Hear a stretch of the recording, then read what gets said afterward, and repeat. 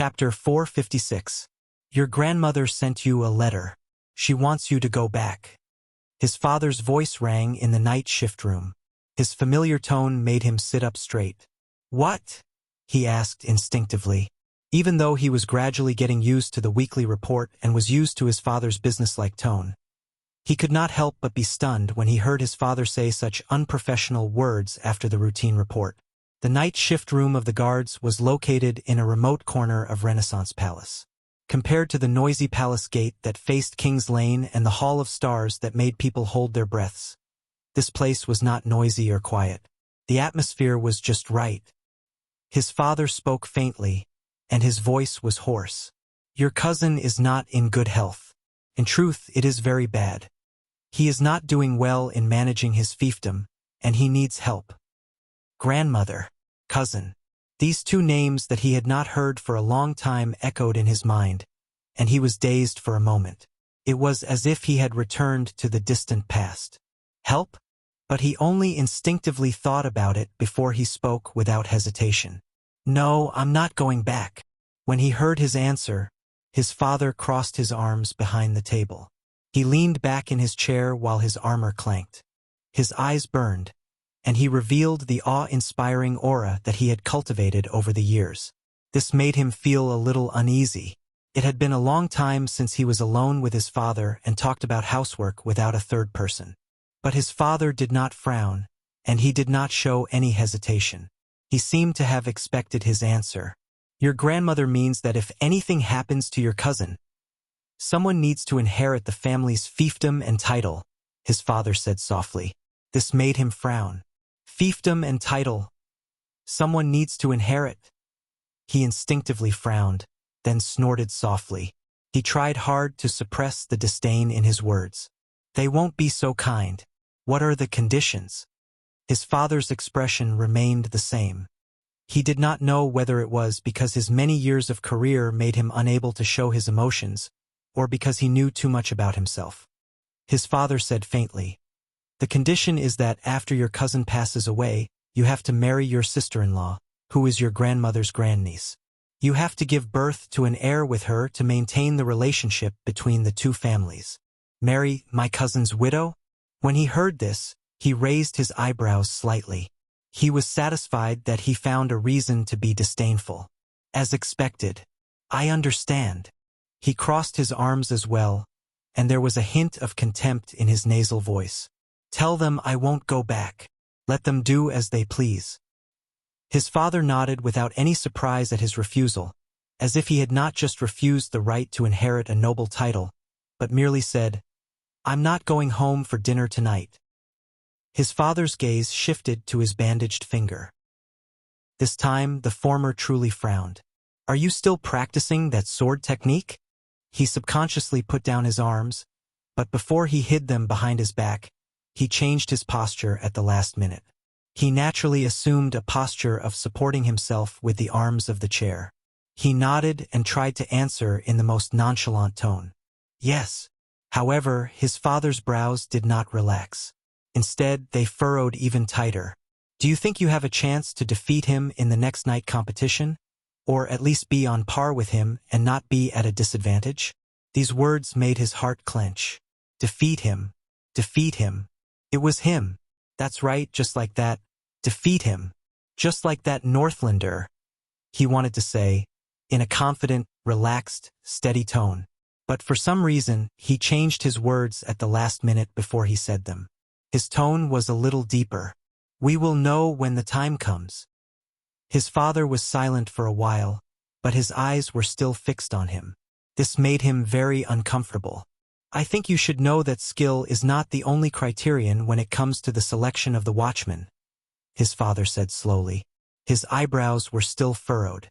An ominous premonition rose in his heart. He unnaturally changed his sitting posture. I know. His father continued to stare at him. But even so, your chances of being a watchman are not optimistic. It was as if there was a string in his heart that was tightly pulled taut.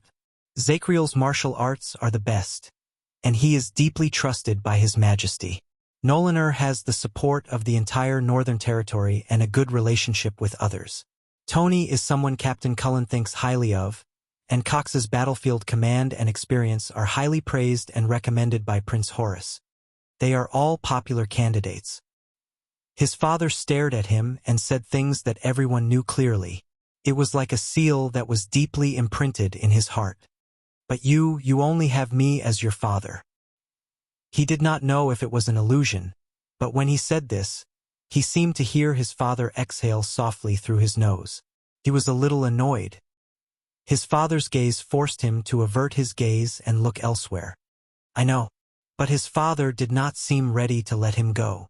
In the Guards, people from the same family usually do not hold important positions at the same time, especially positions like the vice-captain and watchman. There was an imperceptible sadness in his father's tone. There is a high possibility that you will not be chosen. His breathing stopped for a moment, and he only managed to recover after a few seconds. I know, he said with some difficulty. His father finally averted his gaze and looked at the door of the night shift's room. But you still stubbornly want to try? For some reason, even though he frowned in the face of such a father, he felt an indescribable sense of relief. Yes. He put down his arm and was still for a few seconds. Finally, he inhaled and answered, I still have to give it a try. This time, his father was silent for a long time, and even the atmosphere in the night shift's room, which was not very relaxed to begin with, became solemn. It was so long that he frowned and wondered whether it was time for him to interrupt and bid farewell. You know, the royal guards are not just guards who guard the king. It is also a contract, an idea, and a tradition. His father exhaled slowly, but he did not look at him. Instead, he looked at the wall of the night shift's room. There was a schedule with the names of the guards members written on it. Cullen, Arund, Barney, Tardin, Garth, Talon, Dagistan, Norfolk, Godwin, Canny, Havia, Nalgi. He did not know why his father mentioned this, but his father's gaze seemed to be a little profound. Since the era of the King of Renaissance, the powerful noble families sent out their blood descendants.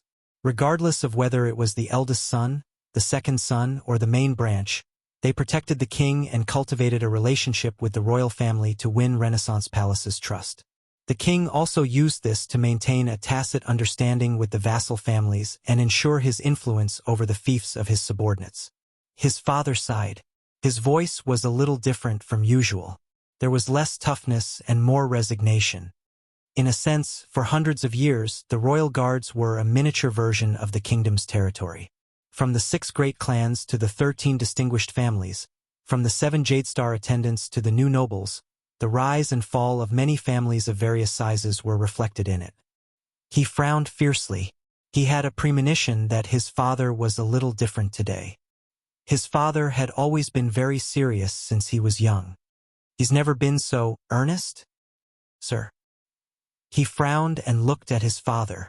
He instinctively called out the title he was most used to. What are you trying to say? His father seemed to have been called back by this sir. His father paused for a moment. When he spoke again, he had already returned to being the tough commanding officer he was used to.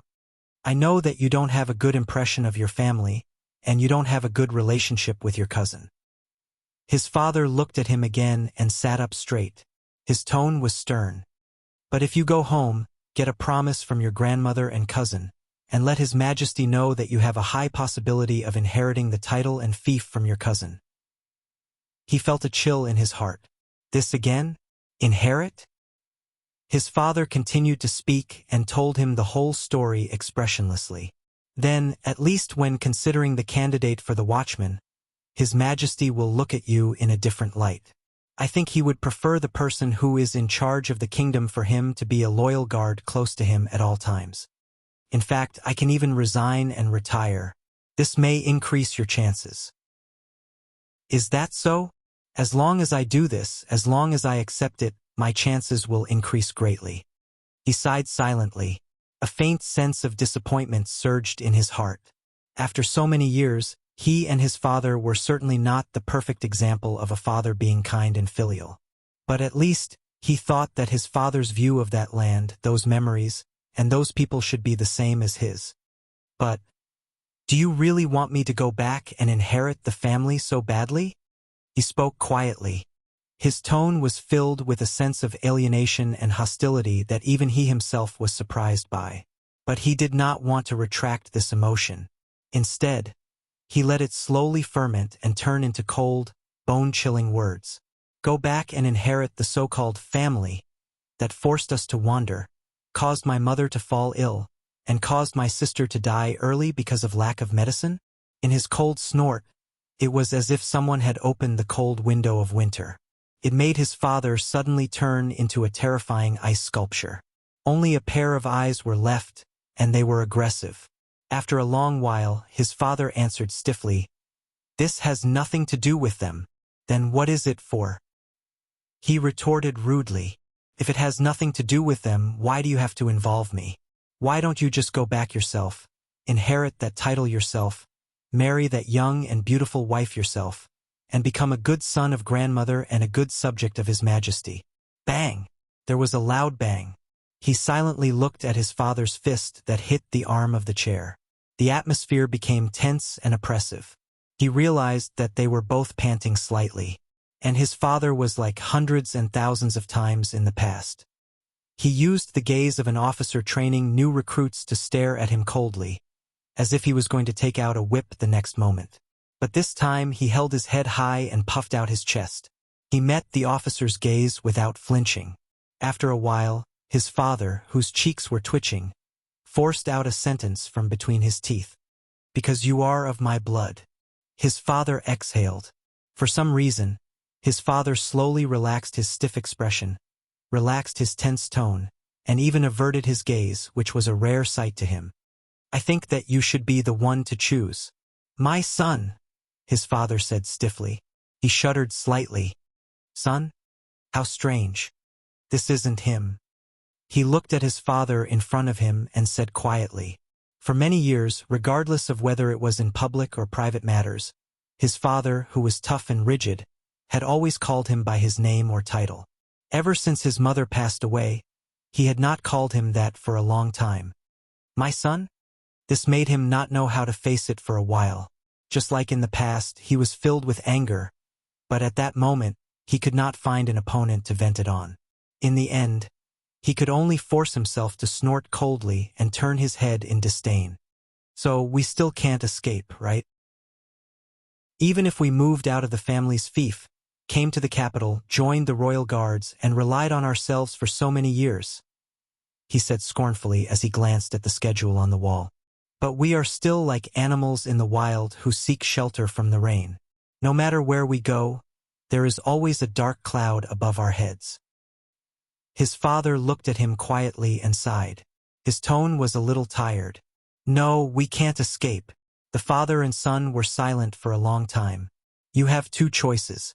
Accept your grandmother and cousin's conditions, and you can win a respectable title and fief. You can even become the next watchman or even the captain of the guards." Finally, his father sighed and spoke again. Perhaps it was because he stayed up late, but there was fatigue in his voice that could not be dispelled. "Or you can refuse." He cut off his father's words. "I refuse. I don't care about the title and the title," he said resolutely and left no room for doubt. He stared at his father without showing any signs of weakness. "I won't go back. I don't even want to have anything to do with them. That so-called family with a black heart." He thought coldly. His father frowned. "Even if this means that you might lose the competition to become the watchman of the royal guards, and that you will only be a small, yes," he answered without hesitation. This time, his father stared at him for a long time. For a long time. During that time, his father's gaze changed a few times. His emotions were unclear, but he also stared at him quietly without wavering. Finally, his father averted his gaze. "Very good." His father snorted softly, and his voice became much lighter. "Then don't go back." This surprised him quite a bit. In his memories, his father had never given up so quickly when they were in a fight. He could only cross his arms again and work hard to get rid of the anger that he had nowhere to vent. He felt that the air on that day was particularly unsuitable for him. The two of them seemed to be a little awkward. They were silent for a few seconds. All right. His father cleared his throat. Then, today's report is over. You can leave. His father sat up straight and said faintly, Vanguard Quill Barney. In an instant, his father's expression became cold again. It made him almost unable to believe that the tired father who called himself his son just now was the same person as the cold, indifferent, and stern officer now. He stood up stiffly and felt that the disdain and resentment that had not disappeared from his body had found an outlet again. All right. He also returned to his most habitual tone. Before he left the night shift's room, he glanced at his father one last time and closed the door coldly. Sir, Vice Captain Quill Barney. Asterisk crack. Asterisk the door to the night shift's room was closed with a bang, and Barney Jr. was jolted awake from his muddled memories. He gradually regained his senses and felt that he was moving. Thanks sunset, you're better now. I thought we were going to lose you. It was Nalji's voice. There was a faint joy in his voice. It was hazy, as if it came from afar. It did not sound real. Lose me? Am I still dreaming? Barney Jr. tried to open his eyes, but he groaned in pain. His eyes hurt, and when he opened them, he cried. There was also a strange buzzing sound in his ears. What's going on? Nalji, put me down. He endured the pain and opened his eyes. He could only see a blurry light and shadows. He could vaguely see a small team formed by a few people fumbling about as they moved forward. He was among them. He was supported by Nalji as he staggered forward. No, I don't think you can stand steadily now, sir. Nalji sounded a little tired, and his footsteps were not very steady. Barney Jr. shook his head hard. Although the ringing in his ears did not subside and his eyes were still in pain, he had regained some of his consciousness. He could vaguely see Belden's back as he staggered in front of him. He remembered some things. The prison of bones, Zacriel, and the alchemy ball. Where are we? Hell's River? Barney Jr. accidentally stepped on a piece of gravel and staggered. A somewhat unfamiliar but somewhat familiar voice of a teenager came from behind him weakly. Of course not. We need to take a boat to Hell's River. Barney Jr. furrowed his eyebrows. He extracted a name from his slowly recovering memories. It's him. Before he could turn around, the owner of the voice staggered towards him. It was a pathetic teenager. He was covered in blood, and there was a frighteningly red and swollen cheek. He had his left hand on the shoulder of an impatient red-haired young man, and in his right hand was a smooth long sword that shone with a silver light. He limped. Is he all right? When he heard the teenager's words, Nalji frowned and turned to Barney Jr. He extended his hand and shook it. Can you see me clearly, Barney? Barney Jr.? Barney Bunny? How many fingers do I have now? Damn it, this talkative guy. When I recover. Barney Jr. blinked furiously, but he still could not blink away the blurry double image in his eyes. But he did see Nalji. He snorted softly and said in annoyance, But, do you mean the one on the left or the one on the right? Nalji raised his eyebrows and retracted two of his fingers. He hummed happily. He patted Barney Jr.'s arm and turned to the teenager. He flashed his teeth happily. It's okay. He's fine. The teenager also raised his eyebrows and turned his head around. What the F***ck do you mean by fine? At that moment, wow. In front of them, the person supported by Belden suddenly spoke loudly. He was surprised and delighted. I think I heard a voice. His voice was so loud that it reverberated through the tunnel and stimulated their eardrums. It shocked everyone. A huge commotion broke out in the tunnel. Most of them were complaining in dissatisfaction. For a period of time, the tunnel was filled with wails. Oh my God! Make him shut up? Knock this bastard out. Boo-hoo. Boo-hoo. Chop him up. However, Tardin, who was supported by Belden, continued to shout happily. Hey, Nalji, great poet. Hurry up and say something. I think my hearing is recovering. His voice became louder and louder. The entire group swayed as if they had been hit by an earthquake. Beside Barney, Nalji shuddered violently. Damn it! Lower your voice, Tardin. My ears hurt when you talk. But Tardin did not seem to have any self-awareness. Huh? He turned his head around with a puzzled expression and opened his mouth in an exaggerated manner. What did you say? What hurts? Can you speak louder? His voice lingered in the air, and it was deafening. The group wailed loudly again. Don't talk to me. Nalji covered his ears in pain. His voice also became louder. Even now, I still see double, and I still bump into walls when I walk. The more Barney Jr. listened, the more agitated he became, but he slowly calmed down. They were all there. Quiet. Barney Jr. found that his sense of balance was recovering. So he slowly steadied his footsteps and removed some of his weight from Nalji's shoulders. What happened? Barney Jr. knew who he should ask. He turned to the teenager beside him. Your Highness, that alchemy ball. What's going on? Beside him was Thales Jadestar, whose eyes were also glazed over. He grimaced in pain and yawned. He exchanged glances with Wuxia beside him and smiled at him rather awkwardly. That's... Thales paused for a moment. You saw it. Thales shrugged. The sudden movement made Quick Rope and him sway. They clumsily held onto the wall so that they would not fall. That alchemy ball is a... Thales racked his brains and finally found a word that was easy to understand. What do you mean, flash bomb? Flash. Barney Jr. was silent. He mulled over the word for a while. Flash bomb. Thales frowned and looked at the royal guards who were shaking their heads like a group of drunkards as they supported each other to go home. It's not just a flash.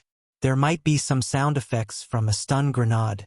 I only regained my hearing after a few minutes. The still buzzing. And that light? Thales closed his eyes in frustration. Even though I covered my eyes in advance, it still hurts. Barney Jr. was silent for a while before he asked the question he was most concerned about. What about him? The group fell silent. They knew what he was going to ask. Thales glanced at Barney Jr. and saw anxiety and longing on his face. Barney Jr. had a bad feeling. Tell me, what about him? The vanguard frowned. Did you kill him? Barney, about that? Nalji said in a troubled manner. Zachriel? Barney Jr. quickly asked. What happened to him? The group was silent for a while. In the end, Belden still spoke. Let's put it this way. The penal officer's calm voice rose. It sounded like he had not recovered from the shock of the alchemy ball. Zachriel's senses and attention were more sensitive than ours, and he was also more focused. After he lost his sight and hearing, he was more affected than anyone else. He roared at the air. Barney Jr. felt that something was amiss. He cast aside these details and asked directly, Did you kill him? The entire group froze because of his question. Samuel, who was at the forefront, coughed and said faintly, He went crazy. He's gone berserk. But his battle instincts are still there. And he's even more aggressive, swinging his weapon madly. Samuel panted, as if he was relieving the pain in his eardrums. You should have seen how he was at that time. He searched for every living thing without a care for his life and tried to cut everything within a 2-meter radius into pieces. Nalji tried to get close, and he almost got his head chopped off. As for me, Samuel patted the bloody bandage on his left arm and side. Barney Jr. paused for a while and gritted his teeth. Long-range attacks? Belden shook his head and said softly, We tried. I've tried. That guy is Tardin's fake nephew. Do you remember him? He tried to shoot an arrow from a distance, aiming for Zachriel's head. I don't know why, but he missed. He only shot his shoulder. Thales felt Barney Jr.'s gaze on him. Quick Rope, who helped him move forward, lowered his body and lowered his head in fear, as if he wanted to stuff his entire head into Thales' arms. Missed? Barney Jr. stared blankly at Quick Rope, who lowered his head in embarrassment. Belden sighed and said, Zachriel felt pain. Zachriel felt the pain and felt the direction of the arrow. He ran into the darkness in the opposite direction. Barney Jr.'s expression froze. Tell me. After a while, Barney Jr. stared at the darkness under his feet and said in a daze, You killed him. No one spoke, and Thales subconsciously fell one step behind him. Many of the royal guards also lowered their heads. Barney Jr. exhaled heavily and gritted his teeth. Why? He stomped his foot so hard that Nalji, who was beside him, staggered. Why didn't you chase after him and kill him? His tone was filled with hatred, and his voice was loud. It was so loud that everyone's fragile eardrums hurt again. Barney, Belden spoke calmly. The power of that alchemy ball was extraordinary. We were also affected by it quite a bit. Many people, including Quick Rope, instinctively stared at Thales. The prince could not help but raise his eyebrows. What does this have to do with me? For a few minutes, all of us were deaf. It was as if someone was blowing a conch in our heads. We had problems with our balance, and when we stood up and took 3 steps, our heads would sway. Belden sighed and said, even if our situation was better than Zakriel's, it still took us quite some time to stand up and escape down here. Barney Jr. stared at Belden in disbelief, then at the others, but many of them turned their heads away from his gaze. Don't worry, Samuel said softly. Zakriel's senses are more sensitive than ours, and he was more affected. I guess he needs more time to recover compared to us. He might not be able to fully recover. At least we're still alive. Barney Jr. fell silent and lowered his head quietly. The entire team continued to move forward slowly. Then, where did it come from? Just when Thales thought that everything was over, Barney Jr. suddenly spoke. Alchemy ball? Thales' eyelids twitched, and he exchanged glances with Quick Rope. What do I say? It's the Jade Star royal family. They always have some reserves. Thales said hesitantly. Barney Jr. frowned. Why didn't you use it earlier? Or just give it to us? Thales furrowed his eyebrows. Then, he relaxed them and said confidently, isn't it the best time to release it when he's fully focused? If I waited until Zakriel saw it before I threw it, I don't think it would be so effective. Am I supposed to tell you that it's because I forgot to use it earlier? Fortunately, Barney Jr. pondered for a while and stopped asking. Thales retracted his resentful gaze. Besides, everyone, including Zakriel and Quick Rope, thought that it was a powerful explosive alchemy ball, just like the one Raphael used in the secret tunnel in Dragon Cloud City. But in reality, hey, how do you know that this alchemy ball only has flashes and sounds? As expected, Quick Rope poked his ribs restlessly and whispered. When Stake took it out, he clearly said. Thales sighed in his heart. See, this is my biggest concern. I just know. Thales smiled and shrugged with a look that said, I'm very knowledgeable. I know that this thing is not fatal. Quick Rope frowned when he saw this. But what if it's the kind that explodes? You must know that there are no obvious markings on alchemy balls. Only a few people. The rookie mercenary looked at him in dissatisfaction. Many years ago, I saw one. Thales coughed softly and stopped the topic. It's not. The Jade Star royal family has a long history, and they have a way to identify alchemy balls. He smiled mysteriously. Just like how our blood is golden. Quick Rope put on a disgusted expression that said, forget it if you don't want to say it. He turned his head around in boredom. Thales sighed in relief. Indeed, when he faced this alchemy ball that Stake used to threaten him and Zakriel, he was also trembling in fear at first. But all the mysteries were revealed after he found the anchor point and rationally entered a state of losing control. In that magical state, Thales saw the inner layer of the alchemy ball clearly. It was a ball of spinning energy. And at that time, he vaguely knew that the spinning energy inside was actually very empty. Even if all of it was released, it would at most send a few feet of dust flying away. More importantly, there are no obvious markings? In fact, when Thales' vision penetrated the inner layer of the metal shell, he found that there were a few words in the language of the modern empire that he was not familiar with engraved on the inner layer of the metal shell that could not be seen from the mysterious alchemy ball. Blinding glare XX film plus XXXX film. Alchemy Tower. Battle Wizard XX Honorable Product. XX No. E1109-8-17. Creator. First Class XX Master. D. 8 Charlton. Used to suppress perception, XX suppression, XXXX, XX, etc. Unified XX, limited to use in the tower, strictly prohibited from exporting XX. Prohibited areas include, but are not limited to, Soul Tower, Bright God Church, XXX, the Third Ring, Hell's Gate, XXXX, Temple of Knights, the Empire, and XXXXX. This strange line of words contained a lot of information, such as the creator's surname. There were also a lot of unfamiliar terms in it, but it was enough for Thales to understand its function. Hence, when he thought of what he could use to restrain Zacriel, who had outstanding perception, it came in handy. Quick Rope frowned and said thoughtfully, "That's right. So, just now, Stake threatened you with a fake bargaining chip and threw us around in circles?" "It seems so." When Thales thought of the cunning Stake, he shook his head in annoyance. "Actually, it's not wrong. I should have thought of it a long time ago. How could someone like him have the courage to die together with us?" At this moment, thud, thud, Thales was the first to be shocked. Under the torment of that XX film, everyone's speed of recovery was different. They supported each other as they moved forward unsteadily. But at this moment, almost everyone tensed up. Thud, thud, thud, behind the team. In the dark tunnel, a series of undisguised footsteps suddenly sounded. Thud, thud, thud, star. Chapter 457.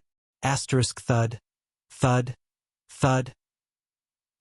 Perhaps it was because his damaged hearing had just recovered not long ago. But the sudden footsteps in the dark dungeon were exceptionally frightening. The royal guards, who were not in good condition, reacted very quickly. All of them immediately extinguished their torches and held their breaths. Pursuers? So fast? This was the first thought that appeared in Thales' mind after he was chased continuously for half a month. Thud, thud, thud. Belden made a light gesture, and the entire royal guards quietly and swiftly spread out to both sides of the tunnel. They found a spot for an ambush, held their weapons in their hands, and were ready for battle. Thales was pressed behind Barney Jr., and even Quick Rope was pulled into a corner by Bruley. Thud, thud, thud. The footsteps drew closer, and the corner of the tunnel gradually lit up with torches. The prince did not need to listen to know that everyone's hearts were slowly racing. In the dark, Belden aimed his sword at the corner and prepared to strike suddenly. Then, the owner of the footsteps appeared from the corner with a torch in his hand. "Cannon!" Nalji was the first to shout in surprise. "Stand down." When he saw who it was, Belden breathed a sigh of relief. He patted the nervous Barney Jr. behind him and said gently, "It's Cannon, our scouting cavalier trailing behind us." The royal guards released a long sigh of relief, put away their weapons, and lit their torches. "It's Cannon." Thales also let go of his nervousness and anticipation. "It's not him." Cannon, one of the 7 royal guards who had just turned the corner with a torch in his hand, looked at everyone's expressions and understood something. "You know, you almost scared the sh*t out of us." Nalji shrugged. He looked as if he had just escaped from a difficult situation and punched Cannon's chest. Cannon shuddered a little and lowered his head. "I'm sorry, my ears haven't fully recovered." Cannon pointed at his left ear and winced a little. "I can only control my footsteps based on habit, and my scouting skills have also regressed." Barney Jr. patted his shoulder. He seemed to be very pleased. "No, you did very well, Cannon, as always." Barney Jr. forced himself to smile. "How are things at the back?" When they heard this, the royal guard's expressions froze slightly. Cannon handed the torch to Nalji. His expression was stern. He should have recovered some of his sight and perhaps his hearing. He treated his wounds, lit a torch, and moved along the wall. He didn't move fast, but he paused for a moment and looked at the crowd. "He's chasing in the right direction. Am I on the right track?" Everyone's expression changed. Thales felt a chill in his heart. He knew who Cannon was talking about. "I left a few traps, but I don't think they can delay him for too long." Zachriel is familiar with all the tricks of the Vanguard division. Cannon's voice became more dejected. The atmosphere became heavy and stiff. Barney Jr. was silent. He seemed to be thinking. Can we ambush him? Belden asked with a frown. I don't think so. The second logistics officer, Nair, shook his head.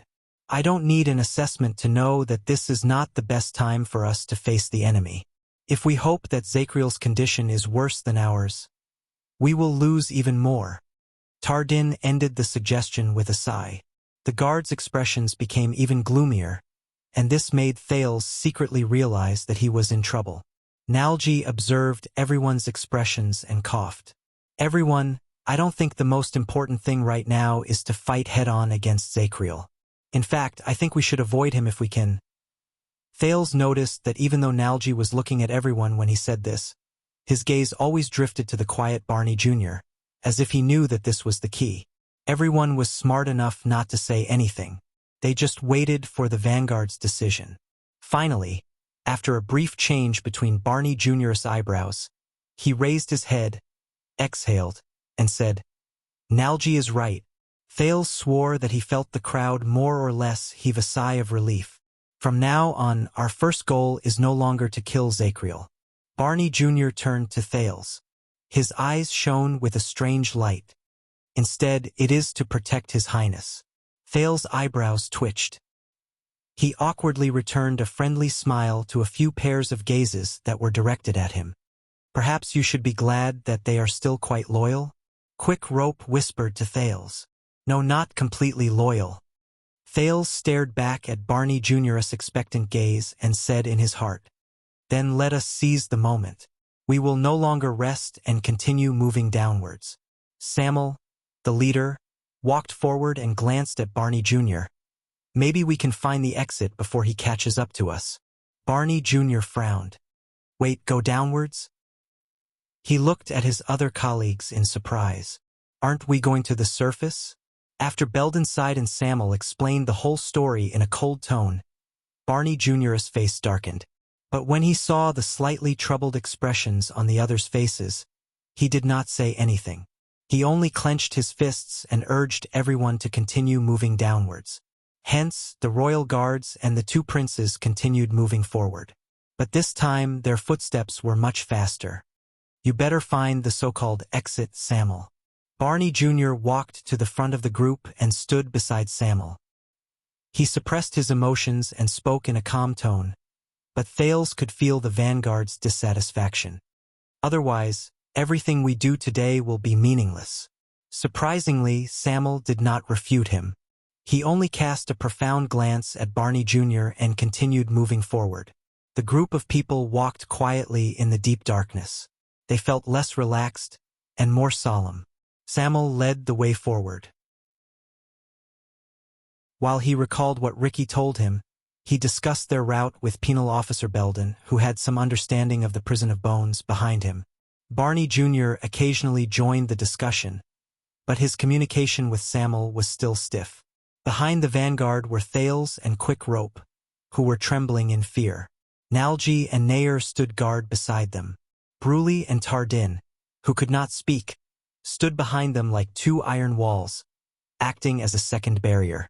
Cannon was still at the back of the group, constantly paying attention to the movements behind him. In a few minutes, they walked down many stone steps and finally arrived at the empty hall on the last floor. The moment the torches illuminated their surroundings, everyone's expressions froze. Corpses. Corpses all over the floor. They were the Disaster Swords mercenaries. There were more than 20 of them, and they were scattered all over the floor. The blood that flowed out from the corner of the wall in the distance to the floor tiles under their feet was enough to soak the entire hall. These people died in different ways. Some died from decapitation, some had their throats slit, some had their necks broken in an irregular shape, some had their bodies pierced by crossbow bolts, and there were even some who had been nailed into the wall by a terrifyingly large axe. Without exception, their faces were still filled with terror before they died. When he saw the scene before him, Thales almost thought that the blood mystic had returned. This guy died from his companion's sword. This one has 7 or 8 wounds. He should have been held hostage and used as a human shield. As for the one on the wall, he should have been unlucky enough to bump into the axe beside him when he was attacking. Barney Jr. swept his gaze past the corpses with a stern expression. His expression was not very natural. It's Zachriel. It's his warm-up work when he was just released from prison. Samuel stared expressionlessly at the faces of the corpses that he was either familiar or unfamiliar with. He stepped over a corpse whose abdomen had been cut open. Nalji gulped softly. As the guards moved forward, the puddles of blood on the ground grew from sparse to dense. In the end, they pointed to a tunnel. Thales stared at the dark tunnel that led to Zachriel's prison. He looked at the blood in front of him and frowned deeply. He remembered that he and Yodel had sneaked out of Zachriel's prison through that tunnel. And after they left, he remembered that Zachriel had said that the disaster swords ran away. Ran away? They must have thought that they had the advantage in numbers, and that there was only one of them, so they swarmed forward. Belden raised his torch and looked at the hellish scene. He shook his head slowly. But this time they don't know what they're facing. 40 white blade guards. Arg. Quick Rope mumbled subconsciously with a ghastly pale face. He accidentally stepped on a blood clot that might have been an intestine or something else. Chaos of armies. Thales muttered the term in his heart.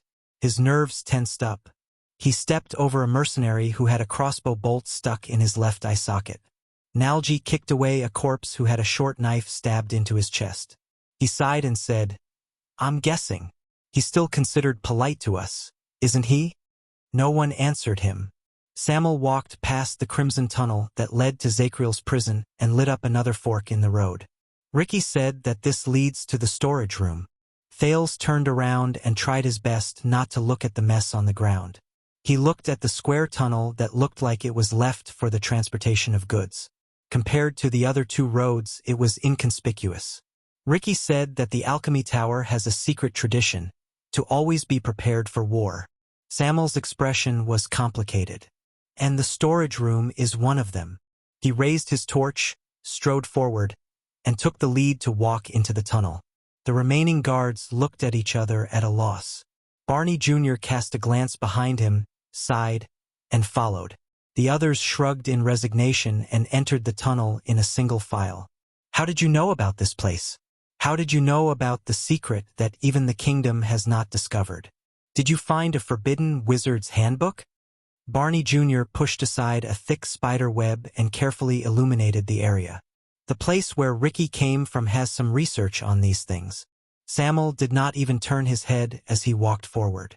Based on his hateful tone, they might have been wizards' enemies, or at least they used to study how to deal with wizards and magic. When he heard this, Thales frowned slightly. The place where Ricky came from. This means that the way the disaster swords organize themselves is not that pure. At least many of them joined halfway. Then, how did the one you mentioned, Ricky, end up becoming a disaster sword? Barney Jr. asked. "I don't know. Every scion from the outer tower has their own story, especially the leader. Most of them are filled with bitterness and difficulties." Samuel shook his head. "Including you, right?" Barney Jr. said with a profound meaning. In the face of the seemingly hostile prying, Samuel's footsteps paused for a moment. But he only hesitated for a fraction of a second. "What about you?" Samuel walked over a short flight of 3 steps and said airily, "If you can get out, what will you do? Escort this prince to the capital, assist him, watch him ascend the throne, and fulfill your oath as a Praetorian guard?" When they heard this, all the members of the royal guards froze for a moment. Thales endured the people's gazes that drifted towards him out of nowhere, and he suddenly felt awkward. Barney Jr. was silent for a few seconds. "That's not all. Those brothers who died in vain, they must be held accountable." Barney Jr.'s words echoed in the dusty and cobweb-filled tunnel. There was an unshakable determination in them. The truth of that year must be revealed to the world. Thales shuddered slightly. The truth of that year. The guards were silent. Bruley snorted softly, but the meaning behind his words was unclear. Nalji immediately patted him. But Samuel responded to Barney with a sarcastic tone. The truth? Are you talking about what Zachriel said about the cooperation between the late king and the calamities? He sneered at the front of the group. If that is true, based on my understanding of Kessel, he would never admit it, whether it is from the perspective of Constellation or the royal family. Samuel's words were very cold. He would rather all of you be buried in the grave forever, along with the secret and disgrace, never to be known, even if you saved his precious son. As soon as he said this, the royal guards became even more silent. For a moment, only hurried footsteps could be heard. Barney did not answer. Thales pursed his lips. He felt a little melancholy in his heart. He knew that what Samuel said was very likely to be the truth. He wanted to say something or at least refute Samuel and motivate the others. But what could he say? When I return to the capital, I will work hard to vindicate all of you.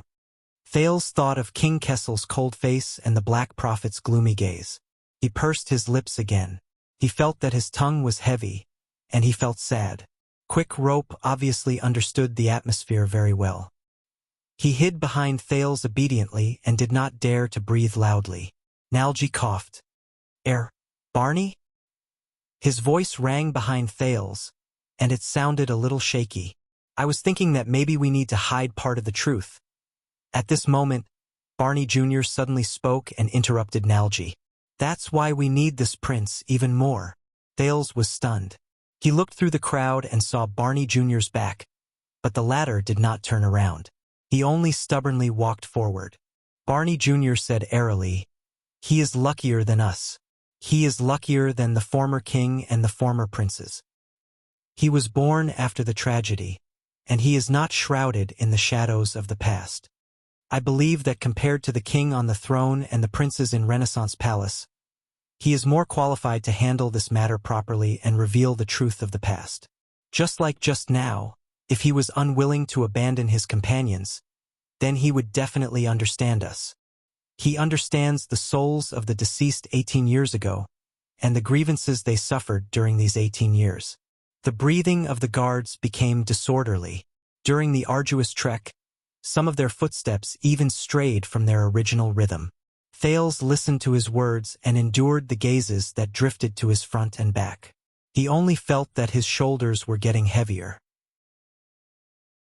At least, I believe that he can find the best way to reveal the truth for us and preserve the reputation of the royal family. Barney Jr.'s voice was intermittent, and he sounded like he was having a hard time speaking. No matter how difficult it is and how long it takes. Many sighs came from the group. Thales lowered his head. No one knew what he was thinking. Only Quick Rope patted his back gently and sighed so softly that it was almost inaudible. This is why you do your best to protect him, Samuel said airily. His tone seemed to be even more tired than before. You see him as your savior? You see him as the savior of the royal guards? Thales was dazed for a moment. Barney Jr. snorted, and there was a hint of loneliness in his voice. At least, he said absent-mindedly, I hope that the 45 royal guards who were imprisoned that year, including us, will no longer have to bear the shame of collaborating with the enemy and committing treason. The entire royal guards will no longer have to suffer torment and bear the brand of punishment for one person's heinous crime. They will not be able to die in peace even after 18 years. We will no longer have to cry at night, tremble in nightmares, and rot in guilt. Many of the guards turned their heads and looked at the two sides of the tunnel. It seemed like there was something worth observing there. There was a hint of relief in Barney Jr.'s voice. That's enough. Samuel did not reply to him. Everyone's footsteps remained the same, but Thales felt that his footsteps had become heavier. Barney Jr. took a deep breath, as if he had recovered from his emotions just now. His tone became a little louder. So, yes, we will wash away the stain on us and return to Eternal Star City with dignity. At least we will be able to see our families again. There was a hint of hope in his voice. I remember that Nair had a daughter who was just born. Nair, who was walking behind him, sighed. At this moment, Barney. Nalji suddenly spoke. His tone was very dejected and terrified, like a lost child. Then, What about Zacriel? When they heard this name, even the light around them seemed to have dimmed for a second. After a while, Barney Jr.'s tone became cold, as it should be. "Ah, that traitor," he snorted softly. His words were filled with strong disdain and hatred that could not be erased. "Zacriel's shameful deeds must and will definitely be made known to the public. All of Constellation and the entire world will know of his evil and shameless deeds. He will pay for his betrayal." The guards were once again immersed in the cold.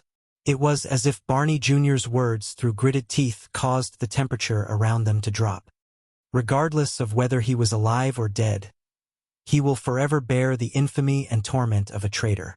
Thales sensed that Nalji wanted to say something, but did not.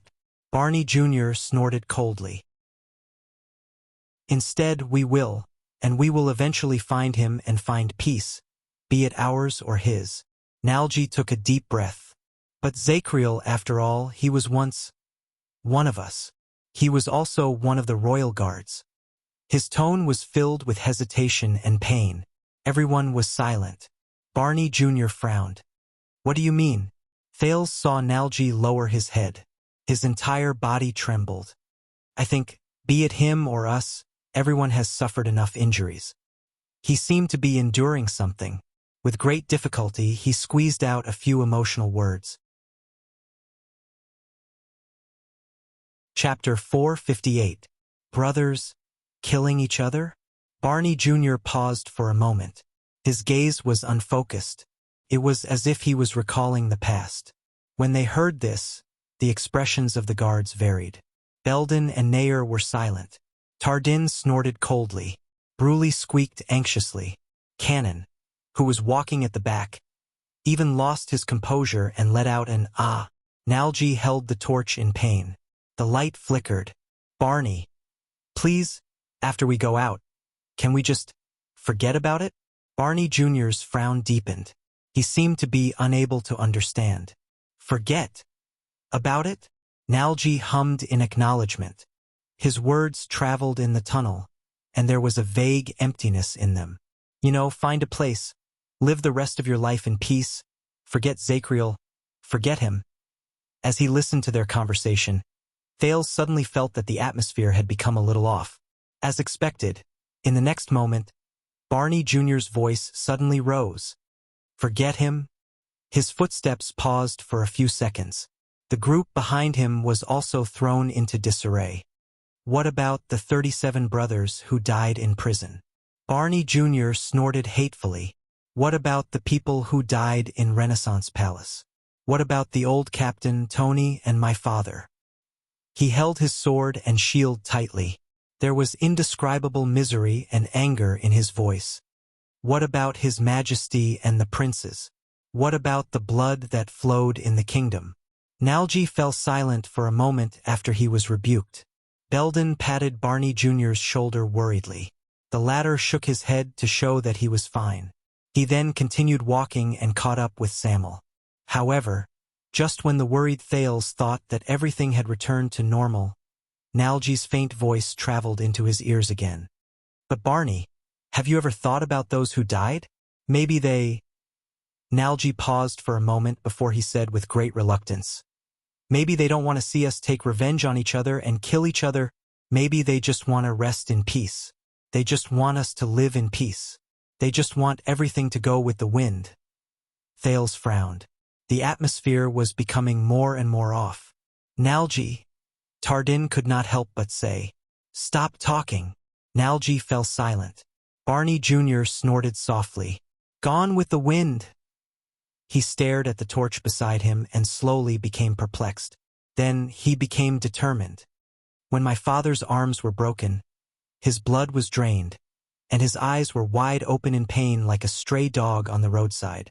When he lay on the floor that was dyed red and buried under the piles of dead bodies, he did not look like he had gone with the wind. Barney Jr.'s words were filled with anger and pain. The breathing in the tunnel became erratic. There's also the torture that the 40-odd of us have gone through over a dozen years, the pain that we've faced. For more than a decade, the illusions you've seen, the past you've dreamed of, the future you've imagined. Think about it again. Zachriel is the culprit behind all of this, but he escaped punishment, deceived the world, and got away with it. Ask yourselves, Nalji, can you really make all of this go with the wind? Then you can live the rest of your life in peace and confidence? His every word caused the guards to be slightly moved. No, at least I can't. And this is not a case of brothers killing each other. Barney Jr. said softly, when Zachriel abandoned his oath, betrayed the late king, and raised his blade against us. Barney Jr. drew his sword and said coldly, as if he had thrown away his last shred of emotion. He will no longer be our brother. The coldness in and out of his words made Nalji tremble slightly.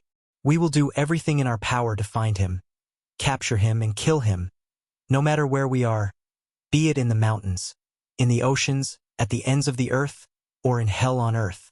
As he walked forward, Barney Jr.'s sword sliced through the wall, and it brought with it a sound that was as terrifying as his tone.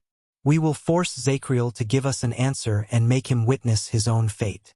We will see how his sins and debts in the past will be repaid one by one. At that moment, Barney Jr. gritted his teeth. The traitor must pay the price. Nalji's voice rose again. This time, there was a hint of anxiety and pleading in his voice. But, Barney, be it your father or the old captain, they wouldn't want this kind of revenge. Nalji. Tardin seemed to be unable to stand Nalji's untimely advice anymore. Shut up. But Barney Jr.'s emotions seemed to have been stirred up by Nalji. He sneered and said, Revenge? No, this is definitely not just revenge. Barney Jr. stared at the darkness in front of him with a frosty gaze. This is the responsibility of us survivors. It is our duty, our burden, and the meaning of our lives. Only by doing so can we face our hearts without shame or regret in the days and nights to come. Nalji no longer responded seriously. He only gulped and said in a downcast manner, Is that so? There was a hint of confusion and sadness in his voice. At that moment, Samuel stopped moving. We found it, he said hoarsely. Thales was shocked. He quickly raised his head, and only then did he realize that they had arrived at a brand new room. The others also snapped out of the unpleasant conversation just now and looked around in surprise. Even as prisoners, they never had the chance to visit the bottom floor of the prison. Under the illumination of the firelight, the room seemed very empty. There was nothing on the ground except for collapsed wood and stones. However, there was an empty shelf standing diagonally in the corner of the wall. The material of the shelf was unknown. Obviously, there used to be countless shelves here, and they stored an abundance of resources. The storage room of the alchemy tower. But now, where's the exit? Barney Jr. asked in puzzlement as he looked at the empty walls. Samuel's expression was solemn. He walked straight to the wall opposite the passage. Do you see this wall? If Ricky is right, this is a door. Samuel exhaled. Excitement rose in his eyes. The exit is hidden here. When the entire underground fortress is unfortunately lost, the remaining wizards will retreat to the storage room, and they will still have a final way to escape. Everyone, including Thales, walked forward in amazement and touched the dusty wall. It was rough to the touch, and it had a long history.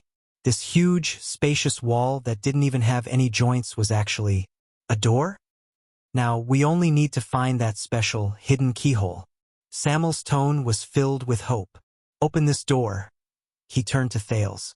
Since you can let them out, Your Highness, I believe that the key is definitely on you. Everyone looked at Thales. Samuel's invasive gaze made Thales very uncomfortable. But with the urgent task at hand, the teenager only snorted softly before he took out the strange, long key from his bosom and handed it to Samuel. But an accident happened. The moment Thales extended his palm, another hand swiftly intercepted him from the side. Under the watchful eyes of the royal guards, that person snatched the key. The sudden change stunned everyone. Asterisk thud. Asterisk the person who snatched the key moved without hesitation. He knocked Nair and Tardin away, widened the distance between them, turned around, and raised his sword. He looked at the stunned crowd while he panted. What? Thales stared at that person in surprise. He believed that it was not that the guards could not react, but that they did not expect. Why, is it him? But Barney Jr. was the first to react. He instinctively shouted the name of the robber. Nalji, what are you doing? Before Thales' eyes, he was incredibly shocked to see the chatterbox of the royal guards. Nalji, who had always seemed lively and interesting, was holding the key to the dungeon in one hand and the long sword in the other. He trembled as he stared at the other guards. It was as if he had drawn a line between them. Hey Nalji, it's him. I'm sorry, Barney. Nalji shuddered. His face was full of pain and hesitation. There was also a complicated hatred in his eyes. He stared straight at Barney. But Nalji's breathing trembled. His eyes were empty. But I can't let you open this door. Thales noticed in surprise that Nalji was very abnormal at that moment. His humor and optimism when they first met were completely gone. His face was pale and his gaze was dull. It was as if he had become a different person. Barney Jr. stared at him in disbelief. What? Nalji sucked in a deep breath with great force. His eyebrows twitched, and his cheeks twitched, as if he was fighting against something. The words he said were incoherent and illogical. I'm sorry, everyone, he shouted until his voice cracked. The tip of his sword trembled as he pointed at everyone. But I can't let you, especially not Barney, go up. This change of events caused the rest of the royal guards to be dumbfounded. Samuel's eyebrows were furrowed tightly. Tardin and Nair looked at each other worriedly. Brulee's whimpers became more agitated. Cannon looked as if he had seen a ghost. Belden clenched his teeth. Nalji, what's wrong with you? Are you sick again? Tardin tried his best to tone down the nervousness in his voice as he asked tentatively. Sick again? Thales' heart tensed. Nalji stared at the nervous Tardin. Pain and regret first appeared in his eyes. A second later, his twitching cheeks curved, and he smiled strangely. Haha, maybe, but I think I can't take it anymore. Can't take it anymore? When they saw Nalji's abnormal behavior, the royal guards burst into an uproar. Belden wanted to approach him quietly, but he was forced back by Nalji's trembling sword tip. Nalji, what happened? Nair asked with a gloomy expression. Nalji shuddered again. He stared at the key in his hand before he looked at Barney. What happened? What happened? He raised his head and flashed an ugly and pained smile. I can't let that idiot Barney go out and mess up everything. Everything is going well. I can't let him go up just like that and do what he said, whether it's for the living or the dead. When Barney Jr. heard this, he stared at Thales with a ghastly pale face. Thales still stared at Nalji in shock. This former member of the royal guards was the first to come to him during the rescue operation. He was clearly very normal just a moment ago. Wasn't he? He was still arguing with Barney about whether he should take revenge or let go. But why now? Nalji. Based on his previous experience of comforting Zachriel, Thales handed the longsword to Quick Rope and carefully raised his hands to show that he was not hostile. He said gently, Listen to me. Calm down. Okay? So what did you see? But it would have been better if he did not speak. The moment he spoke, Nalji shuddered again and turned his head swiftly towards Thales. Your Highness, why? Nalji's face was contorted, and he sounded like he was about to cry. Thales was stunned. Before his eyes, Nalji was staring at him with an expression that he could not imagine. He looked like a believer who was begging for salvation. He also looked like a powerless mortal who was disappointed in life. His eyes were filled with despair and conflict. He could not understand it. Why what? Thales asked subconsciously. Nalji's face was full of despair, but he forced himself to laugh and said miserably, We were already prepared to spend the rest of our lives in this hopeless hell and die in silence. His voice grew hoarser, and he sounded like he was about to tear his throat. But why did you have to be cruel and indifferent here in this hell? Your Highness, why did you come to us? The more Nalji spoke, the more agitated he became. The tip of his sword trembled continuously, and Belden had to pull Thales back a little. "Why did you send us back to this unbearably ugly human world again?" Thales stared at him in a daze. "Why? What is he saying?" Nalji, Barney Jr., who had gone through shock and puzzlement, finally could not hold it in anymore. His impatience turned into anger. "Hand over the key. Don't forget, we are pressed for time, and we have a heavy responsibility." Barney Jr.'s eyes burned. He gritted his teeth and said, "I don't care what kind of madness you are going through. We did not stand here for 18 years just for ourselves. We did not live for our own feelings. If you still have a shred of respect for the deceased and your brothers and sisters, but against everyone's expectations." "Enough." Quill, son of A.B. *Tizich Barney. Nalji, who had always been fearful and submissive to Chief Vanguard Barney, exploded in the next moment. Nalji was agitated, and he roared hysterically. "You gutless bastard! Damn you, paranoid bastard! You are the most cruel and immoral murderer." Barney Jr. was instantly stunned. Murderer? Murderer? In an instant, the resolute Vanguard felt his heart become a mess. Under everyone's incredulous gazes, Nalji's expression was ferocious, and he struggled. "It has been 18 years. He raised his sword, gritted his teeth, and squeezed out a few words. "I've had enough of your self-righteousness and smart aleck." Nalji glared at the shocked Barney and pointed his sword at him. "I've had enough of your incessant preaching and declarations, day and night." Nalji sucked in a sharp breath, as if he wanted to vent all his discomfort and resentment. He roared loudly, "I've had enough of your resolute, unyielding, and exemplary demeanor." Nalji's eyes were red, and they were filled with tears. He breathed harshly. He seemed to be sobbing, but he also seemed to be angry. The royal guards seemed to have never seen Nalji like this before. All of them were caught off guard. But when he saw him like this, Thales felt puzzled from the bottom of his heart. That's not right.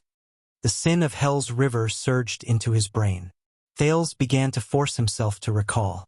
He recalled those abnormal things. From the moment he came to the prison of bones. All the factors, all the things, and all the logic. That's not right.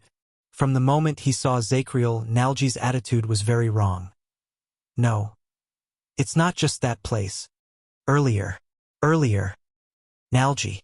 At this moment, Thales spoke in a daze. That song. Nalji's pained and struggling expression froze. What? His shoulders trembled violently. His expression changed drastically, and his breathing became irregular. Thales remembered. He finally figured out what was wrong. In front of everyone, the teenager breathed absent-mindedly. He enunciated his speculations clearly. Just now, Zacriel said that he was the only one who knew the truth. And all the misfortune started when he failed to dissuade the old King Adi and stop him from marrying Queen Phiosa, a mystic who claimed to be his old friend. Nalji shuddered when he heard this. But Thales' voice also trembled slightly. He seemed to have thought of something terrifying. But that song. Thales stared at him in a daze. But when we met for the first time across the prison cell, that song you sang to appease Cannon. Barney Jr., Samuel, Belden, the others frowned. That wasn't a coincidence, was it? At that moment, it was as if someone had pressed down on the air. Nalji's breathing instantly calmed down. In just a few seconds, Nalji's expression changed from despair and pain to sadness and relief. He closed his eyes and let his tears fall. In the next second, Nalji curled up the corners of his lips with great difficulty. "You are very sharp, Your Highness." Before everyone's incredulous gazes, Nalji let out a forlorn chuckle as tears rolled down his face. No. Chapter 459. Thales fixed his gaze on Nalji and began to size up this person whom he had not paid much attention to previously. Nalji held the key to the prison of bones tightly. He looked panicked and miserable. In fact, when Ricky and his disaster swords found the prison cell, Nalji was the first one to speak. His voice always had a lazy, leisurely and indolent tone, as if he had nothing to do with anything. But Thales did not remember when Nalji's voice began to lose its lazy tone. It became short, nervous, and uneasy. Now that he thought about it, it should have been when Zacriel appeared before them. But what made him react so strongly to the Night of Judgment's appearance? Was it pure fear and panic? Or was it something else? The key, Nalji. Barney Jr. only wavered for a second before he resolutely pulled his thoughts away from Nalji's seemingly profound words. He spoke in a commanding tone. Unfortunately, Nalji was no longer as obedient as before. We have already escaped. The prince is safe and Zacriel is free. Nalji moved the corners of his lips laboriously. The tip of the sword he pointed at the group trembled nonstop. It was as if he did not hear Barney Jr.'s orders. Then we just have to hide our identities and live the rest of our lives. Zacriel can do whatever he likes, and this young prince will return to Renaissance Palace to be the heir of the royal family. One day, he will rule the world and become a hero of his generation. Isn't this good? Nalji looked at Thales. His voice was pleading, which made the latter even more puzzled. Isn't it a happy thing for everyone to bury the past that we cannot bear to look back on? Right then, Nalji looked like a despairing wife questioning her heartless husband. In the end, he turned to Barney Jr. His eyes were filled with resentment and hatred. But why are you so stubborn, Barney? Nalji questioned Barney Jr. His abnormal behavior made many people uneasy. Belden's face was so serious that it looked like it was about to crack at the next moment. Tardin was bewildered, as if he was meeting Nalji for the first time. Nair lowered his head in deep thought. Sam'el showed an expression that was even more surprised than when he learned that Zacriel was a traitor. Bruley, who could not speak, shook his head while he trembled. Cannon started mumbling incomprehensible words again, not to mention Barney Jr. Thales guessed from the vanguard's trembling hand as he held his sword. It took him a lot of willpower to suppress the urge to stab his former comrade. Why do you have to return to the capital? Why do you have to dig up the past? Nalji's tone was tired and sorrowful. He sounded like a sinner who was being tortured before his execution. Why do you insist on forcing Zacriel to a dead end and making things go out of hand? At this moment, Nalji, who had turned into a pacifist, looked terrified. He turned his head and looked around the group with a pleading gaze. In the next second, Barney Jr. seemed to have run out of patience. The tip of his sword went straight for Nalji's left hand. He wanted to seize the key while Nalji was unprepared, until another sword slashed out from the side and pressed against Barney's throat with a cold gleam. Quick Rope cried out in surprise. Almost in an instant, several of the royal guards subconsciously raised their weapons and faced each other in the wind. When Thales came back to his senses, he was shocked to find that the situation had become a little abnormal. The tip of Barney Jr.'s sword was pointed at Nalji's left hand, and his throat was pressed against Sam'el's sword. Belden and Tardin responded faithfully. They used their axes and swords to block Sam'el, who had suddenly turned against them. Cannon seemed to be terrified. He raised his weapon, but he did not know why. Bruley squeaked anxiously. Nair stood by the side and held his dart tightly in his hand. Thales was dazed by the sudden split of the guards, and he could not quite grasp the situation at that moment. He could only exchange a glance with the equally confused Quick Rope. What is the meaning of this, Sam'el? Barney Jr. stared at the key in Nalji's hand. He felt the coldness in his throat, and his face was pale. Are you finally going to show your true colors? Sam'el's expression was cold. He held his sword against the incredulous Barney Jr., completely disregarding the fact that his vitals were shrouded by 3 weapons. He glanced at Nalji, whose eyes were lifeless. Let him finish. Tardin held his sword and saber against Sam'el's vitals at the back of his waist. He seemed to find it hard to understand. Wait, Sam'el. Do you realize that we are running for our lives? Sam'el snorted coldly. He tilted the sword in his hand slightly, forcing Barney Jr. to move to the side. Do you think I care about running for my life? After 18 years on the run. His emotionless and disregard for life and death made the other guards look at each other at a loss. The veins on Barney Jr.'s neck almost popped out of his flesh. Quick Rope looked at the wall behind him, which was supposed to be the exit, but it was empty. He scratched his hair in pain and whispered to Thales, "You constellations are so troublesome." Thales frowned as he watched the royal guards fight amongst themselves again. Yes, unless... That's not a simple, troublesome matter. Once he finished speaking, Samuel did not even look at the angry vanguard. Instead, he turned to the person who seized the only chance of survival in the field. "Tell us, Nalji, aside from that song and what Zacriel said, what else do you know about the Bloody Year?" Even though the situation was not good, this topic still stirred up many people's interest. No one put down the weapons in their hands, but Barney Jr., Samuel, Belden, and Tardin all turned their gazes to Nalji at that moment. "It's the other way around, Samuel." As he watched the brothers turn against each other, Nalji chuckled strangely, as if he had been relieved of something. "What you should ask is, what else do you not know about that year?" "Things we don't know?" Questions appeared on Barney Jr. and Samuel's faces at the same time. This was probably the only thing they could find in common at that moment. Barney Jr. looked at Belden in puzzlement. But Belden shook his head at Barney Jr., indicating that he did not know. Nalji noticed their interaction, but he laughed nervously. "Didn't you notice?" Thales watched in astonishment as Nalji's face was dyed with madness and delight, but there was despair and gloom reflected in his eyes.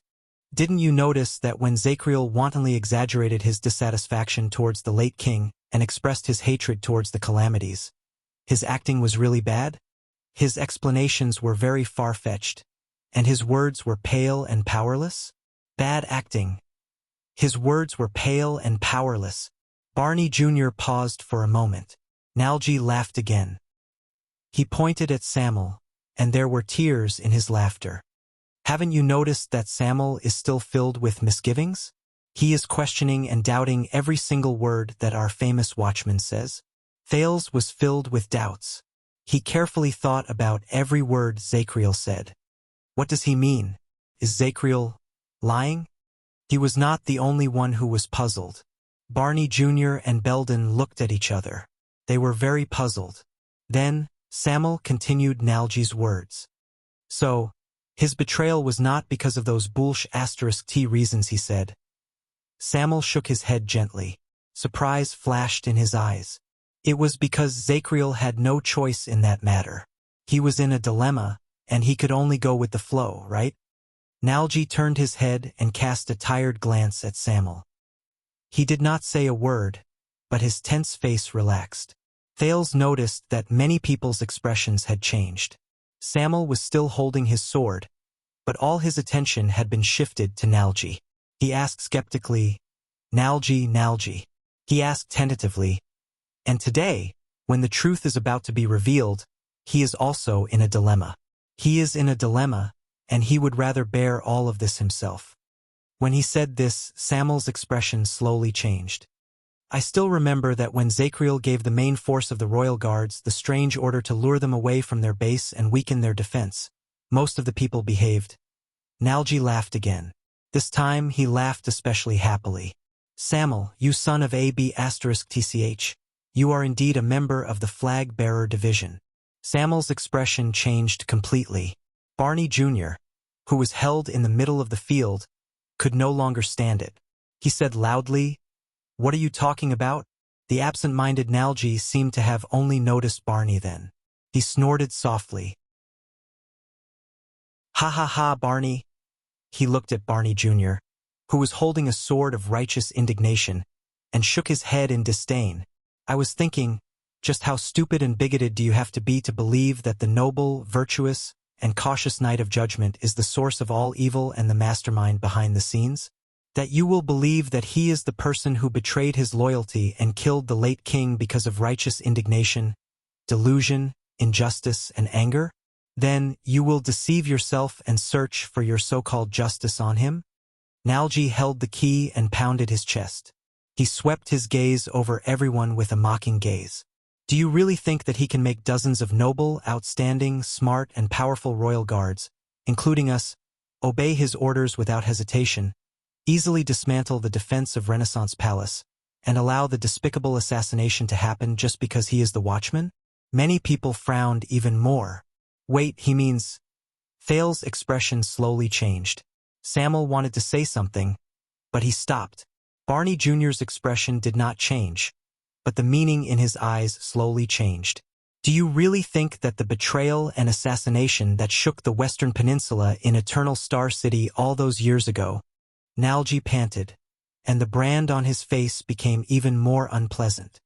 With just Zakriel's power and one order, he could complete it? Everyone was stunned. They quietly watched Nalji, who was on the verge of breaking down. Then, a few seconds later, "What do you mean?" Barney Jr. recovered from his daze with great difficulty. Nalji took a few deep breaths and paused for a second, as if he was savoring the complicated feelings in this moment. Everyone subconsciously held their breaths. That's right. Under everyone's gazes, Nalji still spoke. His voice was low, and his tone was gloomy. There was a hint of relief in his tone, as if he had accepted his fate. It's not just Zakriel. In the past, the royal guards knew about the plot beforehand, but pretended to be deaf and dumb, and cooperated with our brothers who carried out the assassination. Nalji lowered his head and whispered, "More than half of them." Obviously, the power of these words was second only to the alchemy ball Thales had just thrown. No one snapped out of their daze for a whole 10 seconds. Everyone just stared at Nalji with their mouths agape. They were shocked. Unknowingly, Barney Jr.'s sword was lowered gently. As its master's heart wavered, the blade of the sword became sheathed. It no longer shone with a cold glare, and its murderous aura filled the air. Almost at the same time, Samuel also lowered his weapon. Belden and Tardin no longer threatened the back of Samuel's waist. But at that moment, no one wanted to care about the unpleasantness that had just occurred. Thales only blinked furiously and tried hard to sort out the chaotic thoughts in his head at that moment. Wait. Wait. More than half of the royal guards. They knew about it beforehand, but pretended to be deaf and dumb? If that's the case, the plot to assassinate 80 II during the Bloody Year was... When he thought of this, Thales suddenly felt a chill run down his spine. He felt as if he was suffocating. What? Barney Jr. asked in a quiet voice in the quiet atmosphere. His tone was light and his tone was indifferent. He sounded like a little boy hiding under his bed and running away from the monster in his nightmare. But in the end, he woke up the monster. Or all the people in the hall. Beforehand, Belden widened his eyes in disbelief. More than half. Samuel spat out the words laboriously. Almost everyone was stunned. As the center of attention in the hall, Nalji snorted again. He raised his head, and there was a clear look in his dark eyes. He looked like a prisoner who had calmly accepted his execution. Perhaps more. His tone could no longer be distinguished whether he was laughing or crying. When Zakriel gave the order, some of the guards might have noticed that something was wrong. But even though they did not participate in it, they did not say anything and they did not ask about it. But it made no difference. No one answered him, but he did not need to. Nalji closed his eyes and took a deep breath, feeling incredibly relieved. But just now, when Zakriel claimed that he was the one who did all this, I knew that he was putting on a brave front, putting on a strong front and overestimating himself. Nalji said absent-mindedly. He wanted to bear everyone's sins with his own body under our witness. He wanted to cover up the shame and scandal. He wanted to be the lonely hero who suffered in sorrow and was silent. Putting on a strong front? Putting on a strong front. Bearing the sins? Lonely hero? Thales blinked and tried his best to free himself from the shocking truth just now. He recalled a certain expressionless man with a long face and tried to understand Nalji's description of the fierce and murderous night of judgment. But I can't let him do that. Nalji's voice became softer. His hand, which held the key, fell together with his weapon. He looked like a helpless traveler who had slipped into an abyss. I can't do that. I can't. Nalji opened his eyes again and mumbled with a lifeless gaze. I can't anymore. I can't anymore. If that's the case, Zakriel's act of taking all the blame just now was Thales thought in a daze. On the other side, he could only hear the rising and falling breaths of the guards. So, King Kessel was right to throw us into the prison of bones. Everyone turned their heads stiffly.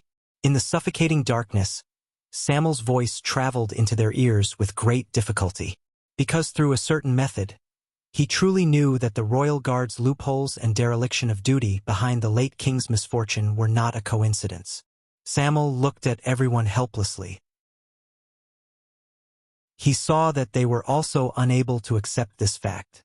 Because it was a dirty plot that involved more than 100 people, both inside and outside. A collective rebellion. Samuel stated his conclusion in a daze. Chapter 460. A collective rebellion. Thales stared at Nalji, whose breathing was unstable. Royal guards? Rebellion? No one responded to Samuel's heart-wrenching words. Time seemed to have stopped for a moment. Everything stopped in the past and no longer moved forward. It was only when Barney Jr. inhaled and sneered in disdain that everyone snapped out of their shock again. Ridiculous. Barney Jr.'s voice sounded a little disheveled. Nalji, your shameless lies are just like lies? Nalji retorted loudly like an enraged animal, cutting off Barney Jr.'s unnatural question in his throat. Lies? There was a despairing coldness in Nalji's tone, and it made everyone shudder even though it was not cold. He looked around at his fellow guards, who all had different expressions on their faces, and said to Barney Jr. with the ghost of a smile, "Then take a guess, Barney. All these years in the dungeon, the 37 brothers whom you said you would avenge and seek justice for, why did they pass away?"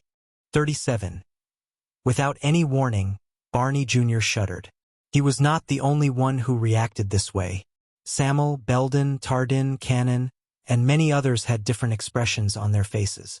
Thales was still immersed in the shocking news of the guards' collective rebellion.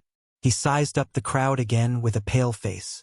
Based on what Nalji said, half of the royal guards knew about the king's assassination.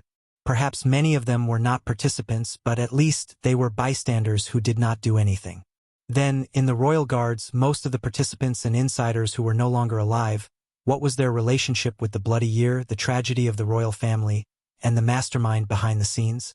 In fact, these people who were still alive here, these people who swore the Praetorian Oath to be eternally loyal to the minister Belden, Tardin, Cannon, Bruley, without realizing it, Thales' face turned pale and he took a step back. Nalji's hoarse and pained voice continued. Do you remember Walker? He died during the internal strife in the first year. I guess he must have found out the truth later on and brought the matter to light. Quick Knife Walker. Barney Jr.'s vision blurred for an instant, and the image of a slick and small man appeared before his eyes. Morian and Bug were innocent until they found out that their companions, who had been with them all the time, might be traitors, and that they had indirectly caused the death of the late king.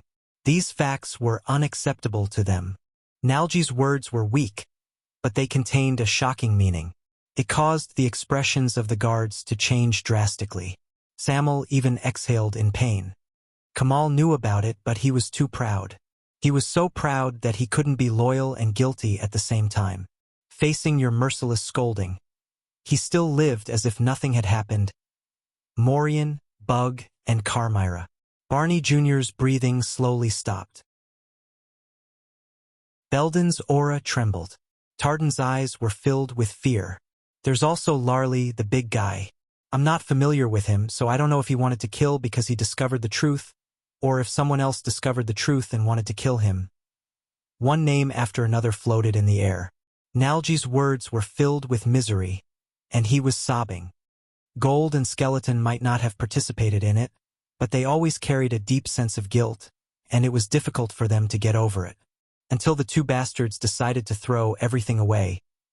Rogo was very determined in the beginning, but I guess the dark life in prison eroded his will. Cox was very calm, but in the end, he couldn't face the disappearance of so many people.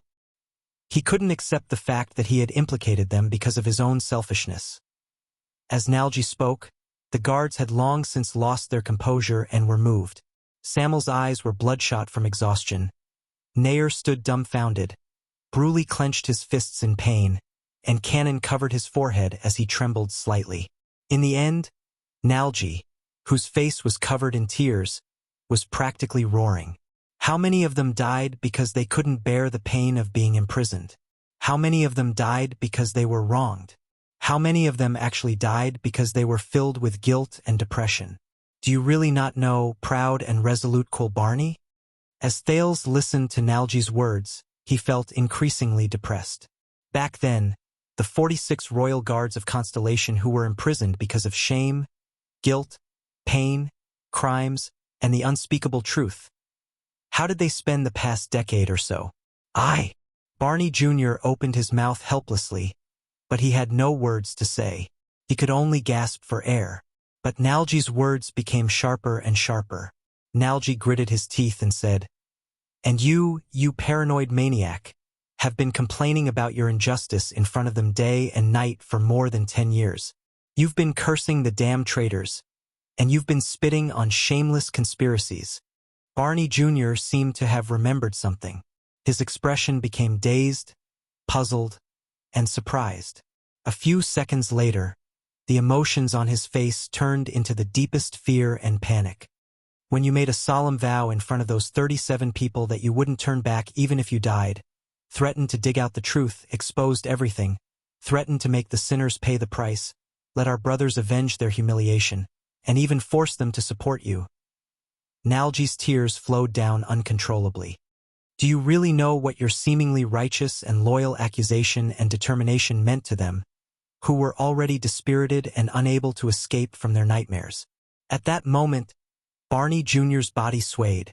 He stabbed the tip of his sword into the ground so that he would not fall limply. But the vanguard's face was already as pale as a sheet, and he was drenched in cold sweat. No. Barney Jr., who was almost absent-minded, was like a timid and helpless child at that moment. No. You don't King know what you're talking about, Nalji? Barney Jr. staggered a step back and shook his head madly. His emotions were filled with terror. Over the years, I watched them die, I buried them, I gave them a speech. For them, for the sake of clearing their injustice one day, I have been able to drag out my ignoble existence until now. Barney Jr.'s condition had almost hit rock bottom. He talked to himself like a madman, and he was not any less than Zacriel in the past. The guards stared at each other in an almost absent-minded manner. They could read the reluctance and pain in each other's eyes. But Nalji, whose mental state was not much better than Barney Jr.'s, was clearly not prepared to let the vanguard go. "Ha ha ha, are you saying that they are the only reason why you can continue living?" Nalji laughed and cried as he mocked Barney Jr. "But you don't know. Most of them carry shame, guilt, self-blame, pain, and torture after they are imprisoned. They face their ugliest selves and struggle to survive. Every day feels like a year. And you, cool Barney." Nalji pointed at Barney Jr. with hatred written all over his face. "You thought you were encouraging them, saving them and redressing their grievances. But in fact, you were constantly lashing at their hearts, reminding them, recalling them, and deepening their impression and shame of that night. You used your noble and loyal moral integrity and personality, your righteous slogans, and your determination to make them suffer even in prison. You forced them to have nowhere to go, and they tortured themselves." As he listened to Nalji's words, Barney Jr. was like an unfortunate traveler who fell into an abyss. He trembled in fear, and even his breathing became uneven. "It's you." Nalji's vicious accusation was engraved in his heart. "It's you. It's you, one after another. Day after day, you used a method that seemed to encourage them, but was actually cursing them. You forced them into a dead end, and in the end, you forced them to die to free themselves." Nalji's words were heart-wrenching. They echoed in the underground prison, and the expressions of all those who heard them changed. "You are the real murderer of those 37 brothers. Quill Barney. *Clang. While everyone's minds trembled. The sword and shield in Barney Jr.'s hands fell to the ground at the same time, and they trembled non-stop. No! Barney Jr. covered his face with his hands in pain, and his entire body trembled. No, no, it's not me. His voice was timid and fearful. In the face of Barney Jr. in this state, Nalji laughed loudly. And you, the young soldier, are still returning to the capital in a righteous and high-spirited manner to uncover the truth and seek justice for them? His smile slowly faded away. Stop joking, you son of a b***, Barney. You don't know that when you stood there and accused Zacriel just now, every word you said made me sick. Barney Jr.'s moans became even more pained. Thales watched this incredibly cruel confrontation with complicated emotions. The discomfort and puzzlement in his heart were tormenting him as well.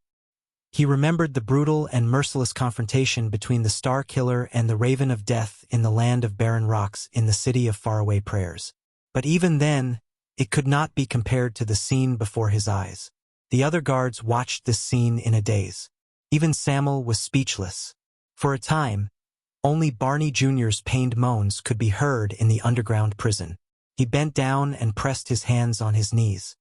He inhaled and exhaled mouthfuls of air, as if this was the only way he could obtain nourishment to continue living. But, all of you don't know, do you? Barney Jr. turned to the others while trembling. He no longer had the calmness and awe-inspiring air of a vanguard. That's right. It's impossible for all of us not to know about such an important matter. Tell me, he must have made this up. His tone was almost begging. He hoped to get an answer, but the answer was usually not what he wanted. I suspected it. A deep voice rose, but he lowered his head under everyone's gazes. His face was ashen. The order that day was too strange. It was too rare, but no one stood up to oppose it, so Later, when I was in prison, I also suspected it, but he did not continue. Barney Jr.'s gaze was first filled with shock. Then despair grew. Belden stared at Nair in disbelief.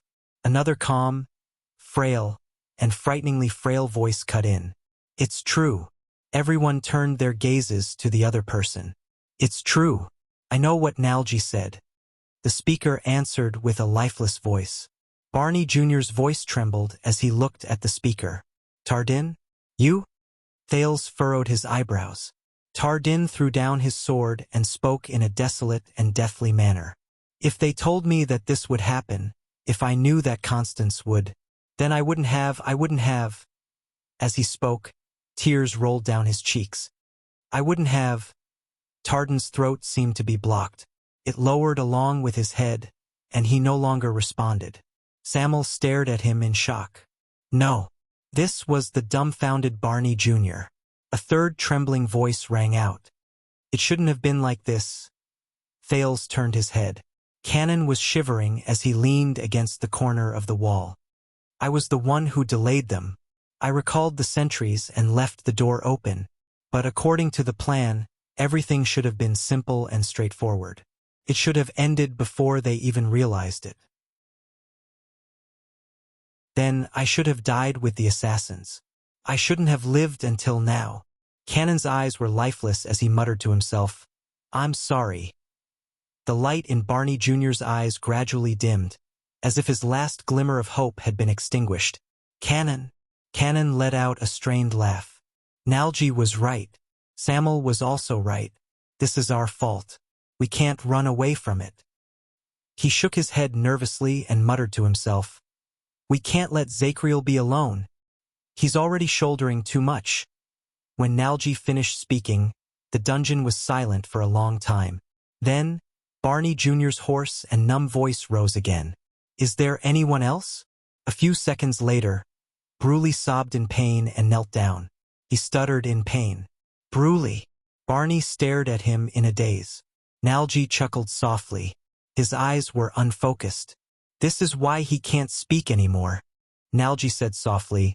He doesn't have the courage to face it. The last hint of expression on Barney Jr.'s face disappeared. Tardin, Cannon, Bruley, Nalji. The vanguard stared numbly at the four people in front of him. who were behaving differently. Over the past decade or so, 37 people. Why didn't you tell me the truth? His voice echoed in the four walls. No one spoke. Thales watched them with a depressed heart. At that moment, it was as if nothing else mattered. The truth? The one who spoke was still Nalji. With a mocking gaze, he looked straight at Barney Jr. Barney, do you know who was the leader of the incident that year? When he said this, almost everyone's expression changed, including Barney's.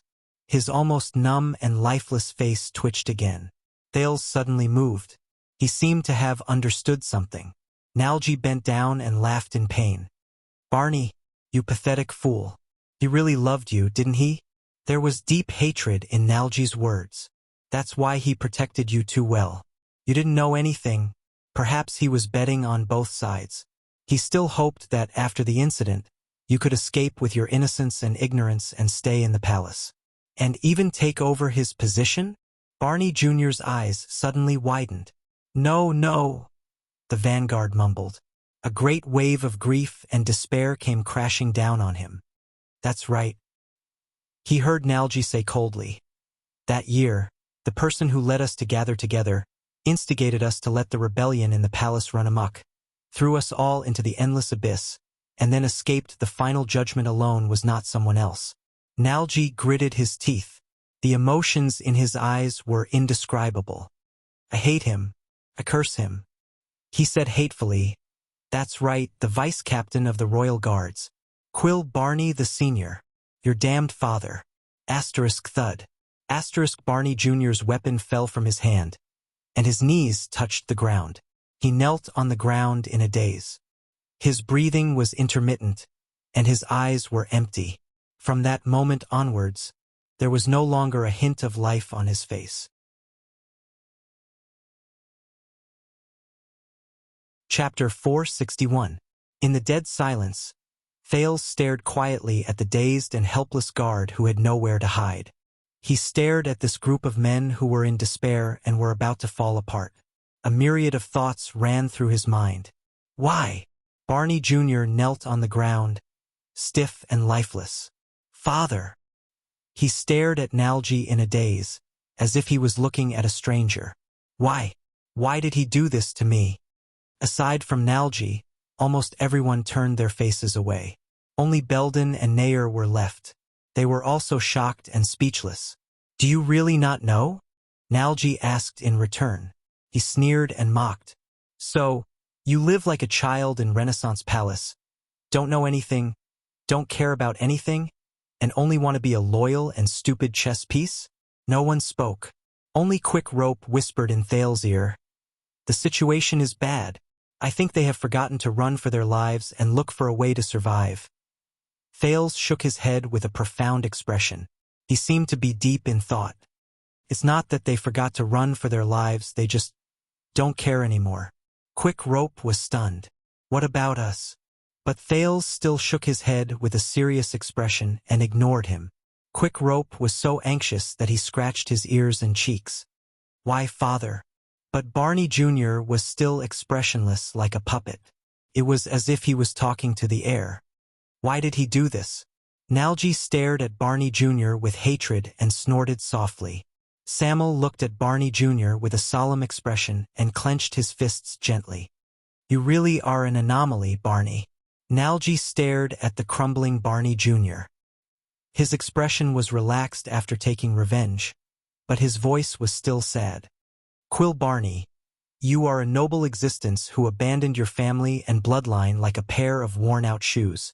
But in fact, if it weren't for him, if you weren't born into the Barney family, one of the 7 Jadestar attendants, you wouldn't even have the chance to enter the guards.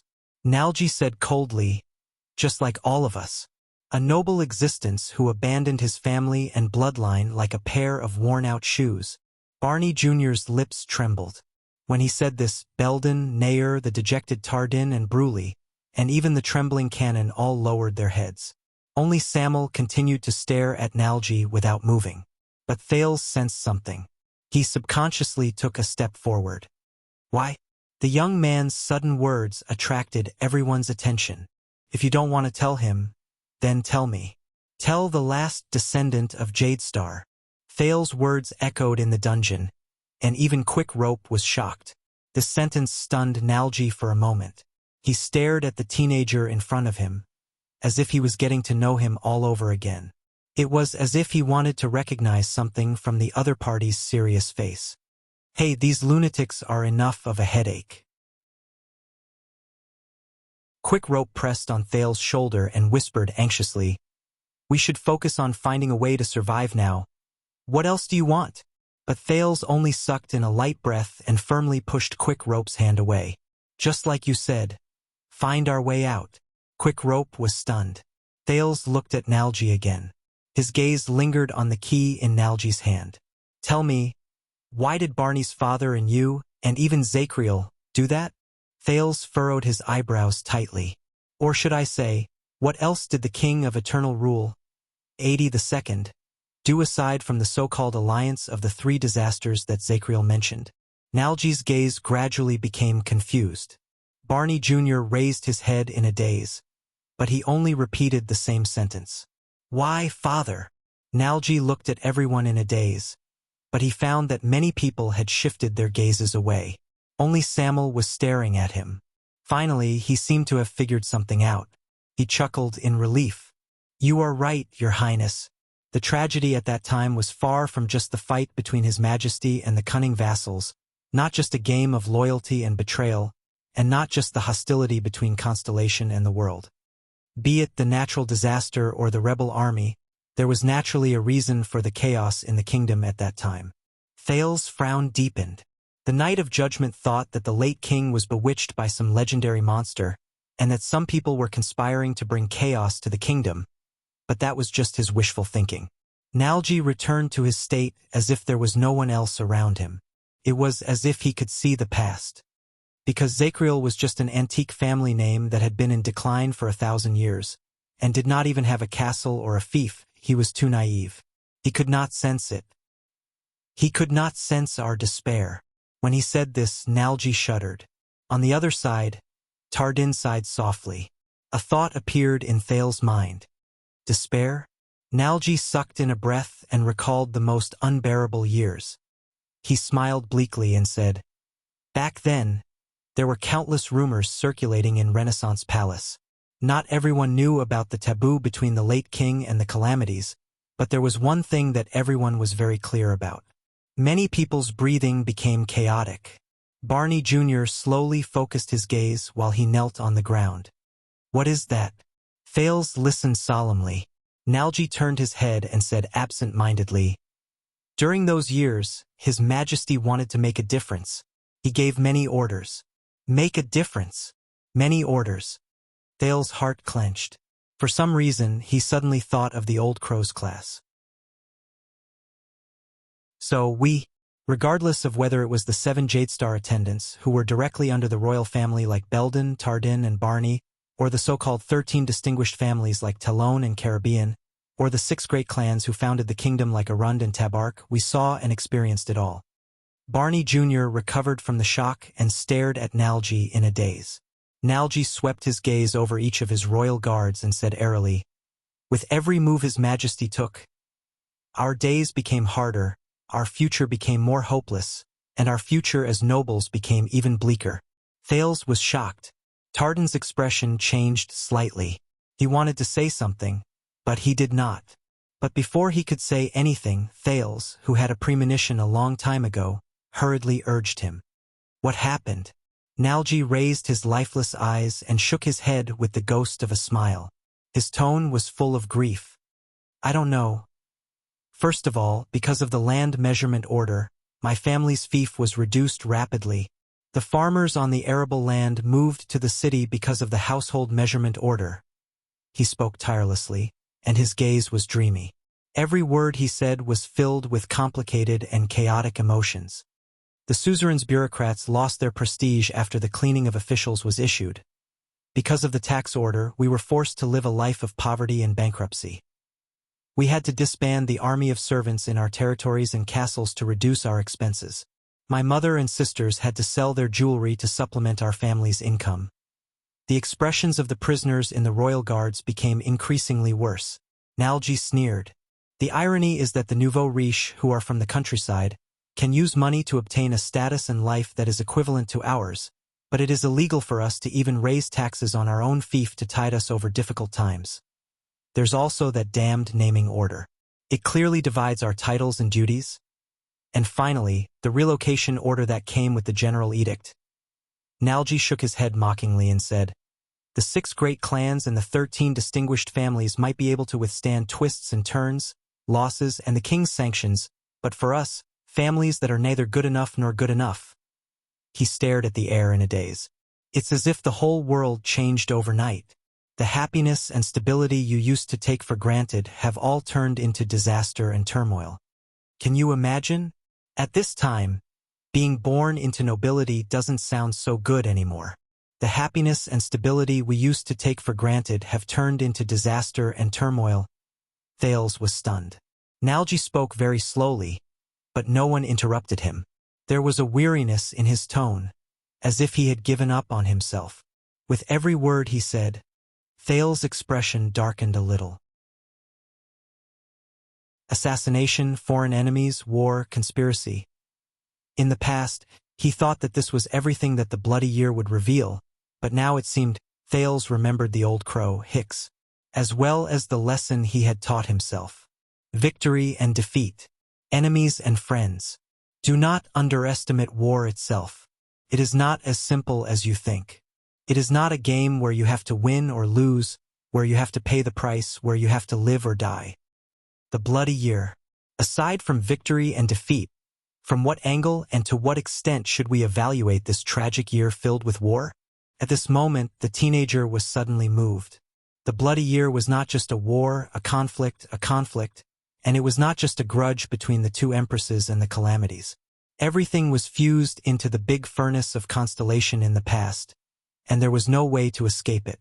The king, the country, the nobles, the calamities, and politics were all entangled together.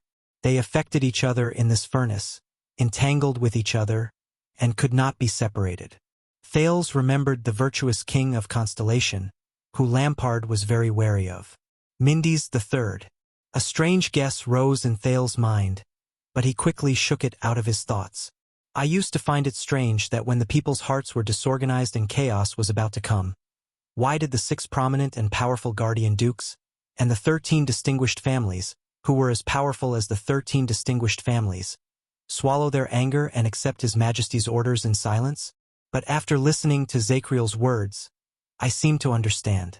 Nalji curled up the corners of his mouth and showed Thales a bitter and hopeless smile. When you see the terrifying calamity that has been passed down from generation to generation in your family standing behind His Majesty, perhaps you do not have much of a choice. Nalji's expression darkened, and it made Thales feel even more uncomfortable. I do not dare and cannot judge His Majesty. After all, he is the king of Constellation. I have to obey whatever he says. Besides, he has such an irresistible power. The more he spoke, the gloomier he became, and the more anguished his tone became. This made Thales subconsciously lower his head. But when I returned to my dilapidated home, I saw my wife selling her dowry, my son starving, my sister who was about to be married, and I saw my father, the suzerain, borrowing money from merchants while he fearlessly defended the last bit of his family's dignity as a noble.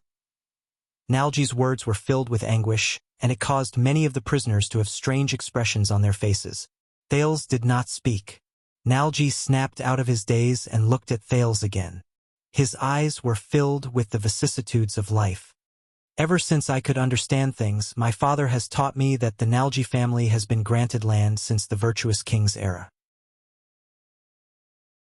We are loyal to the Jadestar family because we know that our status comes from the power of the royal family.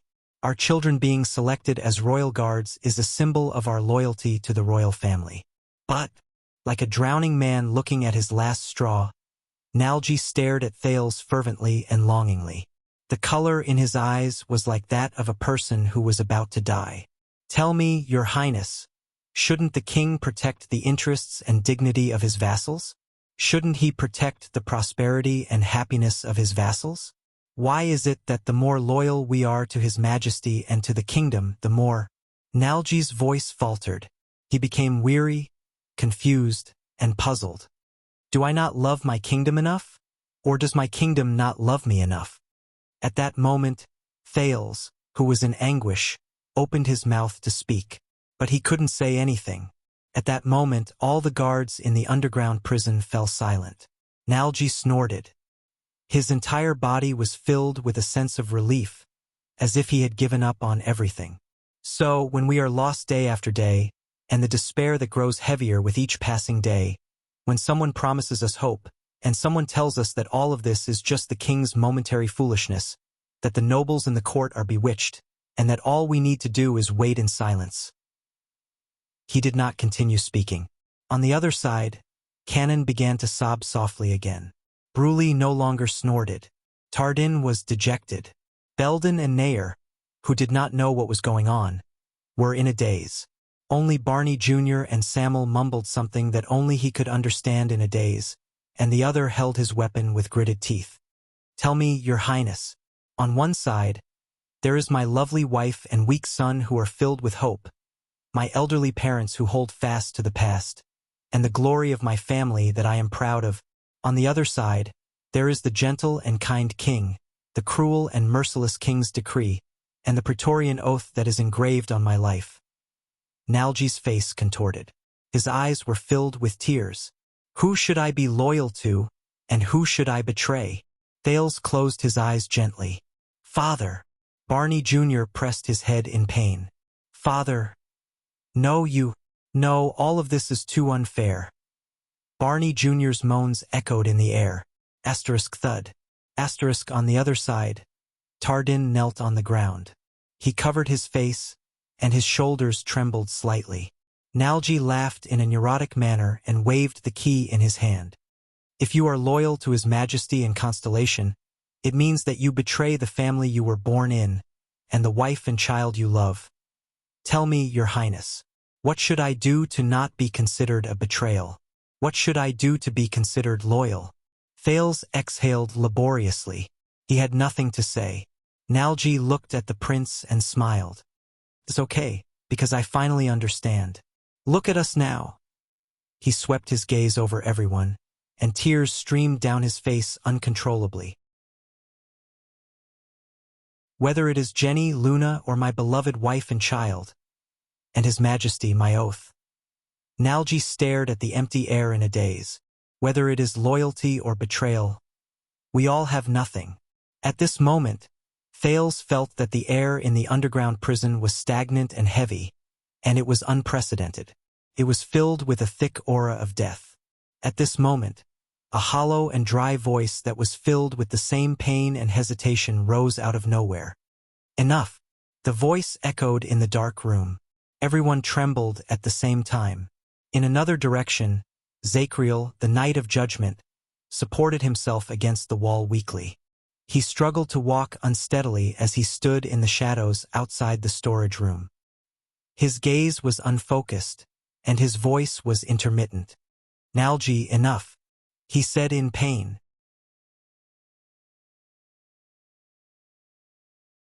Chapter 462. Even though he was prepared for this, Thales still tensed up when Zacriel appeared. He still chased after him. The Knight of Judgment. At that moment he was the greatest threat in the dungeon. Zacriel did not seem to be in a good condition. The knight was already in a sorry state. At that moment his eyes were half closed. He seemed to have suffered a great deal of damage from the flash grenade just now. His footsteps, which were once as steady as an abyss, now needed the support of the wall and the weapon in his hand to stand properly. His right shoulder was wrapped in thick bandages, and there was a patch of blood on it. But even so, no one dared to underestimate him. Zacriel gritted his teeth, held the wall, and stepped into the storage room. He was like a beast that gradually revealed itself in the darkness. No, King. Quick Rope nervously raised his crossbow, but before he could fire, Thales pressed his hand down. Calm down. Thales held Quick Rope's arm tightly and spoke through gritted teeth. Not now. Not only Thales and Quick Rope, but Samuel, Belden, Nair, and the others also had unpleasant expressions. Ha ha ha ha. Say no more? Nalji recovered from his daze and smiled sadly. No. Nalji's expression changed. He swept his gaze over everyone. Everyone here has the right to make me shut up. Nalji raised his trembling finger and pointed at the Night of Judgment. Except you. Zachriel. Zachriel stopped in his tracks. He was already covered in wounds as he stood by the door. He looked at Nalji, who looked as if he had given up everything. His gaze swept past the group of his former colleagues, who were dejected and were unable to get up. The prison was very quiet. Only the pained or rapid breathing of the people could be heard. Zachriel shook his head slightly and looked away. Nalji, you're tired. The Night of Judgment murmured softly, as if he was coaxing a child. But Nalji did not appreciate it. Yes, I'm tired. Nalji took a few steps back and smiled brokenly. I've had enough of your arrogance. Night of Judgment. Zachriel frowned. You don't want to tarnish the royal family's reputation, but you can't bear to expose us shameless traitors. Nalji's breathing became more rapid. You always want to find the most comprehensive solution. He narrowed his eyes, and there was despair in his voice. But do you think that you are shouldering all the sins and the pillars that are about to collapse by yourself? That no one's honor has been tarnished and no one's reputation has been damaged? That you are silent and carrying the heavy burden alone is a great sacrifice, and that you are worthy of everyone? Zachriel said nothing. Barney Jr. was still kneeling on the ground in a daze. Belden looked nervous, and Samuel was silent. Nalji began to tremble. A few seconds later, the resentment he had suppressed for who knew how many years erupted from his throat. F***CKU. You damn bastard, arrogant watchman Zachriel.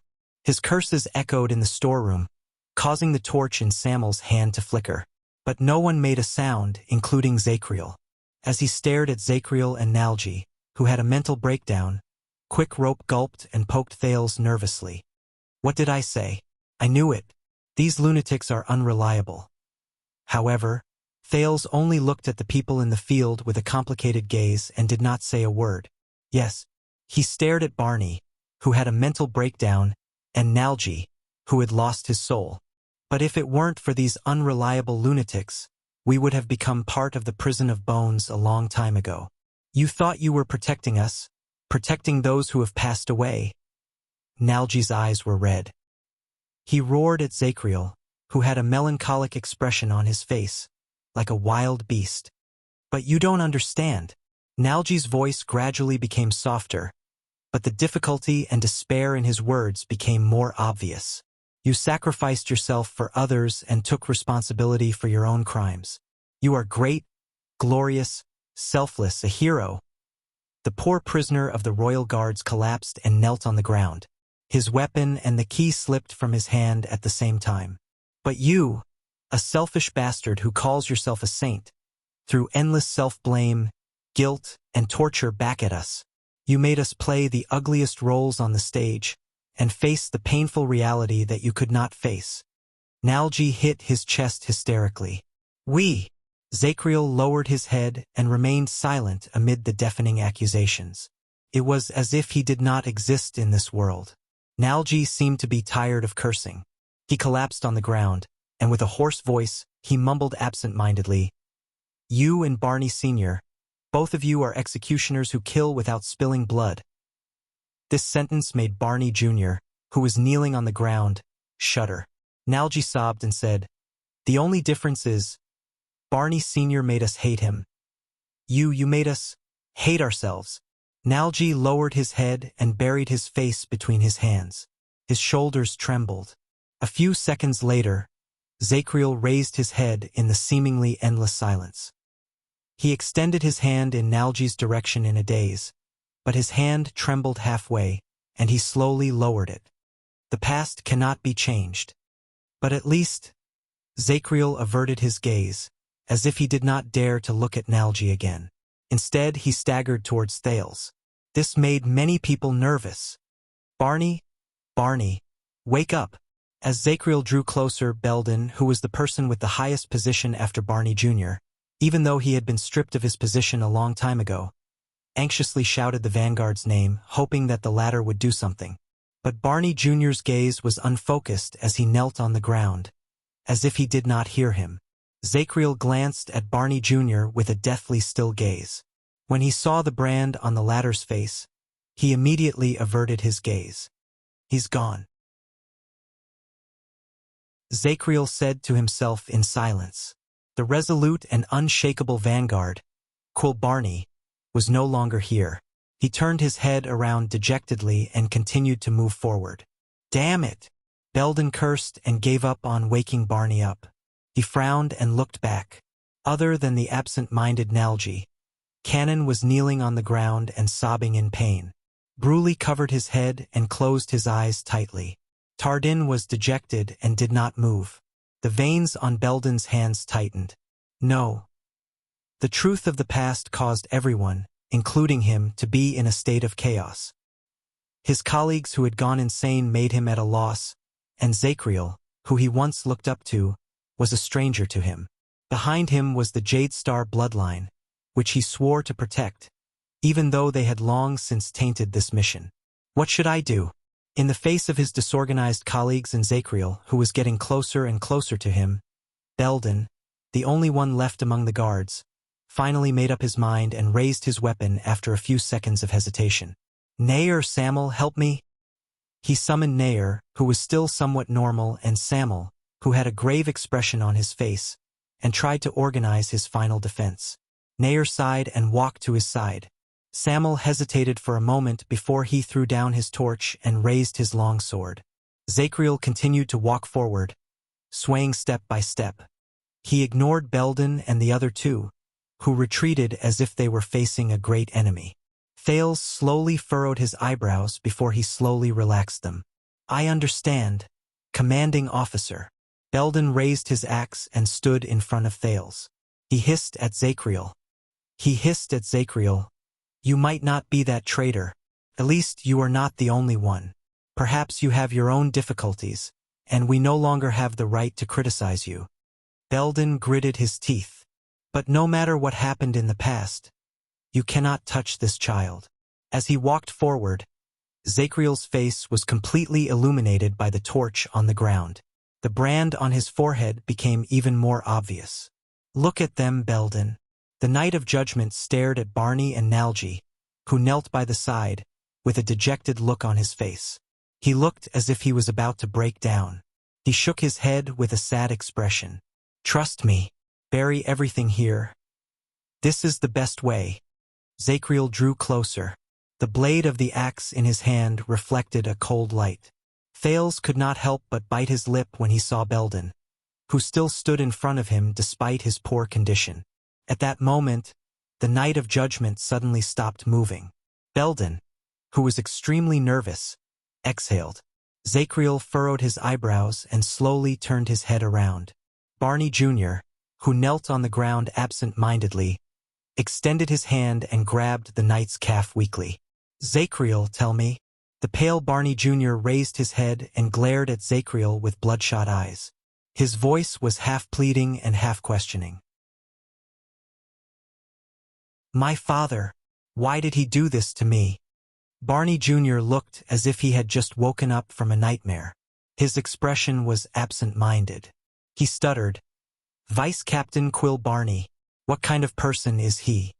This sentence caused the expressions of all the prisoners to change at the same time. Even Zacriel was dazed for a moment. The dungeon was silent for a few seconds. "He was a good man." Zacriel lowered his gaze and reminisced about his old friend from a long time ago. There was respect in his voice. "He was just born in the wrong era." Barney Jr. instantly shuddered. Once he finished speaking, Zacriel took a light step forward and shook off Barney Jr.'s arm. Barney Jr. was immersed in Zacriel's words. He was dragged by Zacriel and slowly fell to the ground, but he did not seem to notice it. Zacriel was getting closer and closer to them. They could even see the brand on his forehead. This made Belden more and more nervous. Quick Rope even pulled Thales back. "What do we do now?" Quick Rope gritted his teeth and whispered, "We can't win against him, but we can't even find the exit. Where can we run to?" "Yes, What should we do? Where can we run to? Thales met Zachriel's gaze and found that there was only endless darkness in it. Thales could not help but take a deep breath. He suddenly remembered how Zachriel shivered in the cage, and how he muttered hysterically to himself at the world he could not see. I know you are testing me, but please believe me, I have never wavered because of sacrifices. I know that this is what I must do. No matter whether it brings me merits or sins, good deeds or evil deeds, I will accept them calmly, and will never run away from them. Thales then remembered how Zachriel dealt with his enemies in a straightforward manner while he was surrounded. I am the royal knight and honorary lord of Constellation. I am the penal officer of the royal guards, the watchman, the protector of the throne, the keeper of the royal treasury. He remembered when the Knight of Judgment claimed that he wanted to kill him. It was an unusual sense of respect and reverence. Please be at ease, Your Highness. After your unfortunate death, I will take full responsibility for your crimes to comfort you for the injustice you have suffered here. Your secret will be buried, and it will not damage your reputation. Finally, Thales remembered how Zachriel smiled at his old friends, and his relieved expression when he admitted to his betrayal. The person who should really bear the crime of colluding with the enemy, but despicably hid the truth for 18 years, that shameful, sad, hypocritical, disgusting, self-righteous, hypocritical man, is me, the Knight of Judgment. What kind of person are you? I understand now, quick rope, Thales said softly. Even he himself was surprised by the steadiness in his tone. He was like a prey that had broken free of its shackles in an instant. Quick Rope raised his eyebrows. Understand what? Thales shook his head at Quick Rope and gently unclenched his fist. It is useless to keep running away, because a long time ago, Thales stared at the dejected Barney Jr. and Nalgi, then at Zachriel, who was slowly approaching him. His words had a double meaning. We have nowhere to run. Quick Rope was stunned. His face was full of puzzlement. After he said this, Thales made up his mind. He felt a wave of relief wash over him. He should do this. He had to do this. In the next second, under Quick Rope's shocked gaze, Thales took a step forward in Zachriel's direction. Is this what you want? The teenager's voice echoed in the dungeon. The Knight of Judgment's footsteps froze. Everyone's gazes were focused on the prince. Bury all the filth and pain in the past and underground. Pretend that nothing happened, and tell yourself that this is the best choice? Thales panted and broke free from Quick Rope's grip. He ignored Belden's expression, endured the pain, and continued to speak. If I die here, it will be your responsibility, your past, their torture, and their pain. Will everything that happened in the past end? Thales extended his finger and swept it over every Royal Guard prisoner who was in pain, broke down, or absent-minded. When Zachriel met Thales' firm gaze, he froze in a daze. He opened his mouth to speak, but in the end he only sighed softly. You don't understand, Your Highness. The knight closed his eyes and shook his head. Thales took a deep breath and swept his gaze over everyone. Barney Jr. was still broken down and absent-minded. Nalgi was still twitching softly. Zachriel, who stood before him, was weak and lifeless. His expression was sorrowful. No, but there is one thing I don't understand. Thales turned his head swiftly and gritted his teeth. Who is it? Zachriel's eyebrows twitched. What? Thales spoke in a firm and unquestionable tone, which was rarely seen on him. Who is the person behind you? The person behind me? When he said this, everyone frowned. Zachriel twitched the corners of his lips, as if he did not want to pay attention to it. But what Thales said next greatly exceeded his expectations. I have not known all of you for long, but... Thales slowly turned his gaze around. Nalgi might value his family more, but he could not just watch you bear the responsibility for his crimes. Nalgi's shoulders trembled violently.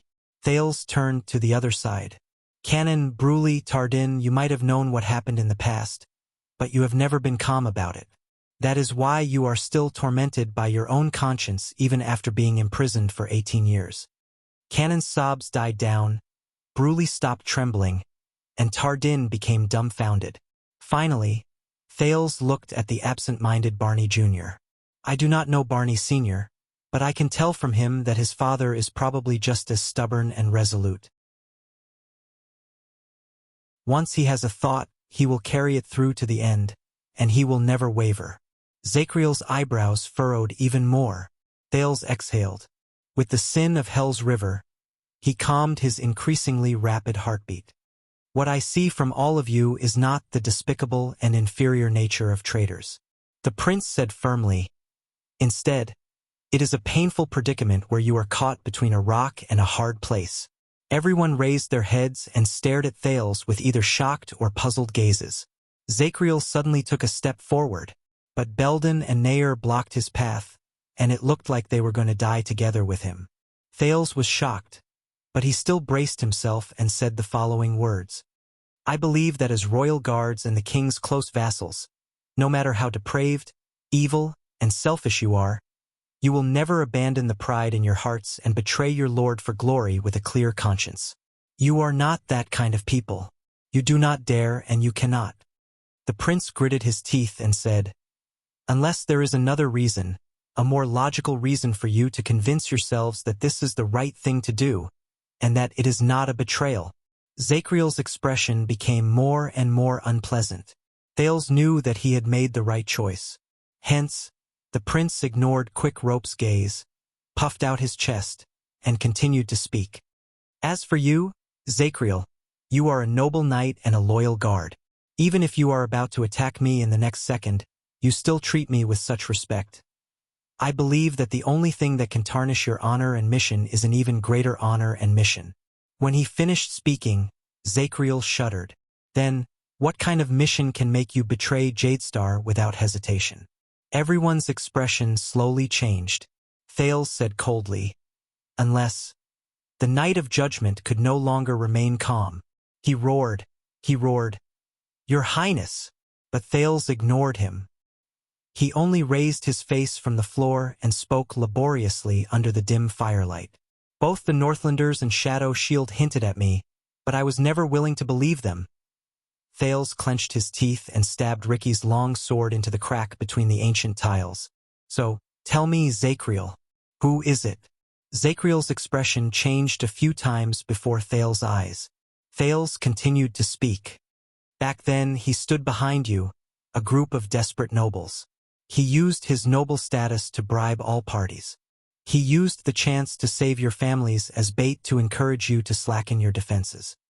He plotted to assassinate the muddle-headed king, and planned to clean up the mess afterward so that he could ascend to the throne. The prince's gaze was sharp, and his aura was aggressive. He gritted his teeth and said, Which Jadestar was it? Thales' words echoed between the walls. Half of the people were stunned. What did you say? This was from the shocked Barney. The faces of the other half of the people, Nalji and Cannon, turned pale. Bruley and Tardin turned their heads away. In front of them, Zachriel swayed violently and covered his head in pain. The silence lasted for a few seconds. For a period of time, only Thales' rapid breathing could be heard in the prison. Then, a trembling voice rose. I see.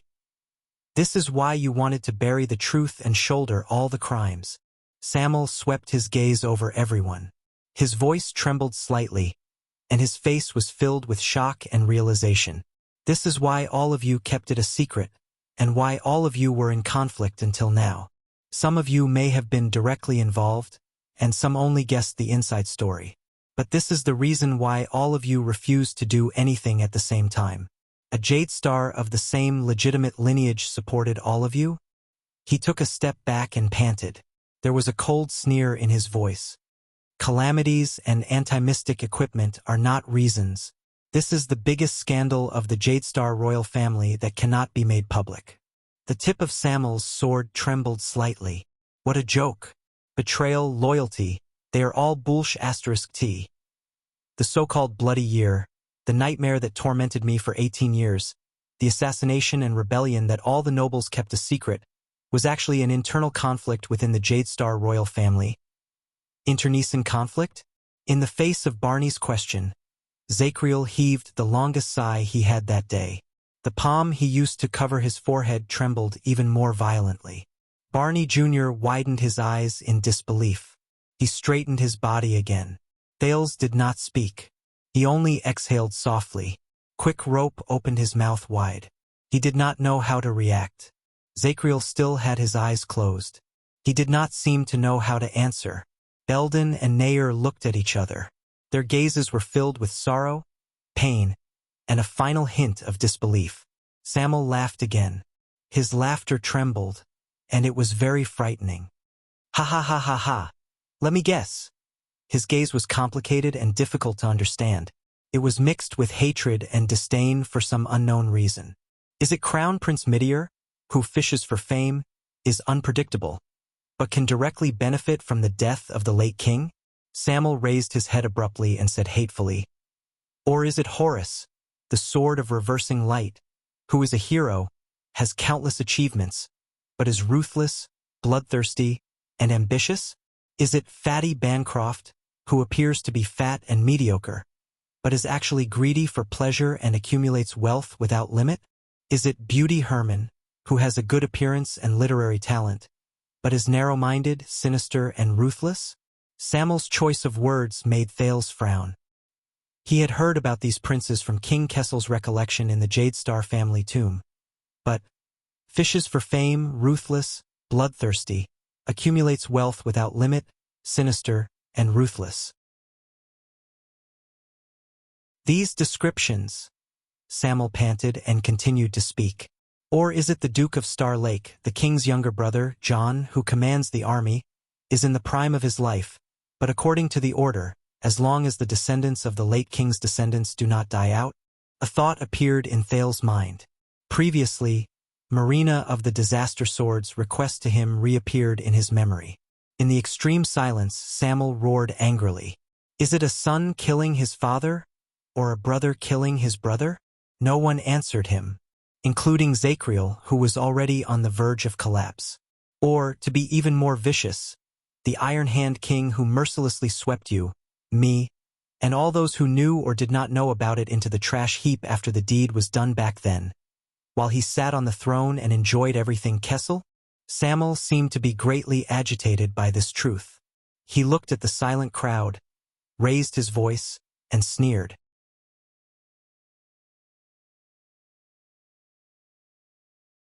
Chapter 463.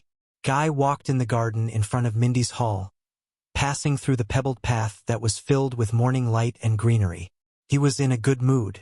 Of course, according to the schedule, the stubborn old man had left the city today with a full entourage. It was said that he was going to patrol the south for at least a month or two. As Guy thought of this, he felt that even the sky had become much clearer. As for the grounding order the stubborn old man gave him, who the hell cared about that? Well, maybe there were people who did care. When Guy approached the hall door, Noliner, who was standing guard under the pillar, stared at him with a silly expression that said, "Why are you here?" And that was why he had brought Val along. Before Noliner could open his mouth to ask, Val cleared his throat, walked forward under Guy's gaze, and started to make things difficult for his younger brother with his loud voice that was unique to Northlanders. As one of the members of the Royal Guards, Noliner Arund might be able to deal with assassins without hesitation, but he was definitely not good at dealing with troublesome brothers who came from the same mother. Guy knew this very well. Taking advantage of the fact that Noliner had no time to care about him, Kay smoothly walked into the hall. Perhaps because the stubborn old man had left the city, the security in Mindy's hall was not as strict today. A few cleaning servants came and went in a hurry. The Jadestar private army only stood guard at the periphery. Only the elite and few royal guards guarded a few important positions. Morian stood by the side door of the left hall with his eyes wide open. Rogo stood opposite him in the right hall, dozing off against the wall. And right in front of Guy, Tony stood steadily with his hands behind his back.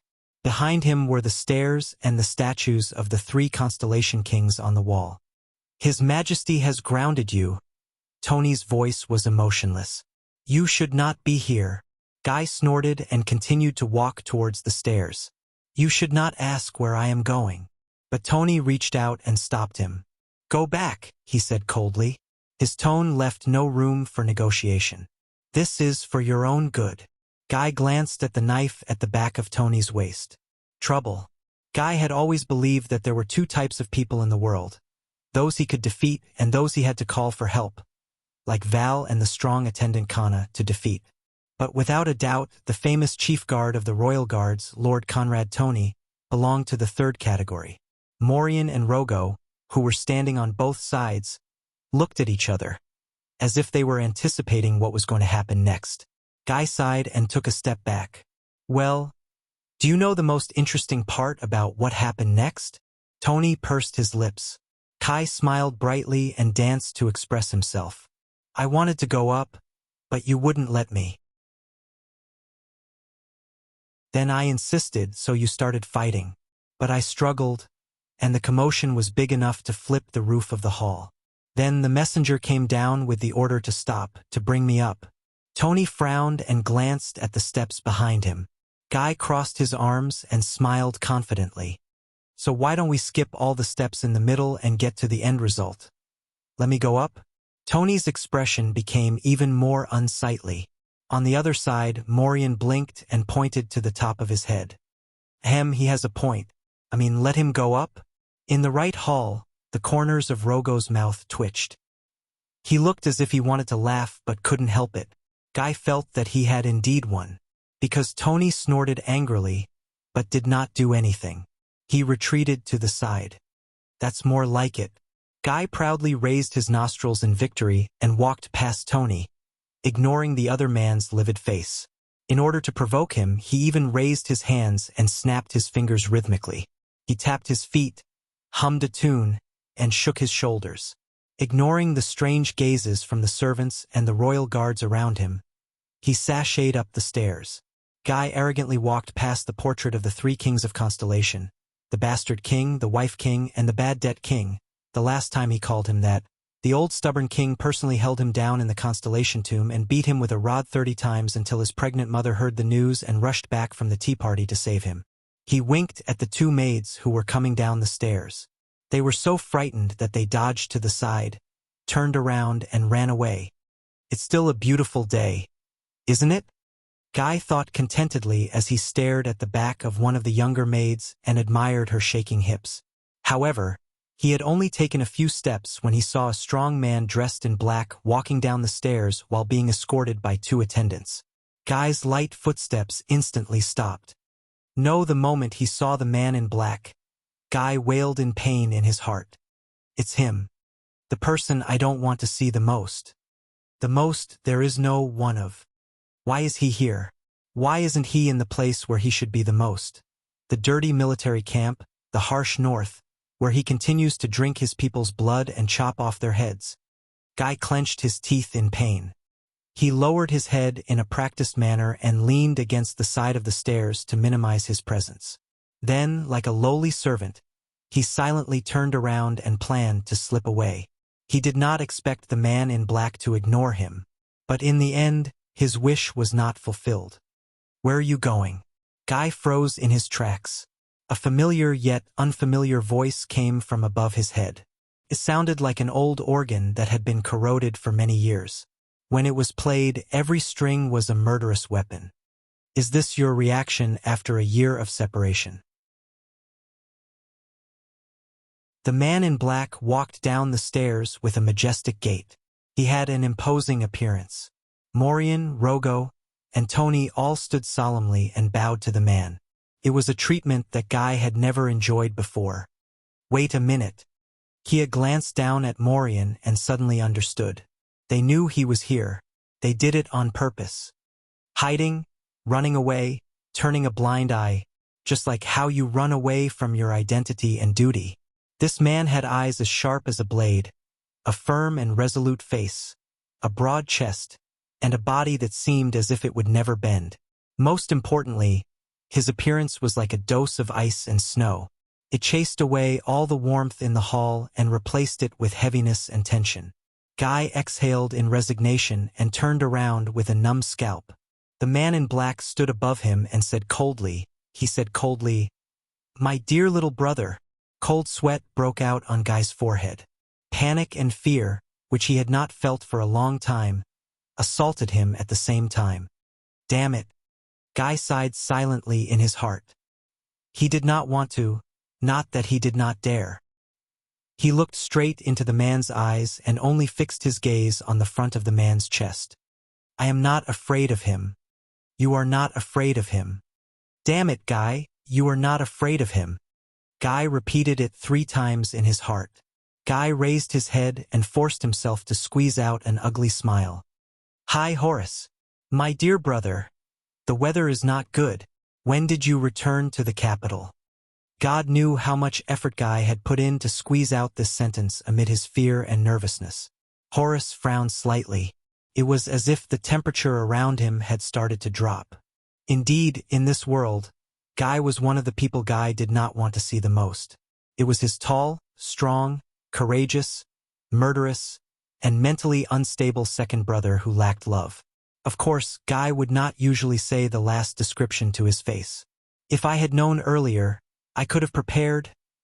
Horace stared at Guy for a while until the coldness in his eyes could almost fill up the entire cellar. Then, he snorted and interrupted Guy with an ominous sound. I heard.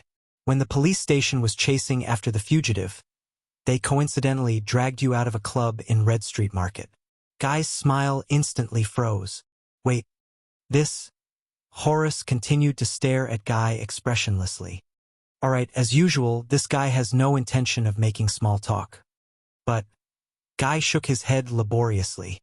He twitched as he fiddled with his cheeks. There was an unnatural chuckle in his voice. No. You misunderstood. I just had a poetry discussion with my friends. The atmosphere in Red Street Market is better, so we booked a private room. We drank some wine together and discussed the manor-style poetry during the Red King's era. Horace narrowed his eyes slightly and slowly approached Guy. Coupled with his strong body, he was like a small mountain pressing down on Guy. Friends? Poetry discussion. Guy nodded innocently. You know, the kind of things Herman likes to do. Horace continued to stare at him coldly. But Herman has never held a poetry discussion at 2 in the morning, the second prince said coldly. Nor on a super luxurious soft bed in Red Street Market. Midnight. Big bed. Guy had a bad feeling that something bad was about to happen.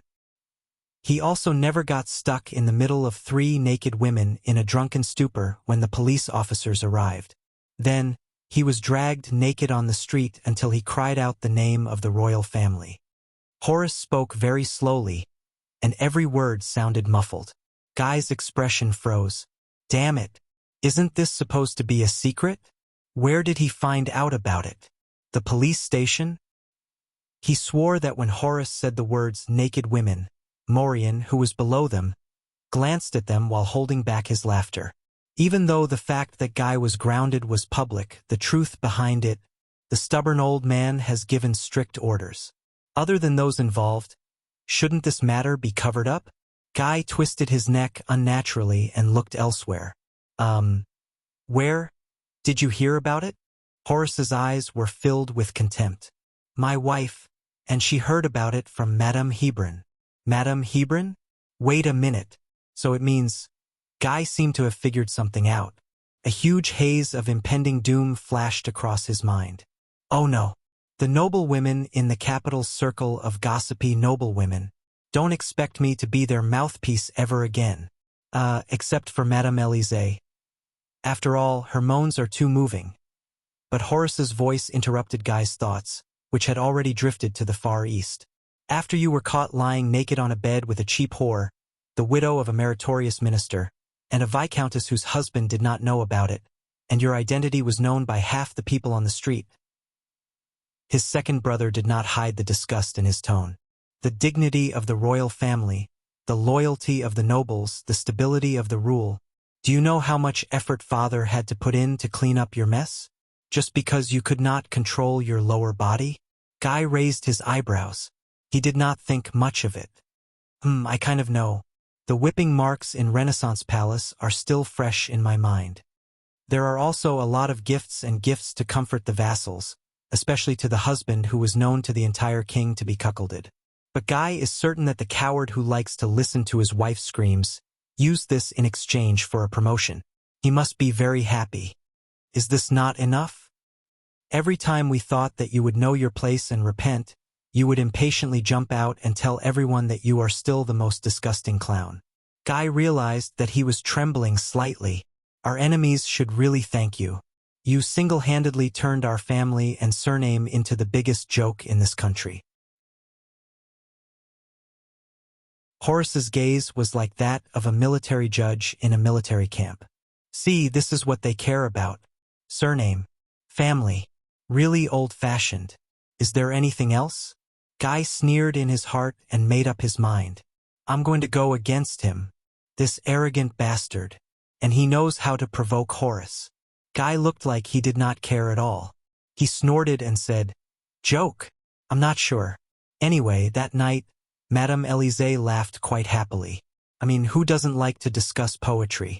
Guy was satisfied to see that Horace's expression became darker. That's right. The angrier he is, the happier I am. If this damned muscleman really thinks that he can... Guy spread out his hands and smiled provocatively. Of course, you may not understand.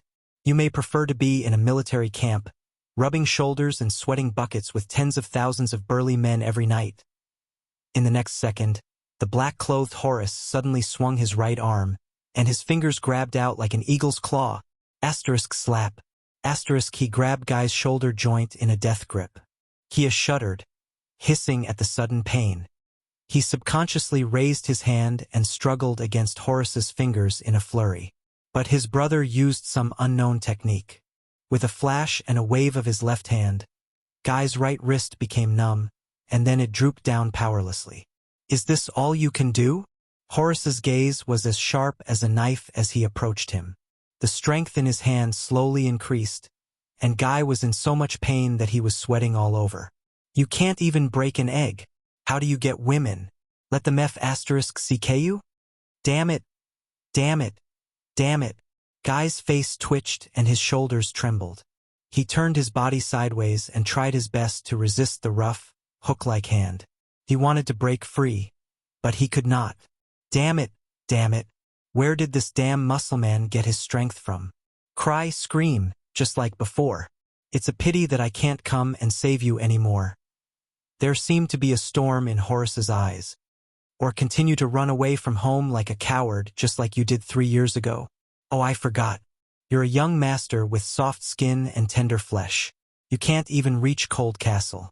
You died penniless on the side of the road. Or was it my troops who brought you back?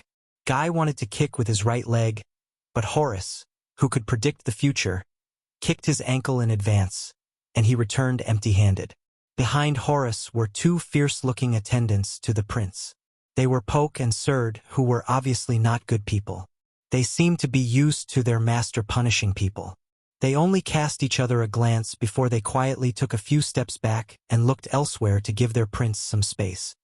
Tell me, how many years has it been? Horace's voice was very terrifying. He exerted more force in his hand, and Guy was forced to bend his knees slowly. When will you learn not to be a useless piece of trash, not to be a disgrace to the family, and not to drag us down? Waves of pain shot through Guy's shoulder joint and his collarbone. He almost fainted from the pain. But that was no longer important. When will you stop being an eyesore to us like that rat poop in the pot? Guy sulked and pretended to glare at his older brother in a tough manner. He did not beg for mercy, nor did he scream. He did not lower his head and admit his mistake. He could not admit defeat. He could not show weakness, especially in front of this lunatic, just like in the past. No. What? When? Guy's face contorted. With his blurry eyes, he stubbornly squeezed out a pained smile. Perhaps, never? Horace was obviously not satisfied with his answer. The second prince's arm muscles, which were honed from years in the army, trembled slightly. In the next second, Guy felt the big hand on his shoulder change its position. What followed was a sharp pain that pierced his heart. Guy's face turned pale from the pain. He could not help but tighten his body, hoping to reduce the pain. He had to leave this place. This was a fact that every part of Guy's body reminded its master in an unnatural manner. He had to leave this damned muscular man in front of him. Val was probably still arguing with his brothers at the door. Kana was ordered to go home and reflect on his actions, and Guy's attendants could not be counted on. Below them, the royal guards must have seen it, but they dutifully stood on their posts and turned a blind eye to it. Guy could not help but regret his terrible attitude towards them just now. At this moment, "I did not want to interrupt you, Horace." A crisp and powerful, yet refreshing and pleasant male voice rose from the stairs in front of them. There was a hint of mockery in it. "But all of you seem to be blocking the stairs?" Horace snorted coldly and rudely. His hand loosened a little because of this shout. Guy breathed a sigh of relief when he did not feel as much pain anymore. But Horace did not even look at him. The second prince's attendants, Poke and Surd, moved to the side and bowed slightly to the newcomer. This man was tall and slender, but not skinny. His skin was fair, but not weak. When he stepped down the stairs and looked up, he gave off a refreshing feeling. Although Guy had seen it countless times, he had to admit that both he and Horace were once again attracted by his face the moment their eyes met. They even forgot their pain for a moment. There was no other reason, because this man was really too handsome. The edges and corners of his face seemed to have been personally chiseled by a master. Every inch was just right. It was not sharp or abrupt, but it was not mediocre either.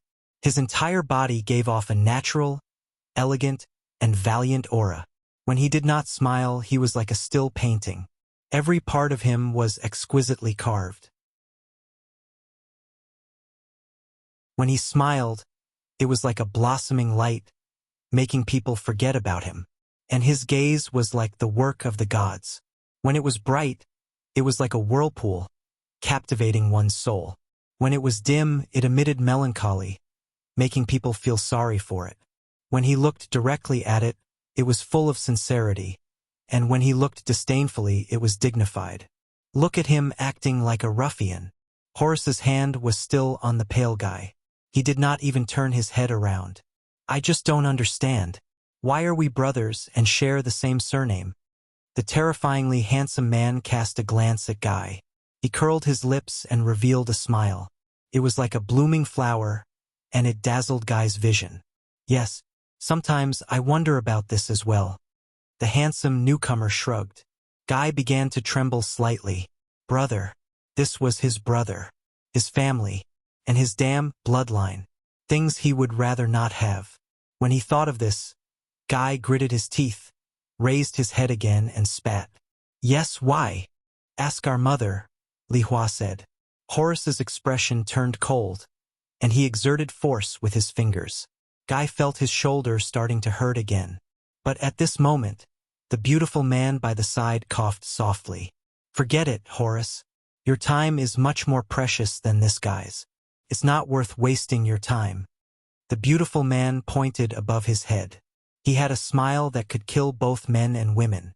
"Besides, this is his hall. It's his territory. It's not suitable." This sentence was effective. At least Horace was silent for a while.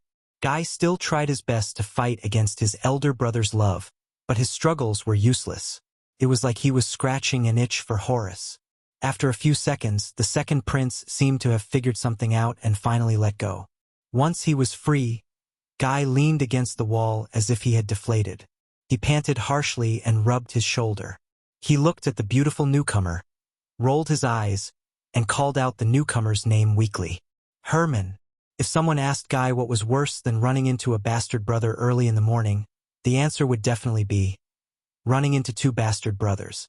That's right, Herman Jadestar, his youngest brother. Guy glared at Herman angrily. He was sensitive enough to notice that Herman's gaze was as arrogant as ever. It was filled with disdain and contempt. Most importantly, damn it, why is he so handsome? He had to admit that among the brothers, Guy and Herman took after their mother. But when it came to it, Herman was the one who truly inherited and even developed his mother's beauty. Well, it might not be accurate to describe him as beautiful, but in fact, using male adjectives to describe Herman would make him seem too boorish and crude. But if he used female adjectives to praise him, it would be too feminine and not powerful enough.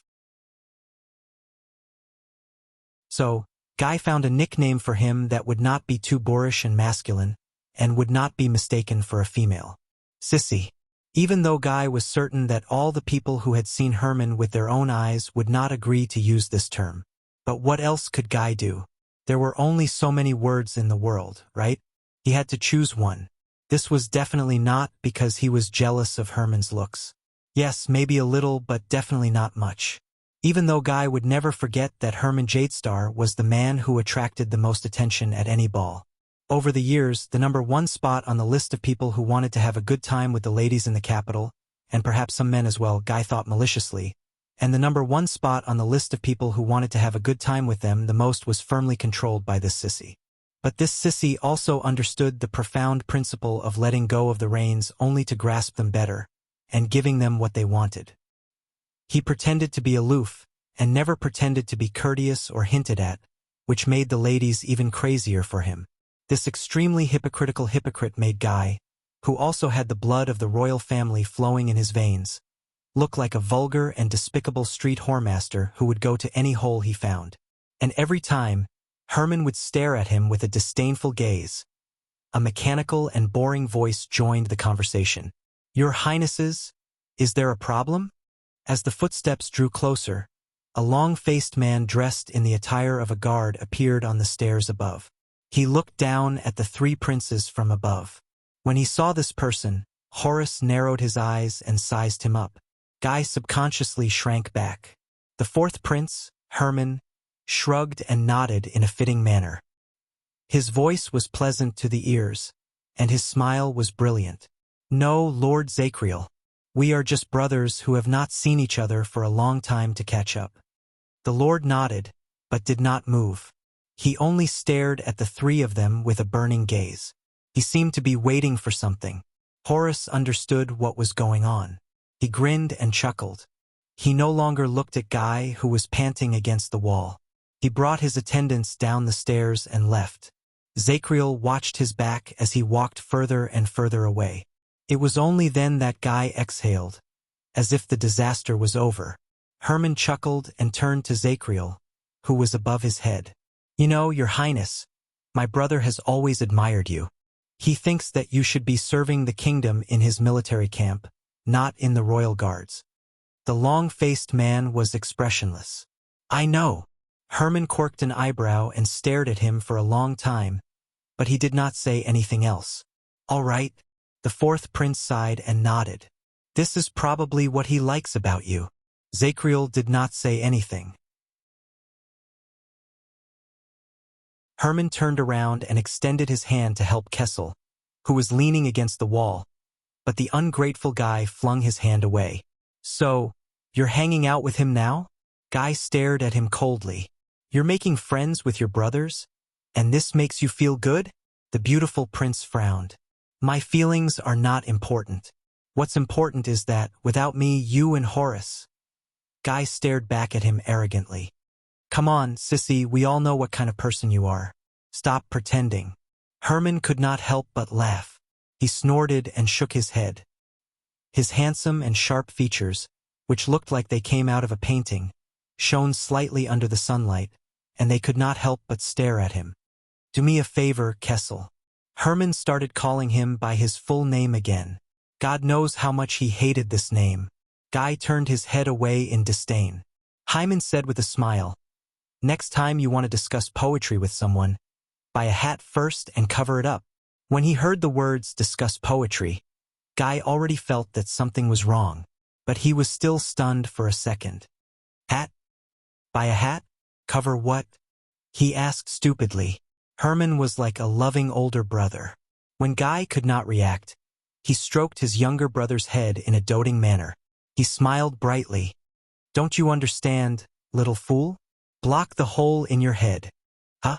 Why do you have to cover the hole in your head?" Cal touched his forehead and suddenly realized something. "Cover your father."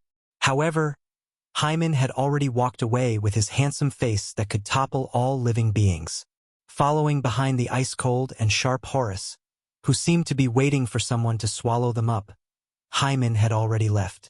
Only Guy was left behind, stomping his feet in anger. Herman Jadestar, you're the one who has a hole in your head. Your whole family has a hole in their heads. Cough, cough, cough. Something seems wrong. In short, is it great to be handsome? Can you do whatever you want just because you're handsome? Guy cursed and turned around. He straightened the folds of his clothes and cursed this terrible morning. But a chill ran down his spine, and he slowly raised his gaze. He saw the chief penal officer of the Royal Guards, Zachriel, still standing at the corner of the stairs above him. He stared at him indifferently and did not move. Somewhat? Person. It was as if he was reminding him of something. Guy shuddered and understood what he meant. Yes. Guy glanced at Zachriel and thought gloomily. How could he forget? When the whip marks on his back were still throbbing with pain, how could he forget the person who carried out executions with whips under the king's orders? Guy cast a sideways glance at the chief penal officer above him, braced himself and waved his hand. I know I'm grounded, but I'm only here today to... But the long-faced penal officer did not wait for him to finish. He turned around indifferently and disappeared from Guy's sight. Guy could only turn around resentfully when he was halfway through his expression. He could only place his hands by his waist in resignation. How nice. At least he didn't ask about naked women. Guy threw a bully look that said, "What are you looking at?" At the King of Wives, who had a scary expression on his face. He continued walking up. When he reached the second floor, he was immediately stunned. The French window on the second floor was open.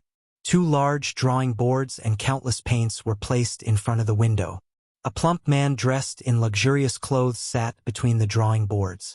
His back was facing Guy, and he held a few paintbrushes between his hands. He was concentrating on capturing the courtyard of Mindy's Hall at dawn on the canvas. But Guy opened his mouth subconsciously. Fatty! Fatty! The man's back stiffened slightly. Guy looked at the drawing board in horror and measured the distance between it and the stairs. You've been here all this time? You heard everything? The plump man turned his butt around on the chair and revealed an ordinary face. His small eyes were squeezed into his chubby cheeks, and they blinked impatiently. No, I didn't hear everything. The plump man dragged his voice out, and he looked like a profiteer. I only know that you read poems with 3 or 13 old, mature women naked. Guy's body swayed, and he wailed silently. No, King didn't hear everything? Don't worry. The man whom he called Fatty seemed to understand Guy's despair. He shook his head, and he seemed to be taking pleasure in Guy's misfortune. I'm not interested in you being tied up and paraded naked through the streets. King said that again. You said I didn't hear everything? Guy was going crazy. He looked at the man who was trying to hold back his laughter, and he felt embarrassed and angry. I wasn't naked. Forget it. I mean, you heard everything, but you just sat here and did nothing? Fatty waved one of his paintbrushes. Guy widened his eyes. Did you see that murderous, muscular man? You just watched him lose his temper at me? Did you see your younger twin brother? Did you see him trying to please Horace and help him to humiliate me? The plump man shook his head nonchalantly. His expression was still relaxed, and he looked quite pleased with himself without the slightest hint of guilt. Guy made an extremely rude mouth gesture, but he did not scold Zachriel. He knew that Zachriel was nearby. He threw his hands to the side as if he had given up on himself and exhaled. You're really something stupid, Fatty. That's your mess. Why should I get involved? The plump man shrugged. Kai raised his finger and looked at him coldly with a "you're really something" look on his face. You know, banker, sometimes I wonder, are you really my brother? Did we really crawl out of the same mother's womb? Or did our mother sneeze when she gave birth to you? The expression of the man whom he called Fatty turned cold. That's right, this is Bancroft, his third brother. It's said that he and Herman are twins. Guy looked at the man's face, which was so fat that it was squeezed together. He frowned subconsciously. Hereditarily, Horace took after his father, while Guy and Herman took after their mother. As for Bancroft, he probably took after a potato that his mother ate when she was pregnant. Ever since Banker started losing his shape when he was 6 years old, he became increasingly certain of this. Banker was the one who did not seek trouble the least in Renaissance Palace. Other than the fact that he liked to draw paintings of souls that people could not recognize, he basically had no major flaws. What Guy meant was, look at his second brother and fourth brother. One was stubborn, and the other was flamboyant. But this did not make Guy like him much. On the contrary, Banker's ignorant and innocent look of, it's none of my business when my brothers fight, made Guy extremely disgusted. What was worse than being opposed was being ignored. That was why the stupid fatty always gave Guy the desire to beat him up, even though Guy knew that his fists would only bounce off Banker's bottomless flesh. Speaking of which, how would Banker do that? Would he be able to show it when he was up? Would it sink into his flesh? Banker took a deep breath and glanced at Guy as if he was looking at a trash can. He then let out a long sigh. You just don't understand, do you? Guy frowned. Understand what? Banker gave Kia a long look. The fatty then shook his head and waved his arm at the pillars and garden in the distance outside the window. In its hundreds of years of history, the design and layout of Mindy's Hall are classics in the art world.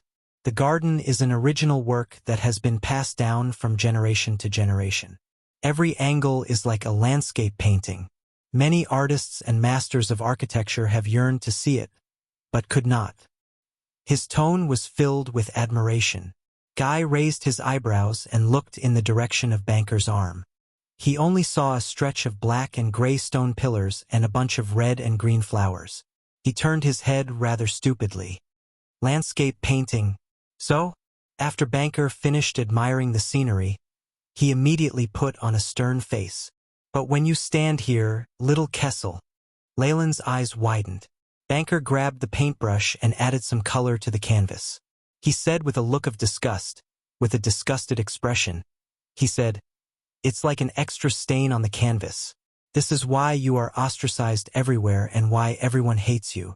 Now you'd better get lost. As Banker spoke, he pulled the drawing board away, twisted his seat, and turned it in another direction. He left Guy with a fat, protruding but that squeezed his pants tight.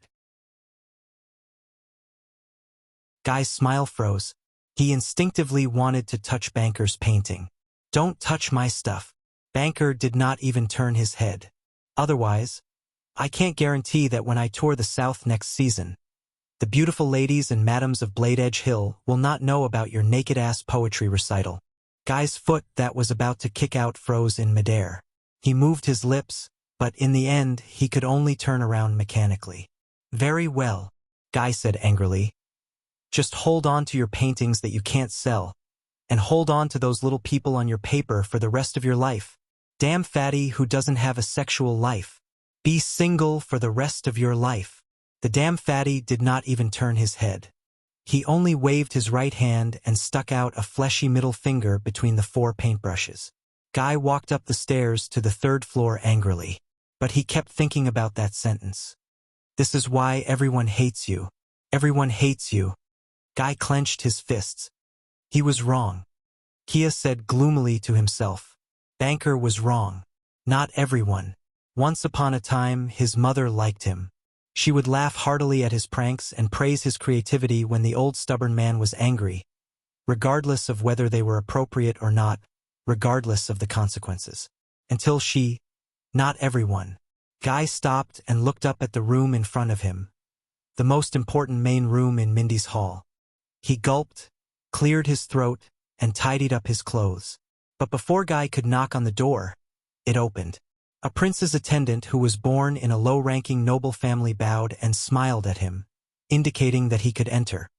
His Highness is waiting for you. Guy felt warmth in his heart. Not everyone, he said to himself slowly. Not everyone. He politely and appropriately responded to the friendly attendant with the most respectful etiquette Prince Kessel had in his life. He even remembered that the attendant's name seemed to be Casso. Guy took a deep breath, and with the most cheerful and happy mood, He walked into the room with the lightest and most relaxed footsteps. He knew that the owner of the room did not like noise. But the other party had never been angry at his outrageous behavior. Because not everyone hated him.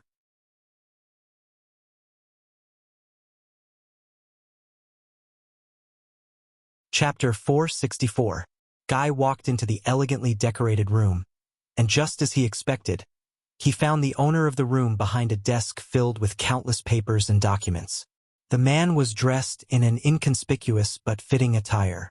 He sat quietly, gently, and peacefully behind the desk. Amid the rustling sounds of flipping pages and writing, he quietly read a scroll. Guy rushed to the wide desk, found an empty spot on the table, threw his butt back, and sat on it in an extremely inelegant manner. He blinked and giggled when he saw the owner of the room put down his pen with a sigh. He cast him a glance, shook his head in resignation, and lowered his head to continue reading. Guy quirked an eyebrow in response. He did not have to be apprehensive here. He did not have to worry here, because the person sitting there, it was his most amiable and kind eldest brother Wang. Guy turned his head around and was surprised to find a bottle of wine and a few glasses on the side of the desk. It seemed to be a famous wine from Sarah Dukedom. "I remember that you don't like to drink." Guy grabbed the bottle of wine rudely and asked directly. They did not need to exchange pleasantries or greet each other, much less exchange meaningless pleasantries, because a long, long time ago this was his refuge, Windbreak Harbor. It was his final and true home in Eternal Star City. It was especially so after his mother passed away. But Horace and Herman like it. Eldest brother Wang did not raise his head, but his voice was as pleasant as ever. Even though it was not as pleasant as Herman's melodious voice, it had a different kind of gentle power to it. It made people unknowingly calm down and calm down. "You are the same." Guy grabbed the bottle of wine, filled a glass, and shrugged. Then, "Thank you for your hospitality." Eldest brother Wang snorted, flipped a page, and grabbed another scroll. Guy took a sip of wine. While he complained about his elder brother's taste in wine, he also reacted to the other two names. "So, is today some kind of special festival? A day of fresh air in the prison?" Guy walked to the window and took a look, but he did not see the two despicable figures who worked together with each other. They had probably already left. "Muscleman, sissy. Stupid fatty." Why, once the stubborn old man left, all the strange creatures in the capital came to your place. Eldest brother Wang chuckled. His laughter trembled in the air, and it was gentle but rather infectious. "Don't scold yourself like that." Guy understood the sarcasm in his brother's words a second later. He scratched his head in realization. Oh, if it was Hyman or Horace who had mocked him, Guy would definitely not hesitate to retort back. But this was eldest brother Wang's words. It was just a small joke. "They are different." They were different too. "Why are they looking for you?" His brother scribbled something and switched to the next page. "I'm looking for them. When father goes on an inspection tour, he reports directly to me."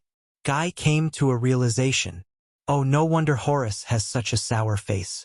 Damn it. Although he said so, he was very happy in his heart. But then Kia realized that he had used a foul word. He hurriedly covered his mouth and mouthed to brother Wang apologetically, I'm sorry. As usual, her brother did not get angry. His gaze was still fixed on the paper. He only curled up the corners of his mouth, revealing a slight smile. It was just like the look on Kai's face when he deliberately tore his brother's book when he was young. Gentle, peaceful, tolerant, bright. Guy guessed that no matter how much trouble he caused, even if he killed the king of Extet, eldest brother Wang would probably only shake his head gently, smile faintly, and tell him, I'm here. Don't be afraid. Rest early. And he always has a way. When he thought of this, Guy realized that his red wine glass was empty. While he was refilling the wine, he glanced at the document in his brother's hand. It looked like a letter from a foreign noble. He knew that it was a matter of state, but his brother did not seem to mind. What's that? Eldest brother Wang rubbed the space between his brows. The land tax dispute between Wind Return Castle and Maolin Forest. Guy blinked. Is it serious? This involves the conflict between the traditional laws of Blade Edge Hill and the Sukater Act during the era of the Virtuous King. I plan to let Banker mediate next season. On the surface, this is an imbalance between the taxes paid by the old and new nobles, but in reality, as eldest brother Wang spoke, he suddenly raised his head and revealed a gentle face. His brows were gentle, making him look very amiable. His gaze was peaceful, as if it would never dim. Why are you interested? Guy raised his hands in surrender. His head shook violently like a rattle drum. I don't understand these anyway. Unless there's a part related to me? Sometimes he felt that he was very lucky. He never had to deal with these headache-inducing government affairs, and he had an omnipotent eldest brother Wang to shield him from trouble. What was even more fortunate was that eldest brother Wang was the crown prince, the heir, and the future master of Constellation. Just think, if someone else inherited the throne, such as a lunatic like Horus or an idiot like Herman, oh sunset, Guy swore that he would rather rebel and be disgraced than see that happen. Well, except maybe Uncle John. Yes, I think there is. Eldest brother Wang frowned and thought about it in a serious manner. He revealed a worried expression. In the next 5 years, the young ladies from Wind Return Castle will be more anxious to get married than before. In an instant, Guy's expression changed drastically. My God, it seems like the problem is really serious. Eldest brother Wang looked at him and could not help but shake his head and laugh. In that second, the corners of his elder brother's lips curled into a beautiful arc. His eyes were full of smiles, as if it contained the optimism of the entire world. Herman was known as a beauty and could make people go crazy. Guy thought that it must be because eldest brother Wang did not want to compete with him. Because when eldest brother Wang smiled, he looked better than anyone else. He was gentler, brighter, and more charming. Guy also smiled naturally. It was the kind of silly smile that he would despise if he was outside. He would only smile like this in this place. Eldest brother Wang put down the work in his hands and picked up the scented tea beside him. I remember that you are still grounded to reflect on your actions. Guy immediately became nervous. He hated being grounded. Yes, but he hated stubborn old men even more. He hated the people who grounded him. Hence, during this period of time, if anyone asked about being grounded, no matter how displeased Guy was, he had to show a rebellious expression that he did not care. But eldest brother Wang, in front of eldest brother Wang, the usually eloquent and unreasonable Guy stuttered, yes. Yes, in fact, I came here today to talk about this. Although it's only been a short night, I feel that my self-reflection has achieved profound, beneficial, and rewarding results. Oh no, I seem to have forgotten all the script I prepared last night. If I knew this would happen, I would not have teased that maid last night. I didn't even have time to memorize the script. Kia felt his little brother throbbing. But Guy did not need to continue speaking, because eldest brother Wang revealed a gaze that seemed to see through everything. He turned his head to look at him with the ghost of a smile. This made Guy instantly shut up. Eldest brother Wang sneered. Horace's sneer was a sign that he was in a bad mood and was about to start scolding. Herman's sneer was filled with disdain. Banker's sneer was filled with an infuriating stupidity. But this action appeared clear and natural on eldest brother Wang. There was nothing unpleasant about it. So Guy could only shut up and surrender. As expected, eldest brother Wang crossed his fingers and said with a stern expression, "So you want to explain to me the truth behind why you are grounded by your father." Guy was about to explain, but he heard his elder brother add another sentence. Other than taking off your clothes to discuss poetry with beautiful ladies? Eldest brother Wang's expression was very serious when he said this, but his left eyebrow was twitching slightly. Oh my God! Listening to his elder brother's teasing gaze, Guy felt like he was going crazy. He really wanted to find a hole to crawl into. This is great. He roared crazily in his mind. Is there anyone in a remote corner of Errol who doesn't know this secret? He asked. Who else? Who else? Come out. Come out. Let me tell you. Just as Guy was immersed in his Kessel's little world of self-respect, a commotion suddenly came from outside the window, attracting the attention of both of them. They heard a scream. It seemed to be from a maid. Your Highness, Your Highness. Wait a minute. Guy's body trembled. Embarrassed, he immediately found a chance to change the topic. He rushed to the window and pointed outside in an exaggerated manner. It can't be. You brought Connie out of the palace? Eldest brother Wang shrugged. It was obvious that he understood his intention, but he did not say anything. Kessel stuck his head out of the window and saw a girl dressed in strange clothes, as if she was wrapped between two pieces of cardboard, running happily on the rooftop of the side building of Mindy's hall. She nimbly shuttled through the arms that tried to stop her, completely ignoring the ashen expressions of the attendants and guards behind her. The girl was about 11 or 12 years old. She had a delicate face, and her long hair fluttered in the wind. She was barefooted and covered in dust as she ran. Her entire body was brimming with joy and madness, a stark contrast to the despair and fear of the others. Don't worry, this is the latest version that I've modified based on the ancient books. Connie number 6 flying wing. There won't be any problems. Just watch how I fly against the wind and against the light. The girl shuttled through the crowd agilely while shouting in a high-spirited manner. Her joyful voice was sharp and high-pitched, and everyone in Mindy's hall could hear her clearly from the manor to the courtyard. She attracted more and more guards. Quite a number of them were royal guards who were panic-stricken and did not know the girl well. The girl ran madly and shuttled through the 2 pieces of cardboard. She was getting closer and closer to the edge of the roof. Your Highness, please don't. Amidst the maidservant's heart-wrenching wails and the guard's incredulous cries, the girl leaped towards the sun and jumped off the roof. Ah! She shouted excitedly and flapped her arms. Her long hair fluttered, and the edges of her skirt fluttered slightly. I'm going to fly. In the next second, the girl drew a beautiful parabola in the air, and then she fell. She fell into a thicket. After a series of rustling sounds from branches, Kai, who was watching with his mouth agape, finally heard that terrifying, muffled sound. Asterisk thud. Asterisk Kai shuddered violently and retracted his head. His facial features scrunched up together. It looked like, it hurts. The maidservant's hysterical screams rang through Mindy's hall again. Ah! Someone! Help!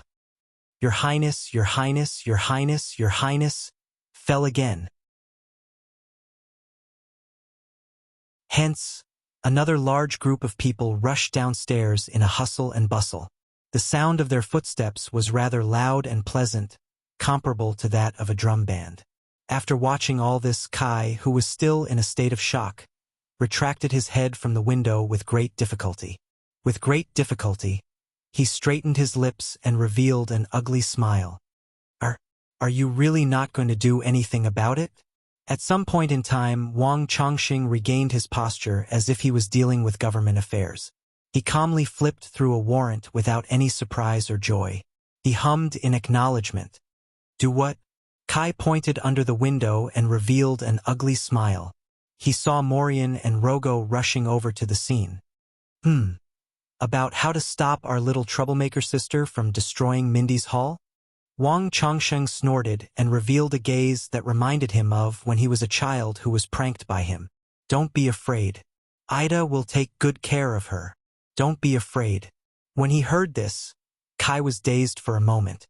He missed the past a little. But, what did my brother say? Ida? At that moment. Move aside.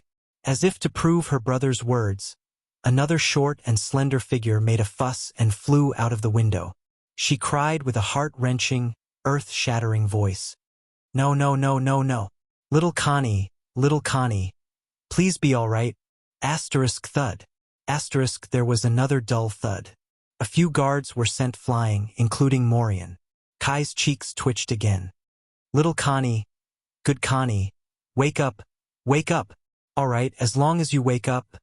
I will never call you Bad Connie again. The terrifying voice that the brothers, Kai and Kai had heard since they were young, and it was said that Kai's father and grandfather had heard since they were young as well. It was said that Kai's voice was tragic and heroic, and it boisterously rang through the clouds as usual. Don't die. Ah, I only went to the kitchen to get a drumstick. Why did you? Sob. I'm sorry. Ah, if you're still alive, please wake up, wake up. Kai leaned against the window and watched as the cloaked figure shook something violently. The corners of his lips began to twitch subconsciously. The royal guards and maids around him wanted to go forward in fear, but they were thrown away by the cloaked figure. Ah! A few seconds later, a soft and squeaky voice unique to a girl screamed. Then it grew louder and louder. Ahem. Ida, you seem to be pressing down on my boobs. Ah! The voice sounded incredibly aggrieved. The royal guards around him looked as if they were scalded by boiling water.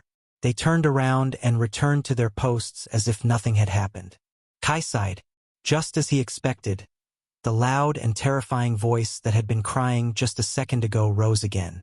There was an exceptional sense of surprise in it. Sob. Huh? Ah, this is great. Little Connie, you're still alive. Sob, you're talking nonsense. Sob. How can you have such an evil thing like boobs? The soft girl's voice sounded weak. I'm serious.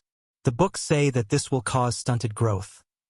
Kai looked at the scene outside the window, then at his brother who remained calm behind the desk. He pressed his forehead weakly. That's right. Ida is here too. She will definitely take good care of Constance. As if, Kai hissed silently in his heart. He suspected that half of his little sister's abnormal activity was caused by that silly cloaked dwarf. Kai left the window helplessly and walked back.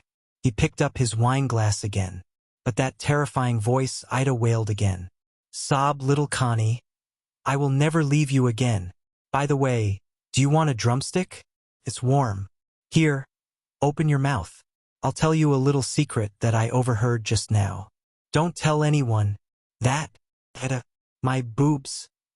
Do you know why your little brother is grounded? It's because he crawled into bed with 30 naked women.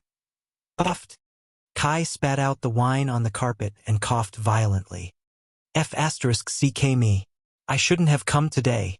Kia quickly pulled down the window of the room, shutting out Aida's earth-shattering voice. He and his brother looked at each other in dismay. There were only tears in his heart. After a long period of silence, Wang Chongqing finally exhaled and broke the silence. You know, Connie. As if he did not see Kai's pathetic state, Wang Chongqing sighed to himself. She is very lonely.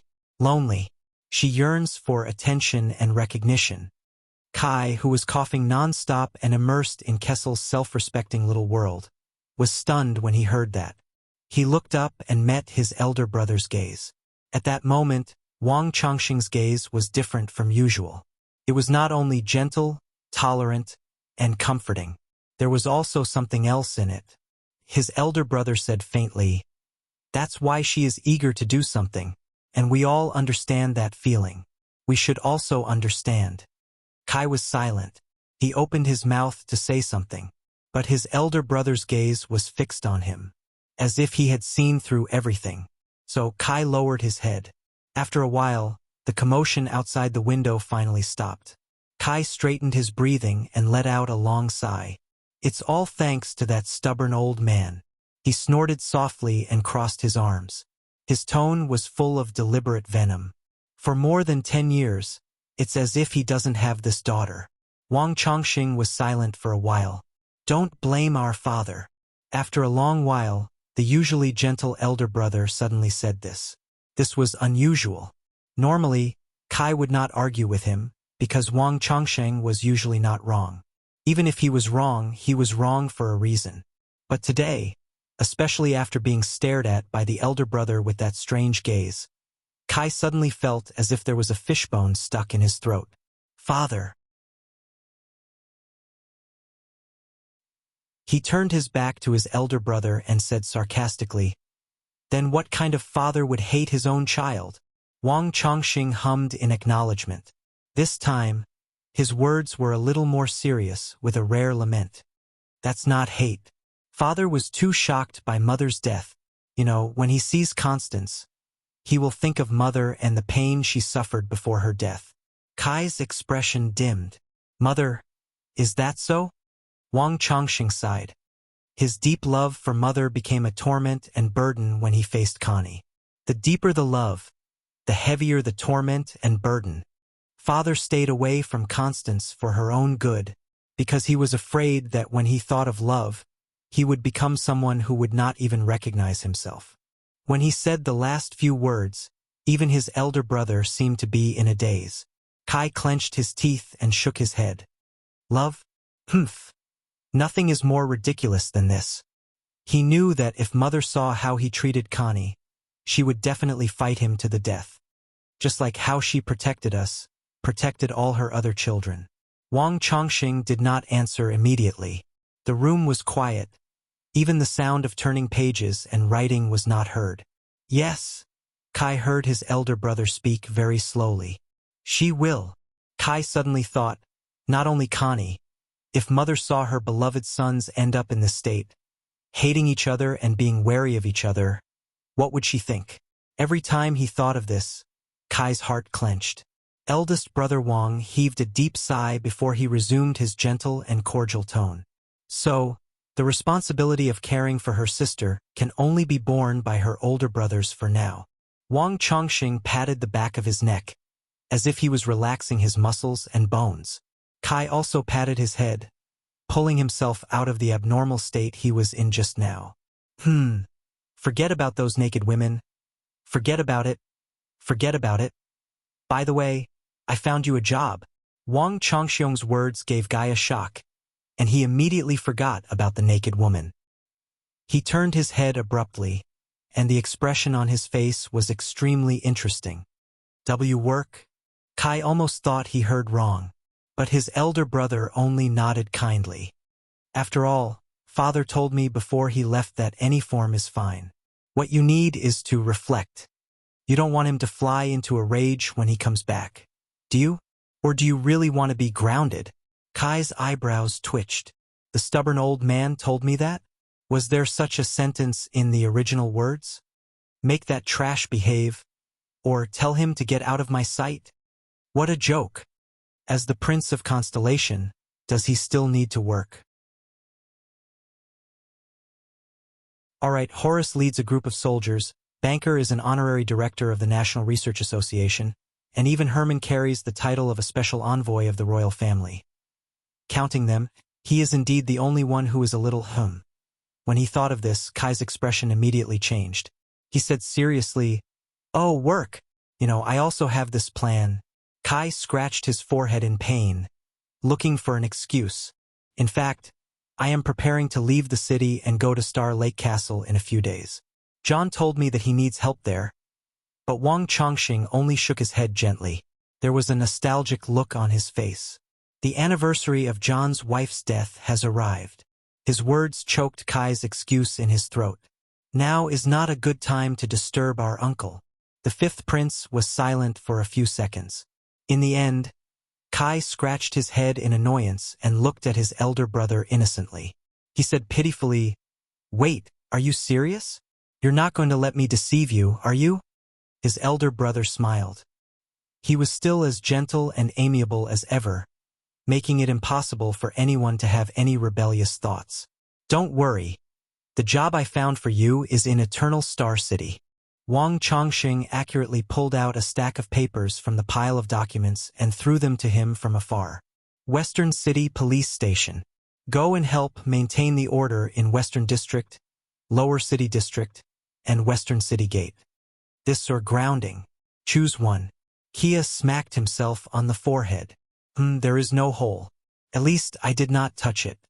But Kai rubbed his face in pain. His entire body drooped like a wronged puppy. Oh no. Whenever I hear police officer or words related to it, I get annoyed. But soon his gaze focused. Wait, Western District? Isn't that the district where Red Street Market is? A brilliant light shone in Kai's eyes. Wang Chongqing nodded with an amused smile. His gaze was sincere. Don't worry. That is a prosperous, adorable, beautiful, and colorful place. You can go there to reflect on your actions, and at least you won't really be grounded. Of course. Kai's expression instantly changed. He became serious and focused, just like when he was facing a girl's dress. That's right. What you said makes sense. Ahem, I don't like being grounded, and this is also a chance.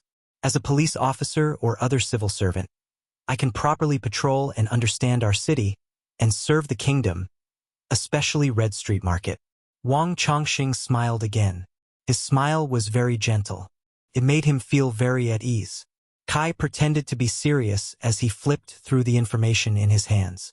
He thought about how he could first make sure that Red Street Market was within the scope of his work, then change his attitude without losing face, and seize this position with benefits. I informed a police officer's advisor there. Coincidentally, she needs an assistant, Wang Chongqing said softly. She also promised me that she would take good care of you. Kai thought about the matter of Red Street Market and nodded absent-mindedly. That's very thoughtful. Police officer, advisor, assistant, promise, take good care of me. Wait a minute, a thought flashed in Kai's mind. He directly ignored the other words that made him unhappy and only left the more important parts. Her? Kai looked up abruptly, and his eyes lit up. You mean a lady? Eldest brother Wang nodded warmly, smiling. Miss, to be exact, unmarried, and her family have little power over her. Elder brother Wang knocked on the table with his fingers. His expression was complicated, with a hint that Guy couldn't understand. It didn't matter. Apart from eating, drinking, and playing, Guy usually didn't know much about anything that elder brother Wang knew. And his elder brother would definitely not harm him. Most importantly, Miss, it doesn't matter if we get married. Kai really wanted to say that, but he had to be reserved. Yes, reserved. Guy suppressed his excitement and told himself that he couldn't show his table manners too obviously. After all, elder brother Wang was a decent person. Therefore, it had to be done step by step. Is it beautiful? Is it beautiful? Isn't it beautiful? Kai's eyes twinkled. Eldest brother Wang smiled again. His eldest brother put his hand on his chin and pretended to recall something. He frowned slightly and then nodded slightly. Very beautiful. In that instant, Kai's eyes almost shone with the light of faith. Her brother was a man of his word and had never lied to her. That's right. Elder brother Wang's lips curled up. He continued to chuckle and added weight to his words. She's also smart and considerate. Oh my God, that's great. My respected, handsome, great crown prince. You are really my brother. If we weren't separated by a table, I would have kissed you. Kai's resistance and annoyance from a minute ago seemed to have disappeared. He felt as if he was immersed in the most wonderful hot spring. When do I start working? Can I go now? He blinked his sparkling eyes. Elder brother Wang smiled again, and his smile became even cuter. He tore off a note and wrote an address and a name. Western City Police Station. Look for Officer Gines Bajkovic directly. Don't bring any attendants. Of course. Kai was no longer pounding garlic. He was nodding like an avalanche. How can I let that boorish Val and that idiot Kana benefit from such a good thing? By the way, as elder brother Wang wrote, there was a nostalgic tone in his voice. That lady is extraordinarily charming. Don't fall in love with her. You will suffer. Hee. Fall in love with her? Kai took the note impatiently. He spun on the spot in a well-practiced dance before he faced Midier. You worry too much. I'm a veteran who has been with many women. Kai flashed a confident smile. He extended his finger and pointed at Midier while he walked backwards out of the door. You know I won't. Elder brother Wang still had that reassuring smile. He waved his hand, not knowing whether he should laugh or cry. Hurry up and go. Kai's figure disappeared, but a few seconds later, his palm reappeared by the door. Hey, Midier. Kai, who had returned, stood outside the door. He stuck his head out and grabbed the door frame so that his elder brother, who had his head buried in the table, could raise his head again. Kai patted the door frame gently and said hesitantly, "Thank you." Meteor raised his eyebrows while he sat at the study table. He put on a resigned expression and shrugged. "Ha, this is my father's order." But Kai shook his head. "No, I mean..." Kai grabbed the door frame and fidgeted. He seemed to be a little embarrassed. "Thank you. For..." But in the end, he still took a deep breath and shook the note in his hand. He subconsciously pointed in all directions. "Everything. Thank you. Thank you, elder brother. Thank you for tolerating me when everyone hated me. Bear with me. Take care of me. Care for me. Understand me. Meteor Jadestar. Thank you. Thank you for becoming my elder brother the moment I was born. Until eternity." After he finished speaking, even though most of it was in his heart, Kai lowered his head in embarrassment and rubbed his nose. He was not used to doing this. He did not even dare to look into Meteor's eyes. It was not just because he was afraid. It was also because... But the eldest brother smiled again. This time, Meteor's smile was very soft. It could be said to be very faint, but there were clear emotions in his eyes. The Crown Prince of Constellation nodded and leaned against the back of the chair. He smiled with a peace of mind. Of course. Kai smiled and pursed his lips. He knew that it was the same as before. His elder brother understood. He made a face, knocked on the door frame, and disappeared before Meteor's eyes. As he watched his youngest brother leave with a smile on his face, Meteor could not help but curl up the corners of his lips. "Also, stop discussing poetry," the Crown Prince said in a gentle and firm voice. In the next second, the sound of a human body hitting wood came from the corridor outside the door, followed by Kai's painful hiss. Meteor chuckled and shook his head. In the distance, Connie and Aida's chatter could be heard faintly. "Young people." The Crown Prince raised his head and looked at the warm, lively sun outside the window. He took a breath of fresh air. Just like the morning in Mindy's hall. Beautiful, bright, carefree. Just like this. Until eternity. After enjoying the relaxing and wonderful morning, Meteor came back to his senses. He lowered his head and sighed, returning to reality.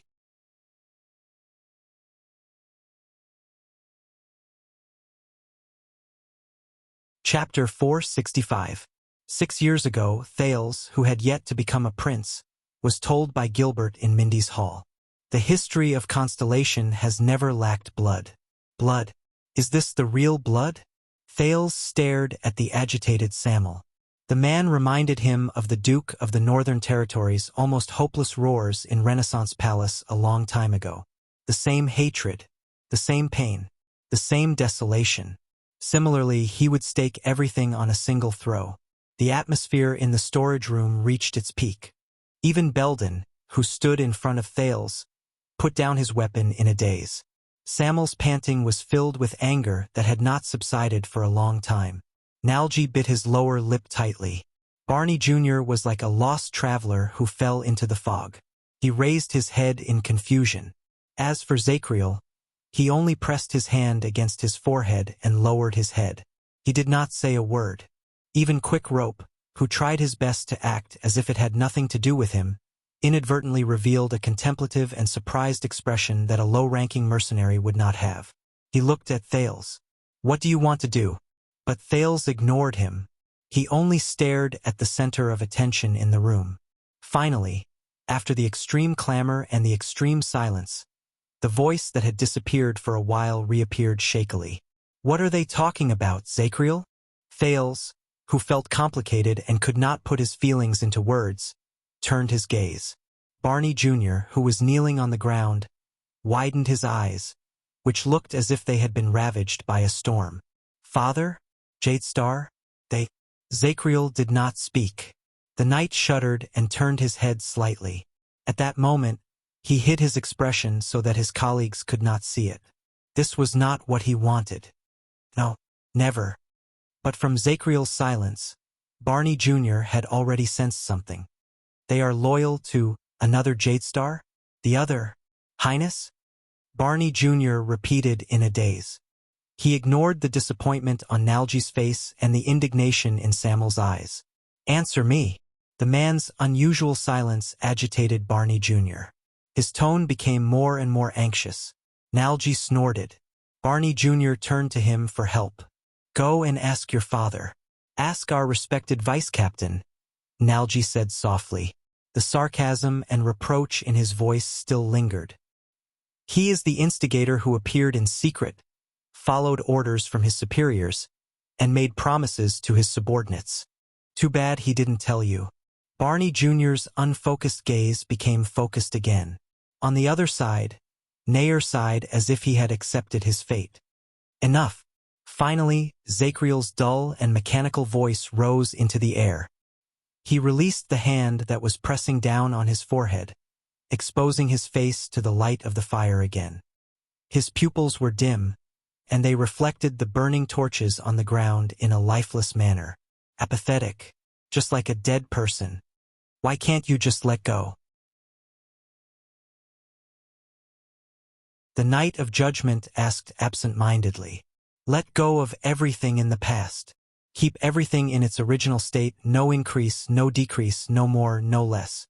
In the end, there was still a slight fluctuation in his calm and hollow voice. Let them end here. Why not?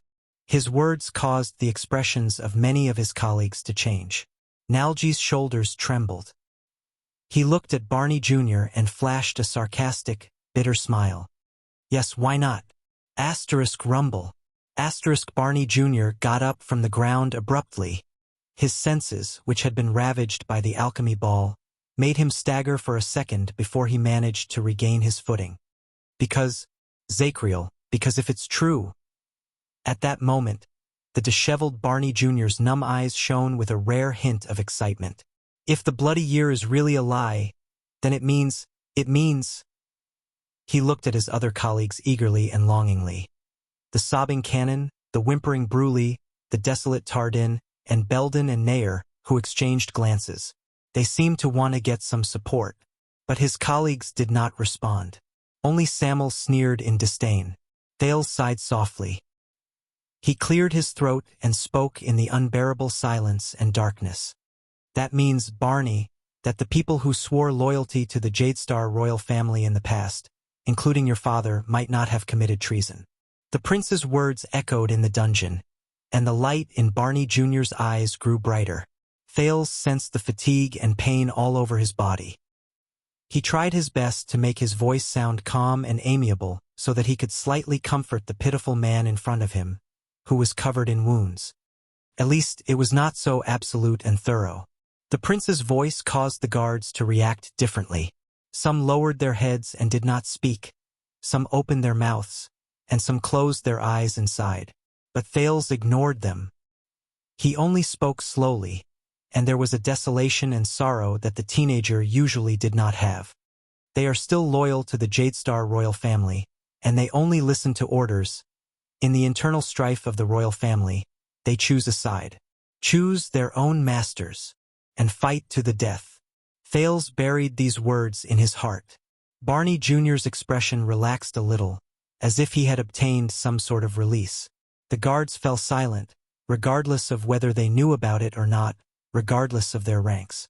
The dungeon sank into silence again.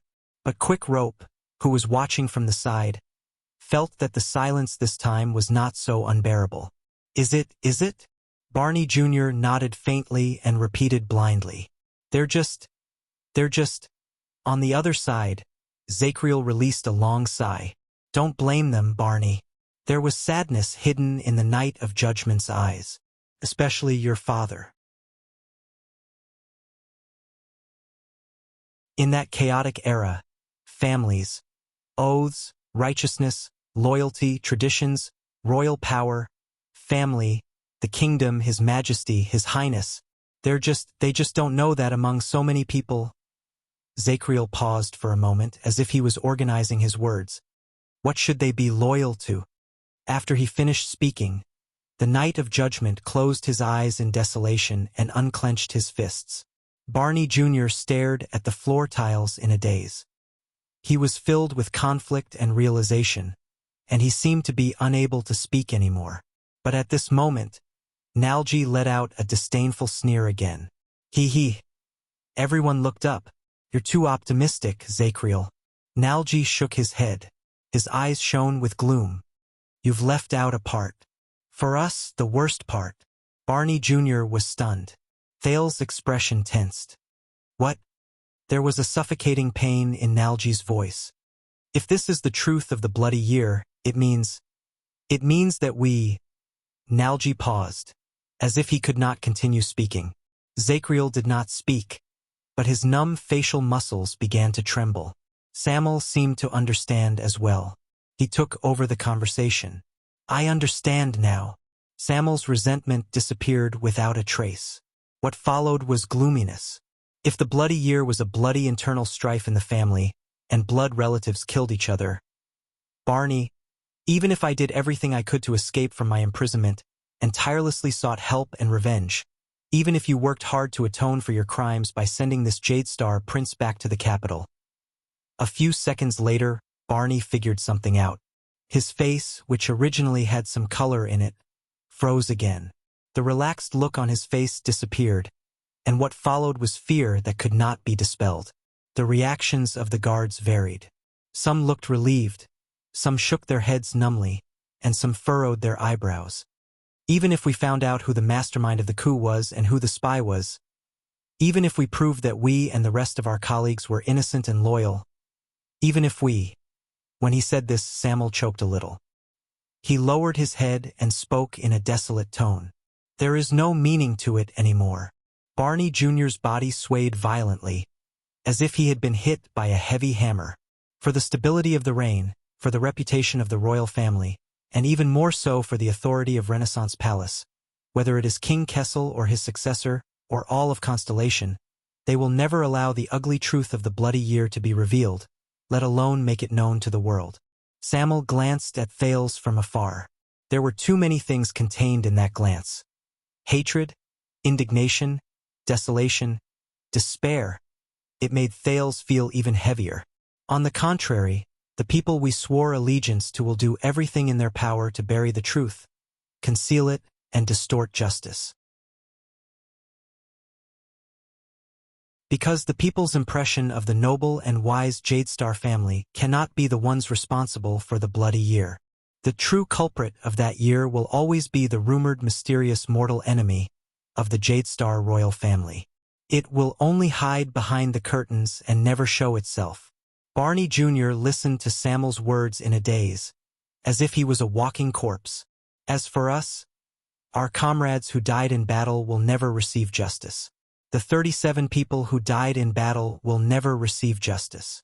The survivors can only bear the stigma of injustice for the rest of their lives. As the royal guards of Constellation, we can only be traitors who colluded with the enemy. Zacriel shuddered violently, as if he had been struck by lightning. His comrades' faces were pale. Their gazes were miserable, as if they were receiving their final judgment. Samuel's words became more urgent, and he became increasingly callous and merciless. We can only be sinners who failed in our duties, and incompetent cowards. We will never reverse the verdict, and we will not rest until we die. Aside from Samuel's voice, the dungeon was terrifyingly silent. Samuel panted for a while before he slowly regained his composure. However, the desolation and despair in his voice could not be any greater. No matter how innocent and pitiful those who do not know the truth are, no matter how loyal lone officials like Barney are, no matter how wrong people like me are, no matter how indignant they are, no matter how miserable and desolate a chess piece like your father is, and how helpless he is, no matter how unfair it is to us, Barney Jr.'s hands began to tremble uncontrollably, because Samuel's gaze was infatuated. Because as the royal guards, we are destined to be sacrifices and scapegoats under the 9-pointed star emblem. Thales listened quietly. He remembered the numb and frozen expression on Kessel V's face when he stood in front of the stone jars belonging to the Jade Star family in the Jade Star family tomb. Single quote, "I do not know how much you know about us, and I do not know what kind of imagination you have regarding the name Jadestar." Thales sucked in a deep breath. He only felt that the air in his lungs had become colder and denser. Zacriel turned his head away, as if he could not bear to listen anymore. No one could see his expression. Samuel looked up. This is why Zacriel would rather keep his mouth shut and say that he was a scapegoat, why Nalji did not want to seek justice, and only wanted to leave quietly, and why today, when the prison was broken and the matter came to a head, everyone pretended to be deaf, dumb, and numb. Samuel said mournfully, "Because they knew that it was meaningless." Barney Jr. looked at his other comrades in disbelief. Many of them lowered their heads in shame when they met his gaze. Zacriel still did not speak. "Barney, for the past 18 years, the things that kept us alive, whether it was clearing our names of injustice, restoring justice, or even the laughable so-called revenge, were all fabricated. All the struggles we did, all the hopes we embraced, all the wishes we placed on ourselves, all the answers we sought. Justice, justice, truth, innocence, freedom." Samuel's words were accompanied by panting. They were intermittent, and there was pain in his words that could not be resolved. All of it was in vain. Barney Jr. turned his head around mechanically. The expression in his eyes became more and more stiff and numb. Samuel sucked in a deep breath and stared at the dark, bottomless corridor. He smiled brokenly and ended his speech. "In the corner of history, we, the former royal guards, are destined to be buried in dust and never see the light of day."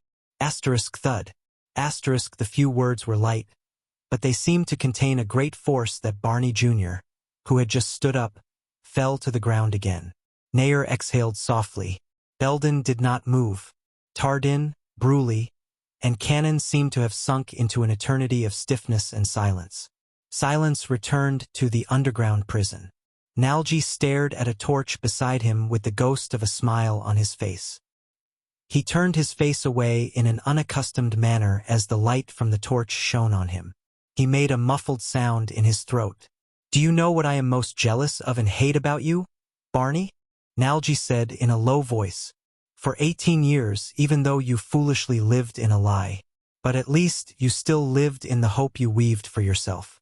In this bottomless underground prison shrouded in darkness, you lived in the only place where light shone." As a soft, muffled sound rose, the torch on the ground was extinguished. Nalji's figure was once again engulfed in the terrifying darkness. Thales closed his eyes gently and did not look at Barney Jr.'s pale face. Constellation's history has never lacked bloodshed. In the past, Thales' understanding of the word bloodshed was still superficial. The scenes he could think of that word were the child beggars in the abandoned houses in Lower City District and the fights between the gangs in the underground world. As his identity changed, his journey became arduous, and his knowledge broadened, whether he wanted it or not. Thales gradually felt the pulse of the bloody year from a different angle.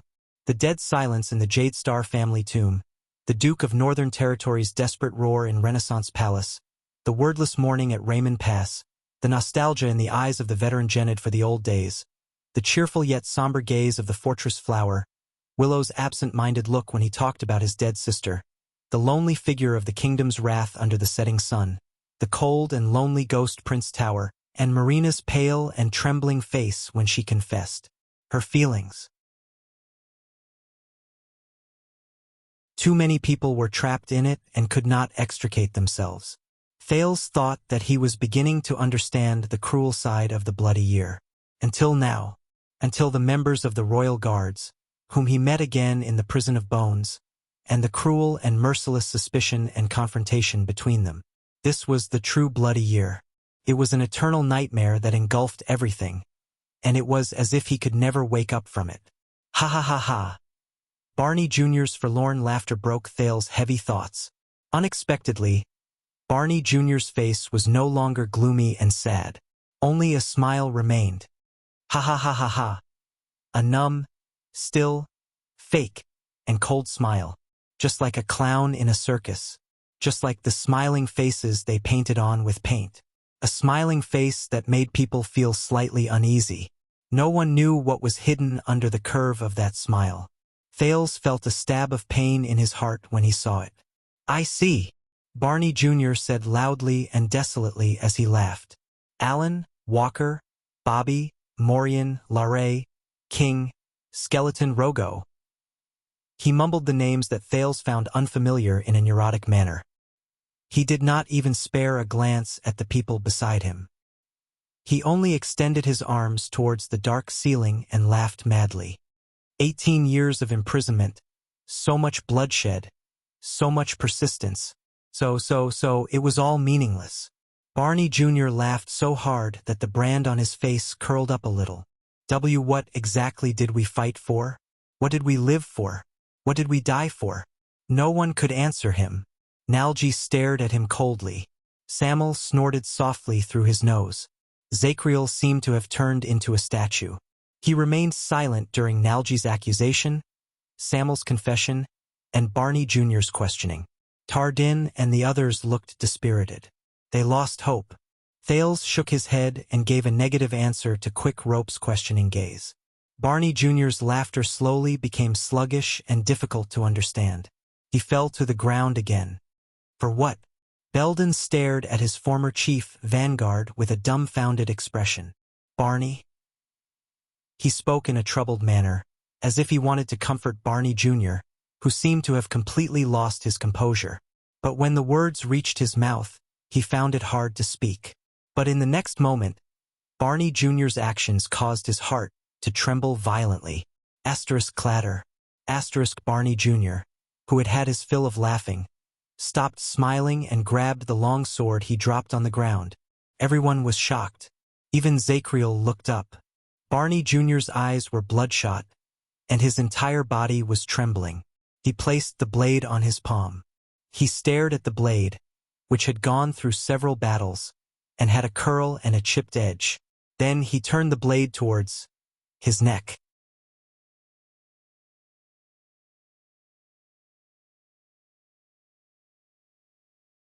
Chapter 466.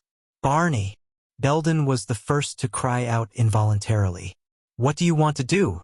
While everyone was in disbelief, Barney Jr. laughed bitterly. He looked at everyone as if he had been freed and resigned to his fate. "What do I want to do?" "Nothing." Barney Jr.'s gaze slowly calmed down, and he looked even more ominous. "My father, you and all of you." Barney Jr. snorted and shook his head slowly. Samuel was right. Everything we did was meaningless. Samuel lowered his head in anguish. Nalji was also right. We already belong here. We can't leave. Nalji snorted coldly. Even Zacriel was right. Some things should never be mentioned. Zacriel's expression was complicated. In this prison, the only person who is wrong and stupid has always been me. Under everyone's horrified gazes, Barney Jr. laughed coldly and said loudly, "I should be buried in the ground for all eternity." Once he finished speaking, his arm moved. Thales sucked in a sharp breath. However, before everyone could cry out in surprise, a figure pounced on him and seized Barney Jr.'s sword-wielding wrist. "No!" Under Thales' astonished gaze, Nair, the former second logistics officer, grabbed Barney Jr.'s chest and wrestled with him while his arm trembled. "No, Barney, no." Nair pursed his lips and shook his head fiercely. He struggled to speak through gritted teeth. Barney Jr. pushed against Nair, who refused to budge an inch. "Let go, Nair. I don't want to hurt you." Belden gritted his teeth and took the chance to sneak behind Barney Jr. "I am the logistics officer of the guards, you know." Nair seemed to be trying to be humorous, but his gaze was almost pleading. "Non-combat casualties are my responsibility." Many people reacted to his words. Barney Jr. was stunned for a moment before he chuckled. "Logistics officer? What? You don't even care about what little dignity I have left." In the next second, Barney Jr.'s expression changed, and he shouted angrily, "Are you going to take it all away?" With hell's senses, Thales saw Barney Jr.'s power of eradication surge. Nair's hand was instantly released, and his opponent turned around and threw him away. Dong! Nair crashed into Belden, who intended to seize the opportunity to launch a sneak attack and snatch the sword. He coughed up a mouthful of blood and grunted in pain. But the moment Barney Jr. grabbed his sword again, a third figure pounced on him and pressed down on his arm. This time, Barney Jr. stared at the person who stopped him in surprise. "It's not that simple, Barney." Nalji sneered before Barney Jr.'s eyes. He seized Barney Jr.'s right arm from an ingenious angle. "After such a long period of torture, you want to escape just like that? Like your coward father?" Nalji said hatefully, "No way." Barney Jr. furrowed his eyebrows at first, then his anger surged. "You..." But Nalji interrupted him. "At least not in front of me." In the next second, against everyone's expectations, Nalji raised Barney Jr.'s arm with a cold smile. He faced the edge of the sword himself. Chi! There was a ripping sound. It was the sound of steel tearing through flesh, a sound that Thales had heard countless times. "No!" Thales cried out in surprise with his eyes wide open. "No, it shouldn't be like this. It shouldn't be." He was not the only one who reacted this way. Most of the royal guards cried out in surprise. Asterisk clang. Asterisk the long sword fell to the ground. Asterisk thud. Asterisk with a languid smile that he had not shown for a long time. Nalji slowly let go of Barney Jr.'s arm. Endless blood gushed out from his neck. It reflected the light from the fire, and it looked like lava in a volcano. The blood made the stunned Barney Jr.'s face turn scarlet. It was as if he wanted to vent all the grievances and resentment he had felt for the past 18 years. Nalji, Cannon, who was in the same cell as Nalji, rushed forward with a roar and grabbed Barney's body. Bruley pounced on him right after. Both of them were panicking. Cannon held Nalji, who was bleeding profusely from his neck. He pressed his palm against the terrifying wound in vain, and he began to mutter in fear. "Help me! Help me! Bruley! No, this is an artery. I can't stop the bleeding, I can't." As he stared at Nalji on the ground, Barney Jr. first froze on the spot like an ice sculpture. He then raised his bright red hands and wiped his cheeks, which were also covered in blood. His face was filled with disbelief. "What is this? What is this?" Barney Jr. started to tremble. Nalji flashed a pale smile, as if he had succeeded. He seemed to want to say something, but when he opened his mouth, he could only gurgle as blood gushed out of his mouth. In the end, with his life that was about to disappear, he shook his head slowly at the stunned Barney Jr. The sudden accident frightened everyone. Quick Rope, who was frightened, pulled Thales back with him. "F***CK. Is this your plan? You want to turn them into dangerous lunatics?" Thales widened his eyes and stared at the scene in front of him. He stared at the blood that was slowly spreading on the ground. He remembered a long time ago when he was in an abandoned house. The blood on Quide's neck was also the same. It was bright red, surging, and did not seem real at all. It was like bright paint. It was all over his head and face. Or maybe they have been crazy for a long time, and you just dug out their madness. This? Quick Rope stared at Nalji in disbelief, who only wanted to die. Thales trembled. "No. This isn't what I want. But they want to commit suicide?" Thales thought in a daze. No. Maybe Mr. Wu. She took you for a ride that day. Maybe she went to. At that moment, the terrifying red blood seemed to have surpassed the ground. It rose like a tidal wave and surged towards him. It swallowed him whole. In the dark dungeon, Samel, Tardin, and even Zakriel were shocked. They stood dumbfounded on the spot, not knowing how to react. Then, another panicked shout attracted their attention. Nair, you! What's wrong with you?" Belden cried out in terror. Everyone turned their gazes. Nair, who was thrown over by Barney Jr. earlier, was lying in Belden's arms and coughing in pain. His chest was covered in bright red, and the color deepened as he coughed up mouthfuls of blood. Ahem, it's not him. Nair forced a smile and shook his head. It's just that. I was slightly injured when I fought against those mercenaries just now. Belden hugged him tightly and watched in anguish as the blood in Nayer's mouth flowed deeper and deeper, and the amount of blood that flowed out of his mouth decreased. No! Belden's expression slowly became one of despair. Don't worry. It's internal bleeding caused by a heavy blow. Nayer shook his head in anguish. There was a man who used a sledgehammer. I couldn't dodge it. At that time, I felt that something was wrong. Tardin walked forward in disbelief and knelt down beside Nayer. Thal's mind was blank. He could only stare at the two lives that were about to disappear before his eyes. No, Nayer, Nalji. Why? Barney Jr. looked at Nalji, who was lying in a pool of blood on the other side. Then at Nayer. His face was contorted, and he could not help but retreat. His words were filled with sobs. Why? Nayer smiled bitterly and coughed up another mouthful of blood. You know, after all, we are not like before. Not like before. Before. Barney Jr. groaned in pain. He bent down and held his head in his hands. Ha! Now! On the other side, Nalji, whose life was continuously draining away, tried his best to speak. With a languid smile, he could only mutter a few words. Even now. Barney Jr. trembled and knelt on the ground. No, you can't do this to me. You can't?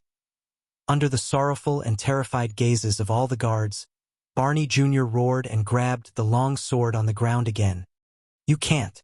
However, in the next second, Barney Jr. staggered. He tried his best to regain his footing and tried to find the thing that affected his balance just now. But Barney Jr. did not manage to react. He only stared at his hands in a daze. The long sword had mysteriously disappeared. Where's the sword? Where's my tool to free myself? Asterisk clang. Asterisk the dull sound of metal clashing against metal rose. The long sword fell on the ground in a strange manner, attracting everyone's attention. On the other side, Thales panted non-stop. He withdrew his right hand with a pale face. The intense pain in his body spread again. No, never. Never. His body went limp. Quick rope held him tightly so that he did not fall. But in the next moment, before everyone noticed that something was off, a figure who had not moved for a long time rushed forward. Asterisk thud. Asterisk there was a loud explosion. The attacking figure punched the side of Barney Jr.'s face with a right hook. He then tripped Barney Jr. with his knee and tripped him on the ground. The figure knelt down abruptly. He pressed his arms against Barney Jr.'s shoulders and pinned him to the ground. No, the attacker hissed. When he saw the person in front of him clearly, Barney Jr.'s pupils shrank. He roared in indignation. Zacriel! Barney Jr. roared and broke free from the grip on his shoulders. He straightened his upper body desperately, grabbed the back of Zacriel's neck, and delivered a fierce elbow strike. But the Knight of Judgment did not dodge. He only raised his left arm and took the elbow strike head-on. The clear sound of bones cracking rose from Zacriel's left arm. The Knight of Judgment shuddered slightly. In the next second, the bloodless Zacriel seized the opportunity to grab Barney Jr.'s right arm. He exerted force with both hands. Asterisk crack. Asterisk there was another clear sound. With his broken right arm, Barney Jr. lay on the ground again with a cry of pain. Barney Jr. held his useless right arm and hissed in pain. He could no longer pick up his sword. Zacriel held his badly injured left arm. He swayed for a moment, then fell backwards with a pale face. Everything happened in the blink of an eye. In just a few seconds, the battle was over. Even Samuel, who had picked up his weapon at the first moment, could only stare at the scene in front of him in a daze. Why?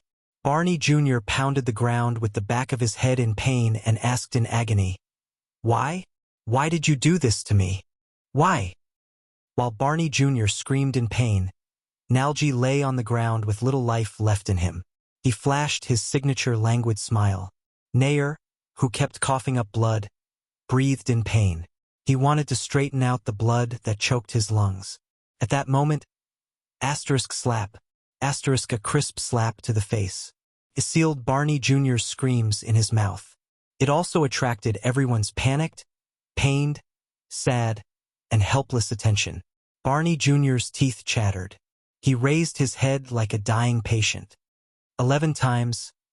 No. It was Zacriel. With wounds all over his body, he lay beside Barney Jr. He gritted his teeth and squeezed out a few words. 11 times. No more. His words trembled, and his tone was sorrowful. Barney Jr. seemed to have sobered up a little. He stared blankly at Zacriel, who was convulsing. What, 11 times? Zacriel inhaled laboriously and exhaled even more laboriously. Then he slowly raised his head. He exposed his face to the light of the fire. Asterisk drip. Asterisk a tear rolled down from his wrinkled eye socket. It was silent, but it could not be ignored. Zacriel knelt on the ground and raised his empty hands. His face was covered in tears. Enough, he said in a daze. At that moment, the dying Thales, who was tortured by the aftereffects of mystic energy, was stunned. Zacriel, the Knight of Judgment, strong, steady, determined, callous, unparalleled, unstoppable, unshakable. That was his impression of Zacriel. But now he had never seen Zacriel like this. A weeping Knight of Judgment. Everyone fell silent. They stared at their watchman in disbelief. 11 times. Zacriel sobbed and trembled like a child who had done something wrong. He was filled with remorse and pain. Year 86 of the calendar of eradication. John I passed away on his journey. The 3 stars under him fought for the throne, and internal strife lasted for years. His tear-filled eyes stared into the air. From then on, the royal guards served their masters. Their comrades fought against each other with swords. Nalji's breathing quickened uncontrollably. Nayer's coughing grew softer and softer. No one knows that in the Watchman's records, the royal guards of Constellation have already experienced 11 divisions and internal strife in the past 600 years. Zacriel closed his eyes in pain again. His hands trembled as if he was holding a huge rock weighing 10,000 kilograms, but at the same time, it felt as if he was holding nothing at all. The royal guards, 11 times in total, fratricide. Thales' gaze froze. I beg you, enough? Zacriel turned his head around. With a sobbing tone, he begged everyone in front of him like a broken patient. Don't. I'm bleeding. The dungeon was getting darker and darker. There was only one torch left, and it was still burning, as if it didn't have much time left. It was waiting for the darkness that would eventually come. Sam'l stared at him in a daze. Belden stared at him in shock. Tardin stared at him in grief, and Bruley stared at him in grief. Barney Jr. stared at him with an incredibly conflicted look. Thales struggled. He supported quick rope and used all his strength to stand up.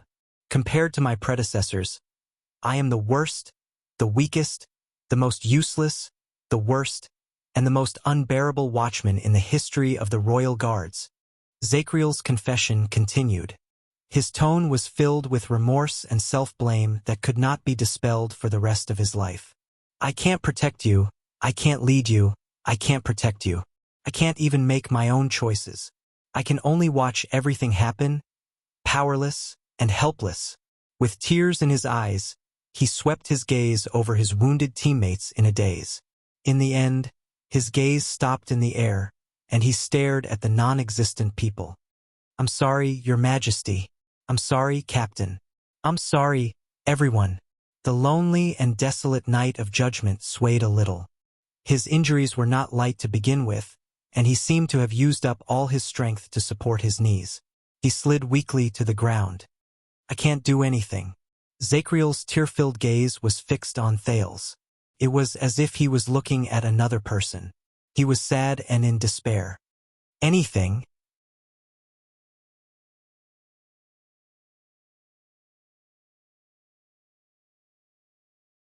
Chapter 467.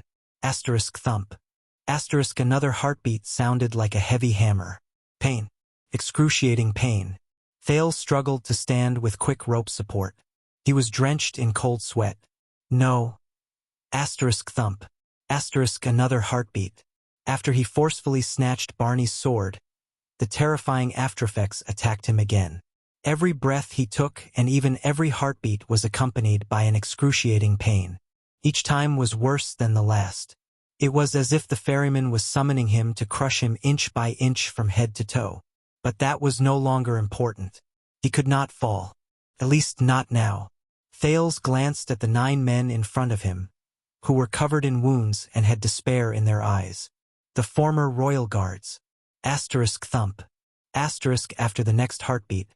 The nearly exhausted sin of Hell's River surged again, as if it had been saved from a desperate situation. It filled his limbs and surged towards his heart, which could not bear the heavy burden, and his body, which was on the verge of collapse. An unfamiliar yet familiar fluctuation attacked him, and the scene of him fighting against the Star Killer on the night of Dragon's Blood appeared again. The sin of Hell's River began to consume a large amount of energy to speed up the regeneration and recovery of the damaged tissues in his body. It was accompanied by an infinitely magnified pain. Thales began to tremble uncontrollably. But unlike before, when he listened to Zachriel's confession, Barney Jr.'s sobs, the sound of Nalji gulping down blood, and Nayer's increasingly chaotic breathing, Thales suddenly realized that he could ignore the pain that had once made him wish he was dead. Zachriel's words rang in his ears like it was a lifetime ago, but they were incredibly clear. The royal guards served their masters, and comrades fought each other with swords. A total of 11 times, they fought against each other. Asterisk thump. Asterisk the night of judgment stared blankly into the darkness in Thales' increasingly dim vision. I can only watch as everything happens, powerless and helpless. I'm sorry, Zachriel said emptily. I can't do anything. Thales subconsciously tightened his grip on Quick Rope's arm and closed his eyes. The sin of Hell's River was like a beast that had found its prey, continued to roar in his body. But at that moment, Thales seemed to have returned to that night in the abandoned house. He lay powerlessly on the dilapidated floor. He heard Quide's maniacal laughter. Kellett, Ned, Ursula, and the deceased child beggars floated in the air, looking at him expressionlessly. He watched as Quide walked past Thales and walked towards the weak and trembling Coria. And he could only watch helplessly as everything happened. Nothing could be done. Thales clenched his fists. Can't do anything? No. There seemed to be a voice whispering in his heart. No. Thump. As if he was ordering his body, Thales trembled and let go of Quick Rope. He stood up straight in pain. The chaos and blood in Dragon Cloud City that night flashed across his mind. Do anything. No, do it. He suddenly understood. What he learned from Taurus teachings was not just the use of mystic energy, the mystic's contactor, or the thing stage. It was something more important. Thales' eyes flew open. No. The youth's calm and resolute voice attracted everyone's attention. Quick Rope stared in surprise at the Prince of Constellation, who had relied on him to stand steadily just a second ago. At that moment, he was drenched in cold sweat as he walked forward. This has nothing to do with what we can or cannot do. Thales staggered over Barney's sword and picked up the extinguished torch from the ground. He swung it in the air so that it could burn fully again. The light illuminated the dark storage room. Zachriel looked at him blankly. Barney Jr. was still lying on the ground, sobbing silently. Nalji, who was hovering at the edge of death, gradually lost focus. Nayer's coughs became soft and silent. Instead, it depends on whether we have made the right choice when the time comes. Thales inhaled with all his might and forced himself to lock the aftereffects of mystic energy and the pain from the sin of Hell's River's treatment outside of his consciousness. He held the torch and walked towards the dark pool of blood in front of him. No matter what you plan to do now, it's too late. Samuel snorted softly. His tone was filled with endless sorrow and mockery. This is the truth. Thales shook his head and continued walking forward. Blood from Nalji's neck stained the soles of his shoes. It was just like that night when he stepped into the pool of blood in the abandoned house. Everyone's gazes were focused on the prince. Thales gasped as he stepped into the pool of blood. In the next second, the pain in his body suddenly increased. The teenager slipped. He could no longer support his weak body and knelt on one knee in front of Nalji and Cannon. "Thales!" Quick Rope cried out in surprise, but he was stopped by the prince, who raised his hand resolutely. "Now, at least." Thales panted and took a few steps forward on his knees to get closer to Nalji. He met the man's almost dry gaze. "We can still do one last thing." "One last thing?" Quick Rope was stunned for a moment. "Idler Nalji of the Defense Division, right?" Thales endured the waves of pain and looked at the man in front of him, whose life was slipping away. With Cannon's support, Nalji glanced at Thales with a blank expression. Blood from his neck gushed out continuously through the gaps between Cannon's trembling fingers. Then, Nalji shifted his gaze away while trembling. He avoided Cannon's gaze and looked weak, as if he did not dare to face the teenager with the surname Jadestar. I know what you've done." Nalji shuddered slightly. The light from the fire illuminated Nalji's face, which was about to leave. His face was sallow and dry, and it was wrinkled with despair and pain. Thales gritted his teeth and squeezed out a calm smile as he watched Nalji's neck bleed profusely. He tried his best to make his words sound calmer. "You participated in the conspiracy and civil strife. During the chaotic era, you wavered between your family and the royal power. In the end, you chose to deny the late king and pledge your loyalty to another Jadestar. You chose the future he represented. You were stained with a blood debt that cannot be washed clean, including that of your fellow guards." Nalji began to tremble while he lay in Cannon's arms. His eyes, which were already dark and gloomy, swept over Thales. They were filled with regret and pain. Thales watched him calmly. The sorrow in his heart momentarily overshadowed the pain in his body. "You paid the price for this. You were tortured by your conscience. You wore the brand of sin on your face amid guilt, indignation, and resentment. You struggled for half your life." The teenager sighed. "You wasted your time." Nalji opened his mouth in pain, but he could only make gurgling sounds as blood flowed from his throat. His gaze as he stared at Thales became more and more desperate. The guards stared at the prince with different gazes. Some of them were desperate, some were miserable, some were indifferent, and some were empty. But Thales ignored them. He only smelled the stench of blood that filled his nostrils. He stared at Nalji, who lay in a pool of blood, as though he wanted to stare at his only remaining soul. "But I also know." Thales forced out a weak smile. "I know that you refused to plead guilty and were imprisoned because of your own selfishness, but because you wanted to carry out your choice and cover up the Jadestar royal family's scandal. That might have been a sad but respectable choice." When he finished speaking, the guards' expressions changed slightly. Cannon, who was still holding Nalji, even raised his head in surprise.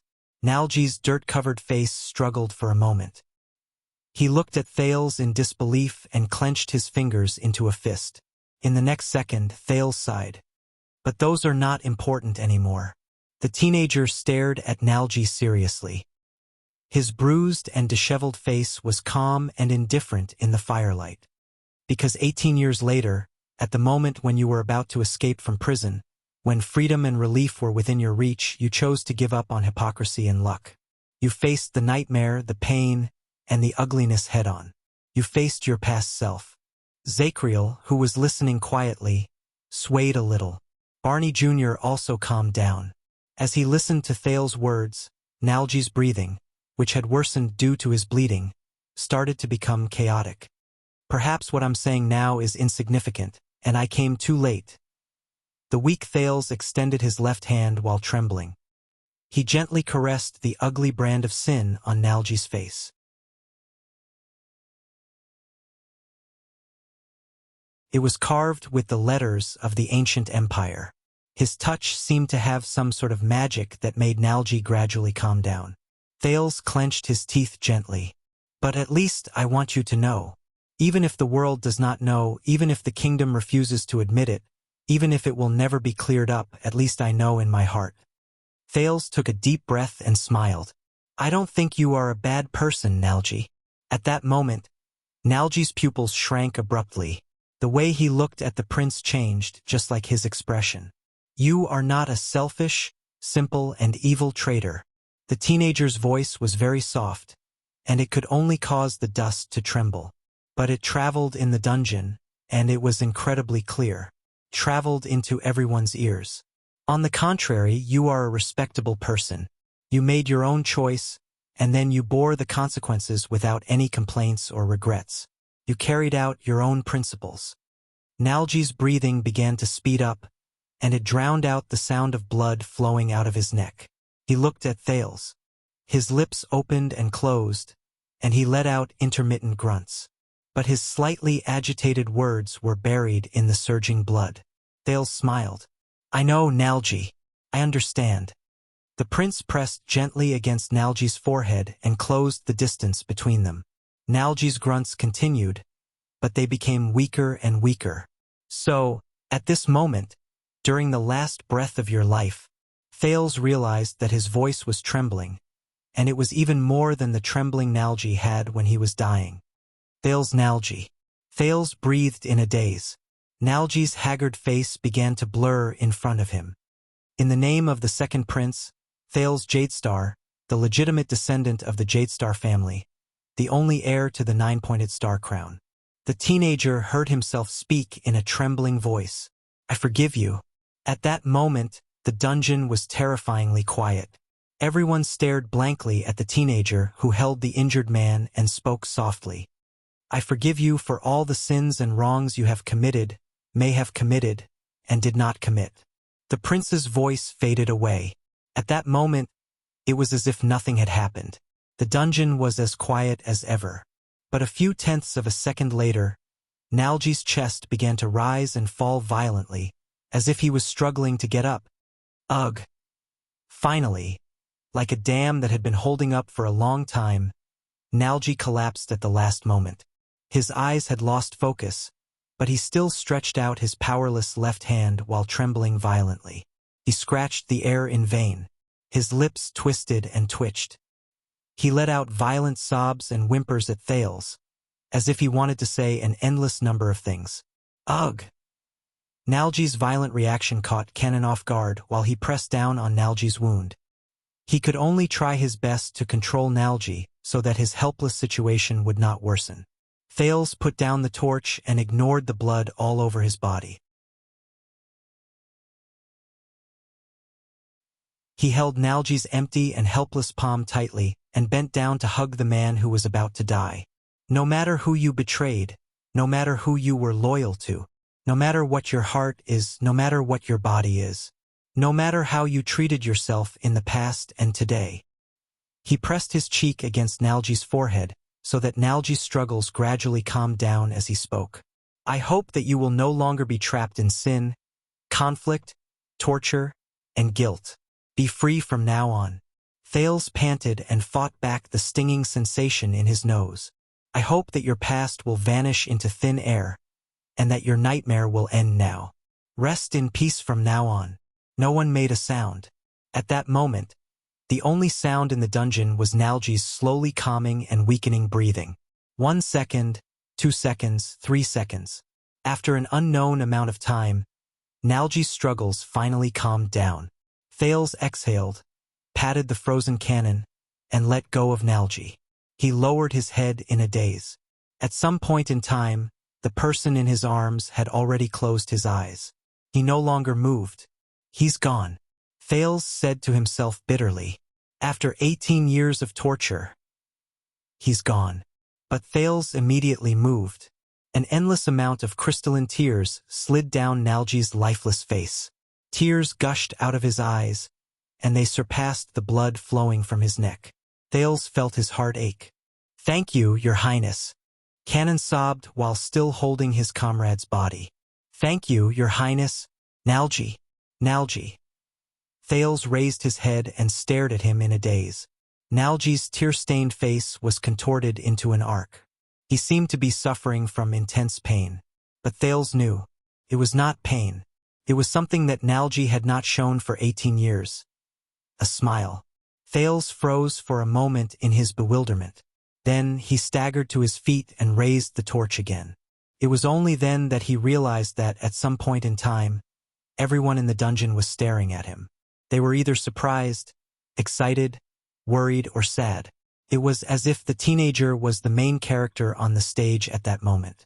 Even Zacriel stared at Thales in a daze. He did not move. Quick Rope was silent. There was a hint of meaning in his gaze as he stared at Thales. Thales took a deep breath and moved his gaze away from Nalji. He walked to the other side. He did not know whether the aftereffects of his mystic energy had let him go, or whether the sin of Hell's River had finally recovered. The pain in his body began to become numb, and it was not worth mentioning in his current state. With weak steps, Thales approached Belden, who was still holding Nair. Nair coughed in pain. As he stared at Thales, his eyes reflected the light from the fire and brightened. "Your Highness, we—" As he watched Nalji, who was no longer breathing, Belden suppressed the emotions in his chest. He was just about to speak when Thales raised his right hand and stopped him. "Wait!" The teenager shook his head. Belden immediately closed his lips. He did not show any objection. It was as if this was his duty. Perhaps they were affected by what happened just now, but no one wanted to interrupt Thales. Just like before, Thales knelt on one knee in front of Nair. He stared at the man who was still smiling at that moment and coughed continuously. A large amount of internal bleeding after a blunt blow. "As a logistics officer, I know this very well," Nair said with difficulty. His face was pale and he was drenched in cold sweat. Belden, who was beside him, could not bear to watch. He closed his eyes. Thales stared at him with grief. "Sazel Nair, second logistics officer," the teenager said seriously. Nair subconsciously pushed Belden, who was holding him, and puffed out his chest. He seemed to want to be more appropriate. The prince spoke softly. "I don't know what you have experienced over the past 18 years, but I know that what happened to you was not fair." Nair stared at the prince calmly. His heavily injured body gradually became numb. Thales suppressed the resentment in his chest. "It has been 18 years. You have suffered injustice and pain, and you have borne the consequences that are not commensurate with what you have done. I know that you have nowhere to complain about the injustice you have suffered, that you cannot speak of your pain, and that the justice and innocence you deserve may never come." As he listened to the prince's words, Nair's gaze gradually became unfocused, and grief filled his eyes. But Thales held his palm. Nair's palm was very cold, as if his blood had never flowed through it. "But you, logistics officer, please do not worry." Thales' tone fluctuated slightly. "Because at least I will remember your innocence and righteousness." Nair's cold palm began to tremble. "I will remember that there was a person who, no matter how much pain and injustice he suffered, whether it was in the past or now, whether he was alive or dead, believed and cherished his comrades from the beginning until the end, and never wavered." Nair's vision was already very blurry, but he tried his best to smile at the prince. This made Thales feel rather gratified, and it made his heavy heart slightly ease after he experienced Nalji's death. Thales took a deep breath and suppressed the sadness at the bottom of his heart. "Sazel Nair." As Thales spoke, he pressed his forehead against Nair's. "May Hell's River have a smooth journey." Thales said softly, "May you rest in peace." Nair's body trembled slightly, even though he did not have much vitality left. The dungeon was still very quiet. But at that moment, "No, your highness." Thales let go of Nair and stared in surprise at Nair, whose face was covered in tears, but he still spoke up to refute him. "We swore an oath." Nair shuddered. His lifeless eyes stared at the empty ceiling, but there was a tearful smile on his face as he spoke laboriously. "As the Emperor's Praetorian Guards, our souls will not enter heaven, nor will they descend to hell. Instead, they will be forged in the mighty empire." "Souls?" Thales was slightly stunned. Nayer's smile became even brighter as tears fell from his eyes. Thales felt a pang in his heart. Just like my brothers in the past. Nayer could no longer see the scene in front of him clearly, but he still used what little strength he had left to turn in everyone's direction while trembling. Cecil Nayer, 2nd Logistics Officer of the Royal Guards. Asterisk thud. Asterisk he laboriously clenched his right fist and punched his chest. He did not care about the heavy burden and pain this action brought to him. Thales looked at him in surprise. He suddenly realized that the guards around him, be it Zachriel, Barney Jr., Belden, or Samuel, had subconsciously puffed out their chests and put on stern expressions. It was as if they were attending the most solemn occasion. Everyone, Nayer widened his eyes, which only served to reflect the darkness, and spoke hoarsely. My sword is broken. My mission is complete. He seemed to be forcing his weak lungs to breathe as he tried his best to squeeze these words out of his mouth. His words were articulate and his tone was firm. Every word caused the guards to tremble. Nayer sucked in a deep breath. I have fulfilled my duty. I have fulfilled my duty. Halfway through his sentence, Nayer's breathing stopped, and he panted a few times. But Nayer recovered and quickly continued. I will rest by the Emperor's side. The dying Nayer's words came to a halt, and he released his fist from his chest. No. Nayer shook his head. He trembled as he touched Thales' disheveled face. Thales lowered his head slightly and placed his cheek on Nayer's palm. Nayer touched the prince's face and cast a profound glance in Thales' direction. In the next second, Nayer put on his palest and most gentle smile. He said firmly, I will rest by the Emperor's side. My sword is broken. My mission is complete. I have fulfilled my duty. I will rest by the Emperor's side. The prisoners listened to his last words in a daze. They were either touched or sighed. Nayer stared at the air and tried his best to hold his breath, as if he was waiting for something. Finally, as rustling sounds rose, the ashen-faced Barney Jr. looked as if he had just woken up from a nightmare. He hugged his aching right arm, pressed it against his chest, and leaned against the wall. 2nd Logistics Officer, Cecil Nayer. You have fulfilled your duty. Barney Jr. suppressed the change in his voice as he spoke in a hoarse voice. You will rest by the Emperor's side. Finally, Thales saw Nayer's pale smile relax, as if he had let go of a burden. Thales raised his head and saw all the guards pressing their hands against their chests at the same time.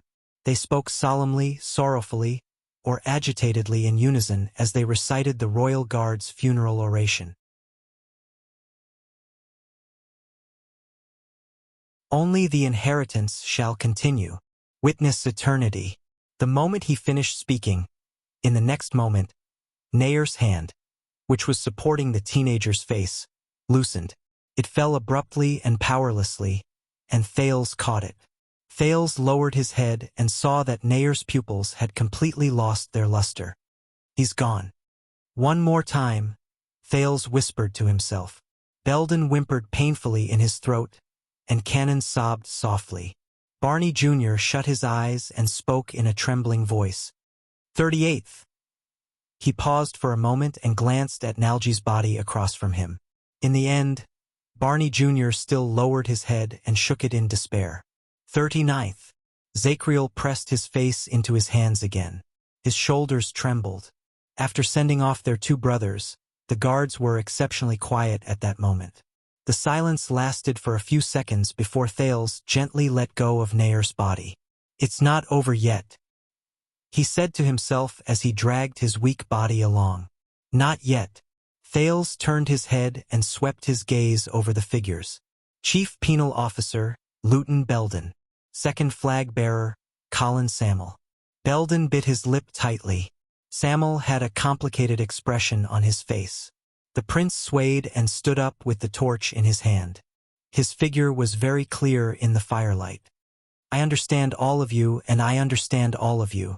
Thales spoke in a hoarse voice. But I don't have my father's power, and I don't have his status. I can't absolve you, clear your names, or plead for you. As he spoke, he swept his gaze over Barney Jr., who was completely disheartened and silent. I also know my father's personality. Even if I return to Eternal Star City, I will still have no power or influence. What I say is worthless and even meaningless." Belden's expression was solemn. Samuel shook his head and sneered. "I can't erase your brand, clear your name, change your circumstances, or mend your wounds." Thales sucked in a deep breath. "But at the very least I can only speak to you as Thales Jadestar." He lowered his head and said quietly, "I'm sorry." Belden and Samuel moved at the same time. "Just like Nair, I know of your grievances, I know of your pasts, and I know of your innocence." Thales tried his best to make his tone sound calm and sincere. "I also know of your persistence, and I will remember it for the rest of my life, no matter what others are like." At that moment, Belden tried his best to squeeze out a miserable smile and shook his head. Samuel's eyes sparkled, and he stared at the prince with an indescribable gaze. "Just like Nair, your names have long since been cleared from my heart." Thales tried his best to get rid of the sadness in his heart and curled up the corners of his lips. "You are excellent royal guards. Thank you." Belden's voice froze, and he could not speak. "Your Highness." Samuel turned his head away and sank into the darkness. His expression could not be seen. Thales forced himself to smile, and with his weak body, he turned to the other three people again. "The cavalry scout of the Vanguard Division, Jonah Cannon. The guard of the Defense Division, Sol Bruley. And you, Gutty Tardin, who comes from a noble family." When his name was called, Cannon shuddered while he held Nalji's body. He did not dare to raise his head. The huge Bruley whimpered in pain. Tardin even turned his head away in shame. "You were involved in the conspiracy and chaos that year. You even participated in it. You participated in the blood war that year, and caused the royal family to suffer an unexpected disaster. The kingdom suffered a great disaster, and your sins cannot be erased." The three of them became even more dejected. Cannon buried his face in Nalji's body, and he sobbed non-stop. Bruley knelt on the ground with a dazed look on his face. Tardin bit down on his lip, and he seemed to be prepared. Thales looked at the three people. The emotions in his heart were incredibly complicated, and they were difficult to describe. But in the end, he still took a deep breath and shook his head. "But," Thales put on a faint smile, "I forgive all of you." There was a deathly silence. Belden widened his eyes. Even Samuel furrowed his eyebrows. The three people involved, be it Tardin, Bruley, or Cannon, were completely stunned at that moment. "Your Highness," Tardin said subconsciously. Thales did not let him continue. Instead, he looked at Nalji and Nair's bodies and said faintly, "Just like Nalji, you made your own choices among the many paths you took. And today, things remain the same, but people have changed. It is no longer important to look back on the rights and wrongs of the past." When Thales finished speaking, Tardin shuddered a little. The prince spoke calmly without a hint of resentment or disdain in his tone. "More importantly, you have already paid the price, be it the death of your brothers and sisters, the punishment of your conscience, or the guilt and nightmares that will accompany you for eternity." The three of them still stared at Thales in disbelief. "And I have also seen what kind of people you are. No matter what choice you made in the past, today, you did not let Zacriel bear the sin alone. Instead, you faced your past, stood up, and admitted what happened in the past." Quite a number of people looked at Zacriel, but the heavily injured Knight of Judgment still did not say a word. Thales sighed. "And today you saved my life. Even though you know the truth, unlike Barney, you know very well that this will not allow you to be pardoned." As he spoke, Thales felt the pain in his body disappear completely. He did not know whether it was because time was up or because the power of eradication took effect. Only weakness, absent-mindedness, emptiness, and an unprecedented sense of relief, as if a heavy burden had been lifted. Thales looked up and tried his best to smile. His voice was hoarse. "So, I forgive all of you. I forgive all of you. I forgive all of you. I forgive all of you from the torture of the past, and I forgive all of you from eternal guilt. I hope that all of you will be reborn at this moment. This is my choice. The voice in Thales's heart whispered. Compared to power and status, this is what I should truly cherish, care about, and hold on to. This is my true anchor. Silence. The silence lasted for a few seconds. Only sparks and breathing could be heard. Finally, Cannon was the first among the three of them to break down. He placed his hands on the pool of blood on the ground and cried bitterly. Cannon's reaction seemed to have opened up something. Then, Tardin knelt on the ground and covered his face in pain and regret. Your Highness, he sobbed uncontrollably. Brulee's lips quivered, but he did not make a sound. He only shut his eyes deeply and lowered his body and head as low as possible in Thales' direction. Sam'l sighed. Belden put down Nayer's body and stared at Thales. Thales smiled at them. I'm sorry. I can only say these words in my own name. After all, I am not the king. This is all I can do. He added dejectedly. Belden shook his head and met the prince's smile with his most grateful and restrained one. No, what you did was far more than that. More than that. Once he finished speaking, Thales sucked in a breath and looked at Barney Jr. on the other side. Quick Rope, who stood by the side, watched everything in a daze. Two bodies lay peacefully on the ground in the dark dungeon. Zacriel knelt on the ground in a daze and stared at Thales. Barney Jr. leaned against the wall indifferently and did not move. The other 5 prisoners were in a sorry state. They were either agitated, sad, weeping with their hands on their heads, or sighing while kneeling on the ground. Only the teenager who held the torch stood among the crowd with a relieved smile on his face. His thin and weak figure, under the illumination of the fire, seemed tall and strong. What is he doing? Sam'l, who stood by the side, mumbled to himself in a daze. Belden heard what he said. He did nothing. The penal officer watched Thales walk towards Barney Jr. He spoke softly, and at the same time, there was anguish and hope in his voice. He just raised the torch. Then, Belden stared at Thales from afar and said quietly in his heart, "Light up the darkness around us." In the next moment, Belden could no longer control himself. The warrior, who was tough and fierce on the battlefield, turned his head around abruptly. He covered the tears that gushed out of his eyes. End of this chapter.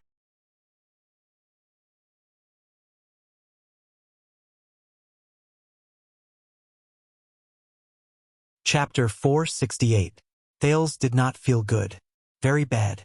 The rising and falling soreness in his body, the cold that caused his joints to tremble, the hunger that seemed to burn through his stomach, the pain and numbness from his old and new wounds, and the dizziness and fatigue that caused him to use up all his energy.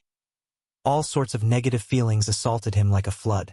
The royal guard's sobs and gasps seemed to echo faintly in his ears. It was so stimulating that Thales' vision began to fluctuate. The sin of Hell's River, which had always been restless and unruly, was now lying dormant like a seriously ill beast, refusing to give him any more help. Thales knew that this might be the side effect of the sin of Hell's River's recovery ability, or the side effect of abusing mystic energy, or even the alchemy ball exploding. He had already tortured this young body too much, but he had no choice. No. Under Quick Rope's worried voice and Belden's nervous gaze, the teenager used all his strength to stand firm, but he could not fall down. In his daze, Thales, whose body and mind were equally heavy, waved his hand and rejected the other's help. Not yet. He bit down hard on the tip of his tongue a few times, causing himself to shiver. It was as if he could absorb enough strength from the almost numb pain and focus his mind. In a different kind of silence, Thales turned around laboriously with the torch in his hand. He looked at the man who sat against the wall with a desolate and dejected look on his face while he held his injured arm. Following Thales' gaze, the others also turned to the pitiful man who did not say a word and only stared blankly at the 2 corpses. Belden's bloodshot eyes were fixed on the man, as if he was expecting something. Cannon and Tardin's expressions were filled with shame, as if they did not dare face the man. Sam'l's gaze contained an indescribable meaning.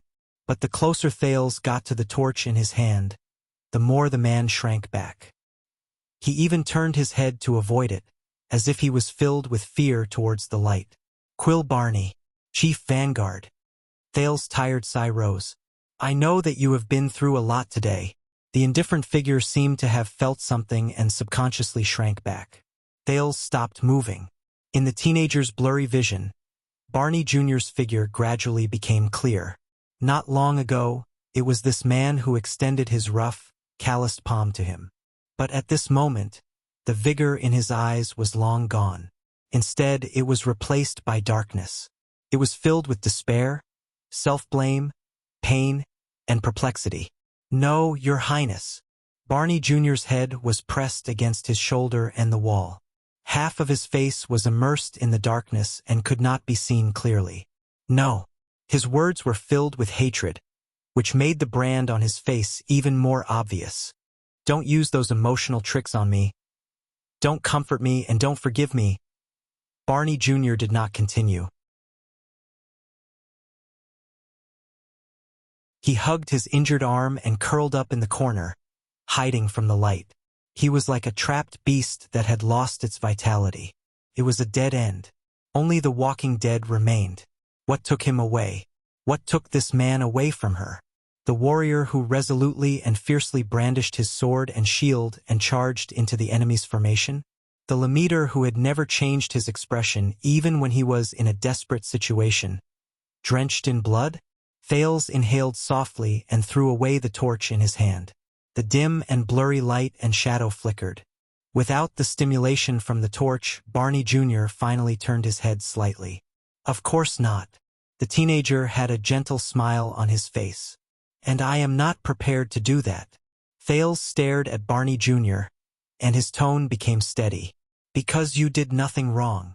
The trembling Barney Jr. was stunned for a while. The underground prison became quiet. Then Thales continued to speak.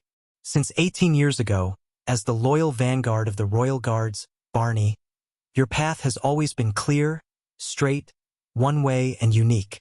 You live in the purest world. You only need to be yourself and protect your companions. You never need to choose between two difficult choices. Barney Jr.'s gaze slowly froze, but he did not move. The teenager turned to the other people in the underground prison. His tone was deep, and he seemed to sigh. Unlike them, Zachriel stared at the two corpses on the ground. His gaze was unreadable. Samuel lowered his head deeply, as if he was indignant. Unlike Nalji, who was filled with remorse and guilt. He yearned for peace in his heart, but could not find it. Canon, Bruley, and Tardin each had a troubled look on their faces. Unlike Nair, who felt like there was a fishbone stuck in his throat when he learned the truth. He was tormented by hesitation and could not speak. Thales stared at Barney Jr.'s expressionless face. In the end, he sighed. Unlike your father. Father. The moment that word left his mouth, Thales saw Barney Jr. shudder violently. The prince sighed in his heart. So, you think that your father should have told you the truth back then, right? Thales watched Barney Jr.'s struggling and changing expression. He said softly, the problem is, if he had been honest with you, what would you have done? What would you have chosen? If he had told me the truth. The outline of Barney Jr.'s face contorted under the firelight on the ground. But in the end, the vanguard still turned his head around stubbornly and indignantly. He faced the wall and avoided the light. He did not say a word. He only exposed the ugliest brand to the firelight. Thales calmly watched Barney Jr.'s reaction. He continued, I guess. Would you listen to his difficulties, stand with him, and be like him, fight to the death in front of the palace gate without returning, and be buried with your choices and sins? Would you bear the blood debt of regicide and sleep eternally? Barney Jr. still turned his head away without saying a word, but the brand on the side of his face twitched inexplicably. Thales' tone became heavier. Or would you be loyal to the late king and stand against him? Would you be disappointed, sad, puzzled, angry, and pained when you met him with weapons, And would you destroy your own family in the name of justice? Would you carry your father's name and live a nightmare? The outline of Barney Jr.'s face twitched. Visible veins popped up on his fists. Thales chuckled softly. Or would you lose yourself in confusion and hesitation, refuse to accept reality, and run away alone to escape everything that is about to happen, just like you are now? Would you live your days in chaos with the guilt of a coward? The teenager's gaze shifted to the sword Zachriel had snatched from Barney's hand. Or even, die and be done with it? Die and be done with it. The vanguard shuddered while he hugged his injured arm and avoided everything. He seemed to be unwilling to give up. He only uttered a few vague words. It doesn't matter anymore. But Thales did not let him continue. I think this is his worry and his fear. The prince's voice became downcast. He knows you and understands you. That is why he is afraid. He is afraid that when you know the truth, when you know his choice, you will not have any other path to take. Thales looked disheveled, and he looked exhausted. Only his eyes were bright and spirited. I think this is also the tacit understanding and agreement between your father and your brothers who kept you in the dark for many years. Barney Jr.'s breathing stopped for a few seconds. He was stunned. He ignored the serious injury on his shoulder and arm. He turned his head around again and looked at Tardin and the others. But they all lowered their heads and avoided his gaze. Thales ignored Barney's confused and pained expression. Instead, he stared into the distance, which did not exist, and sighed softly. Your father did not intentionally betray and deceive you, Vanguard Barney. He did not place bets on both sides and curry favor with you in the middle, as Nalji said. There was regret and sorrow in the teenager's voice. The truth is, he loved you. He wanted to protect you. Thales paused for a moment, and Barney's breathing became increasingly erratic. I don't know how to express it. The prince's voice was steady, but there was a profound meaning to it. There was an indescribable emotion in it. So, he made the choice for you. No one knew that at that moment. Thales clenched his fists tightly. The choice you made. Barney Jr.'s thoughts stopped for a moment. The vanguard was in a daze. In his distant memories, the familiar figure that often visited his nightmares for the past 18 years appeared again. That sturdy, tough, stubborn figure that he thought would never fall. And the voice that used to be there, solemn, forceful, and earnest. Your grandmother wrote, she wants you to go back. I think it should be your choice. Barney Jr.'s gaze was unfocused in the firelight. Make a trip back. The choice is yours. Barney Jr. subconsciously hugged himself tightly and shuddered. An inexplicable fear rose in his heart. But in the next second, what he heard was a voice that was rarely heard from the other party.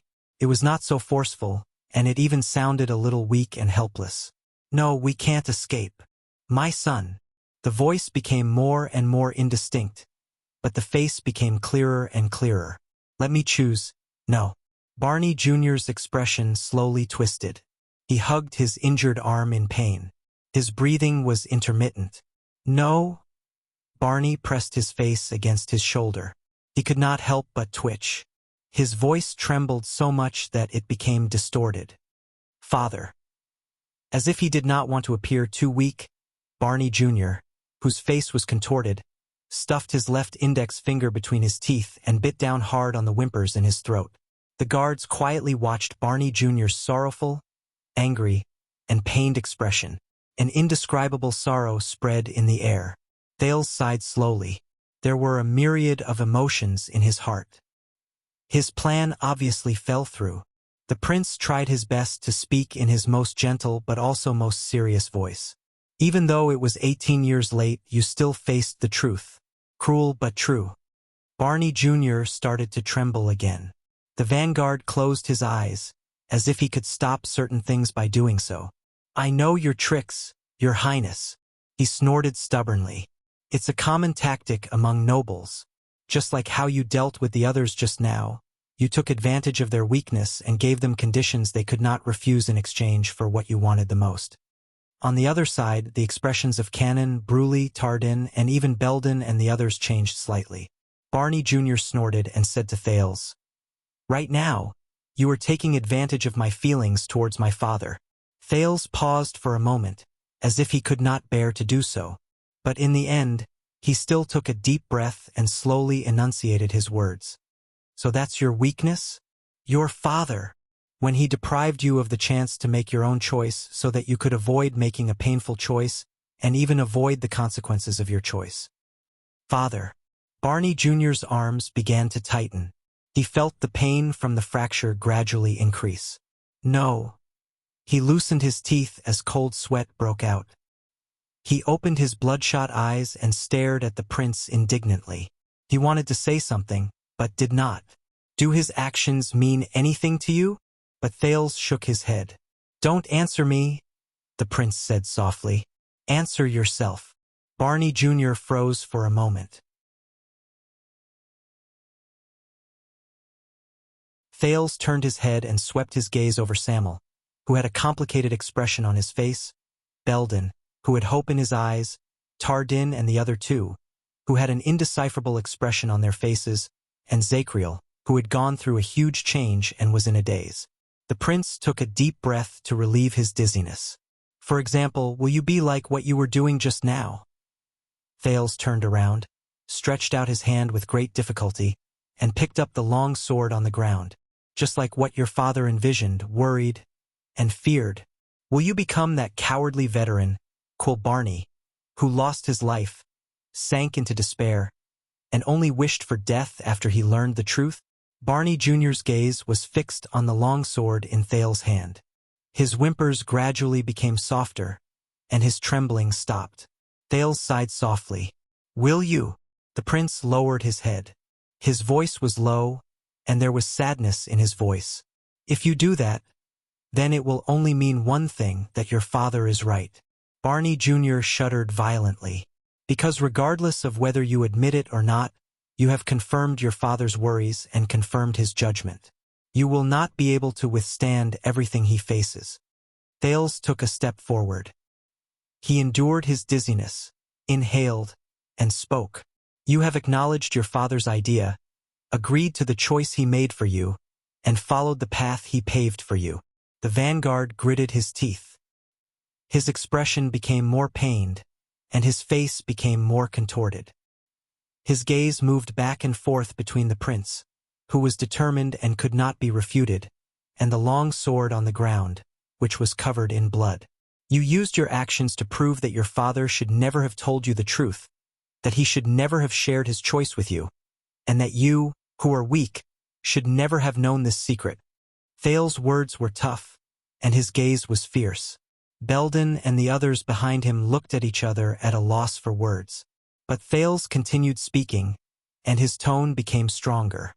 "Because of you, Vanguard Barney, because you cannot endure that kind of pain, and you cannot bear the consequences. You do not have the right to make your own choice." Barney Jr. clenched his fists subconsciously, and his breathing quickened. The vanguard and the prince stared at each other in silence. One of them struggled and hesitated, while the other was firm and cold.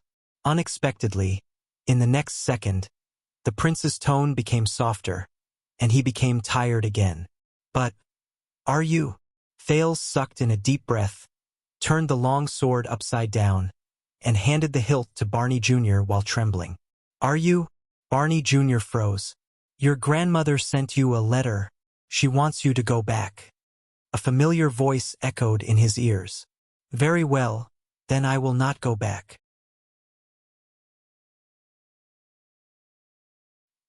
His gaze, which was fixed on the sword, changed back and forth between confusion, pain, and indignation. Then, Thales gently lowered the hilt that no one took from him. The underground prison became quiet again. Only the sound of breathing could be heard. It felt as if a century had passed. Finally, Barney Jr. opened his mouth and took a deep breath in the dull underground prison. He tried his best to calm down. "But what if?" Barney Jr.'s next sentence was filled with sarcasm and disappointment. "What if I am the one who cannot bear the truth after it was shattered?" Barney Jr.'s voice was nasal, dull, and hoarse. What if I am that kind of coward and do not have the right to choose for myself? But Thales smiled. He gently threw the long sword away and let it whine on the ground. You said it before, Barney. The prince's voice was gentle and hoarse, as if he was afraid of waking up a person who was asleep. Those brothers that you cherish, they are the reason why you have been struggling in the darkness and persisting until now, aren't they? When they heard this, the breathing of the guards became disorderly. Barney Jr.'s body trembled slightly under the firelight. The man followed Thales' gaze and swept his gaze past the two corpses of his comrades in a dazed and numb manner.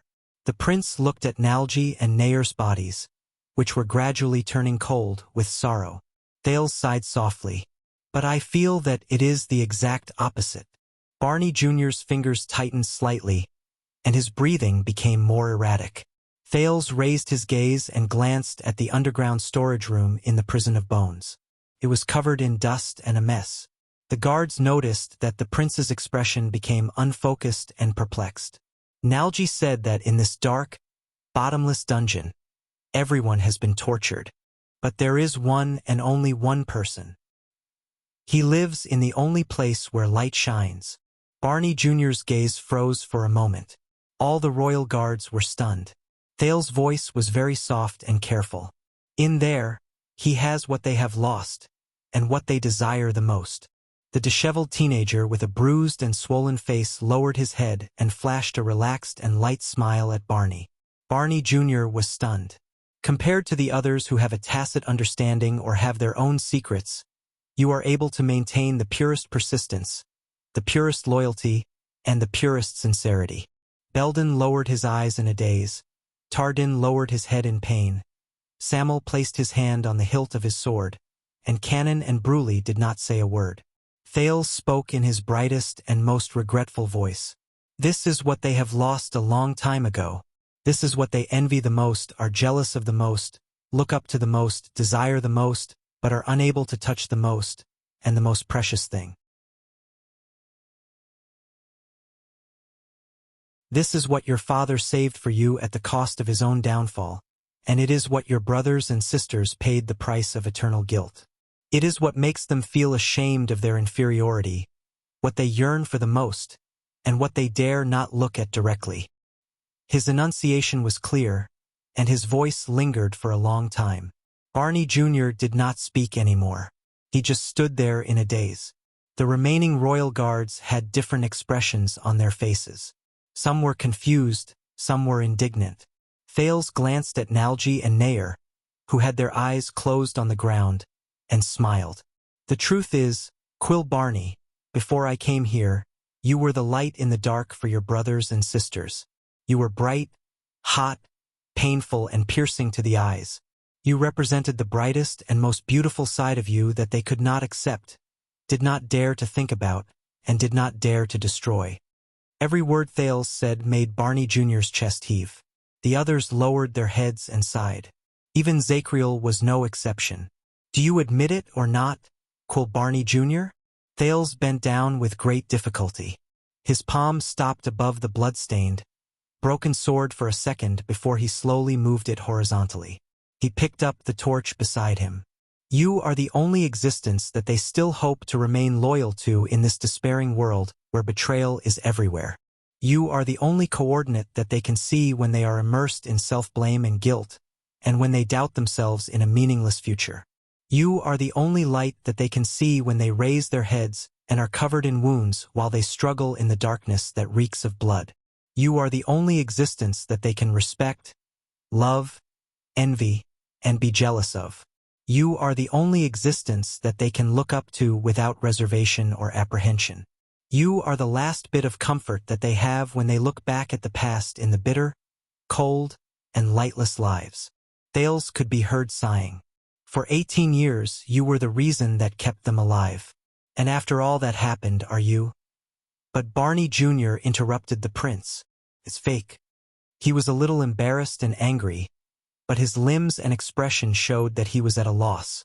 It's fake. It's all an illusion. It's something they created through despicable and betrayal.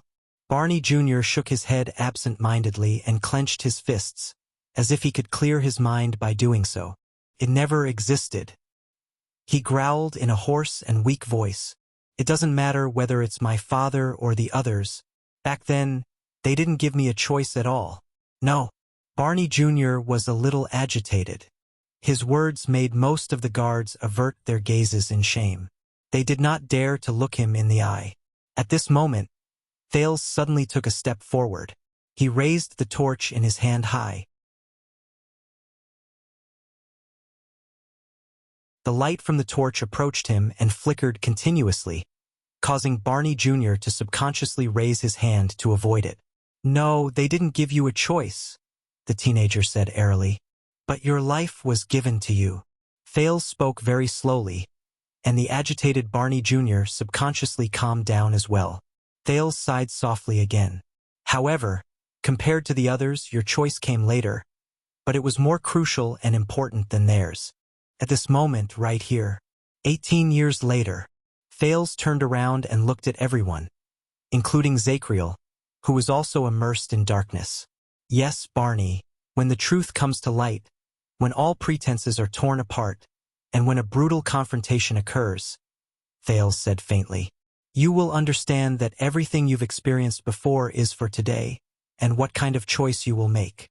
Thales turned his head around and stared resolutely at Barney, who was dodging his attacks.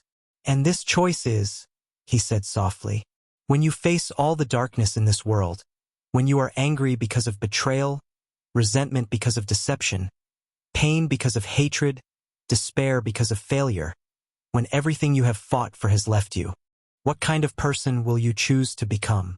No one spoke. Another indescribable silence ensued. But Barney Jr.'s gaze was no longer ethereal. He just stared at the prince with a complicated expression. His meaning was difficult to understand. He sneered through his nose, desolate and helpless.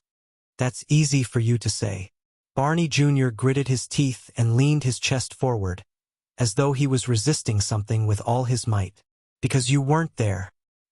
He gritted his teeth fiercely. "If it was you, if you had experienced all this, betrayal, deception, hatred, failure." Barney Jr. raised his voice and said to the prince resentfully, "What kind of choice can you make? What kind of choice can you make? What kind of person can you become?" But he was quickly interrupted. "The simple." Thales sighed. "The teacher who taught me swordsmanship in Constellation told me on the first day." The next moment, Thales moved his arm. Barney Jr. was startled, but he reacted quickly and caught the thing Thales threw at him. It was a torch. It was the torch Thales picked up from the ground. The flame burned stubbornly in front of Barney Jr.'s eyes. It illuminated his entire body, from the bleeding, scars, holes, to the marks and brands. It chased away the darkness. "She said to me, 'Raise your shield.'" Thales was calm, but his words left no room for doubt. "There are only two situations in which you can put it down." At that moment, Barney Jr. shuddered as he held the torch. The flame flickered violently in his hand and swayed back and forth. But in the end, it did not fall.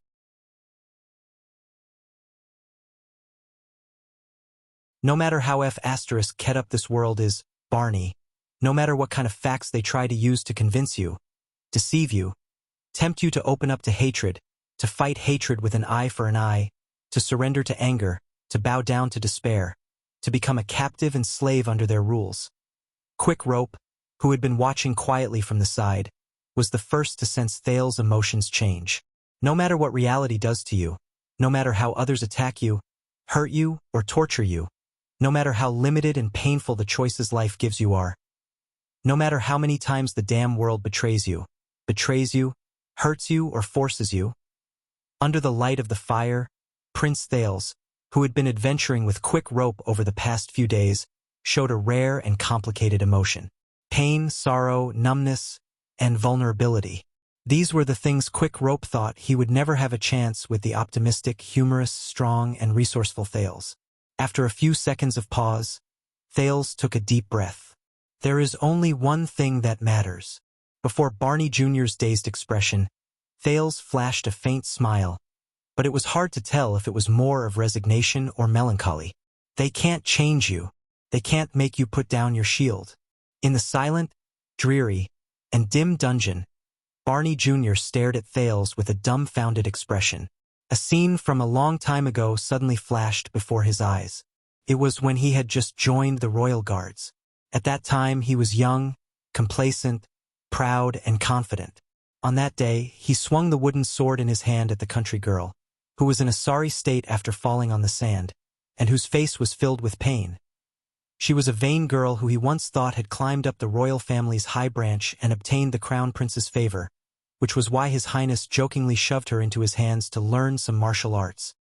"Believe me, my lady, I hate this mission as much as you hate me right now." He still remembered how he endured the judgmental gazes of his colleagues in the training field.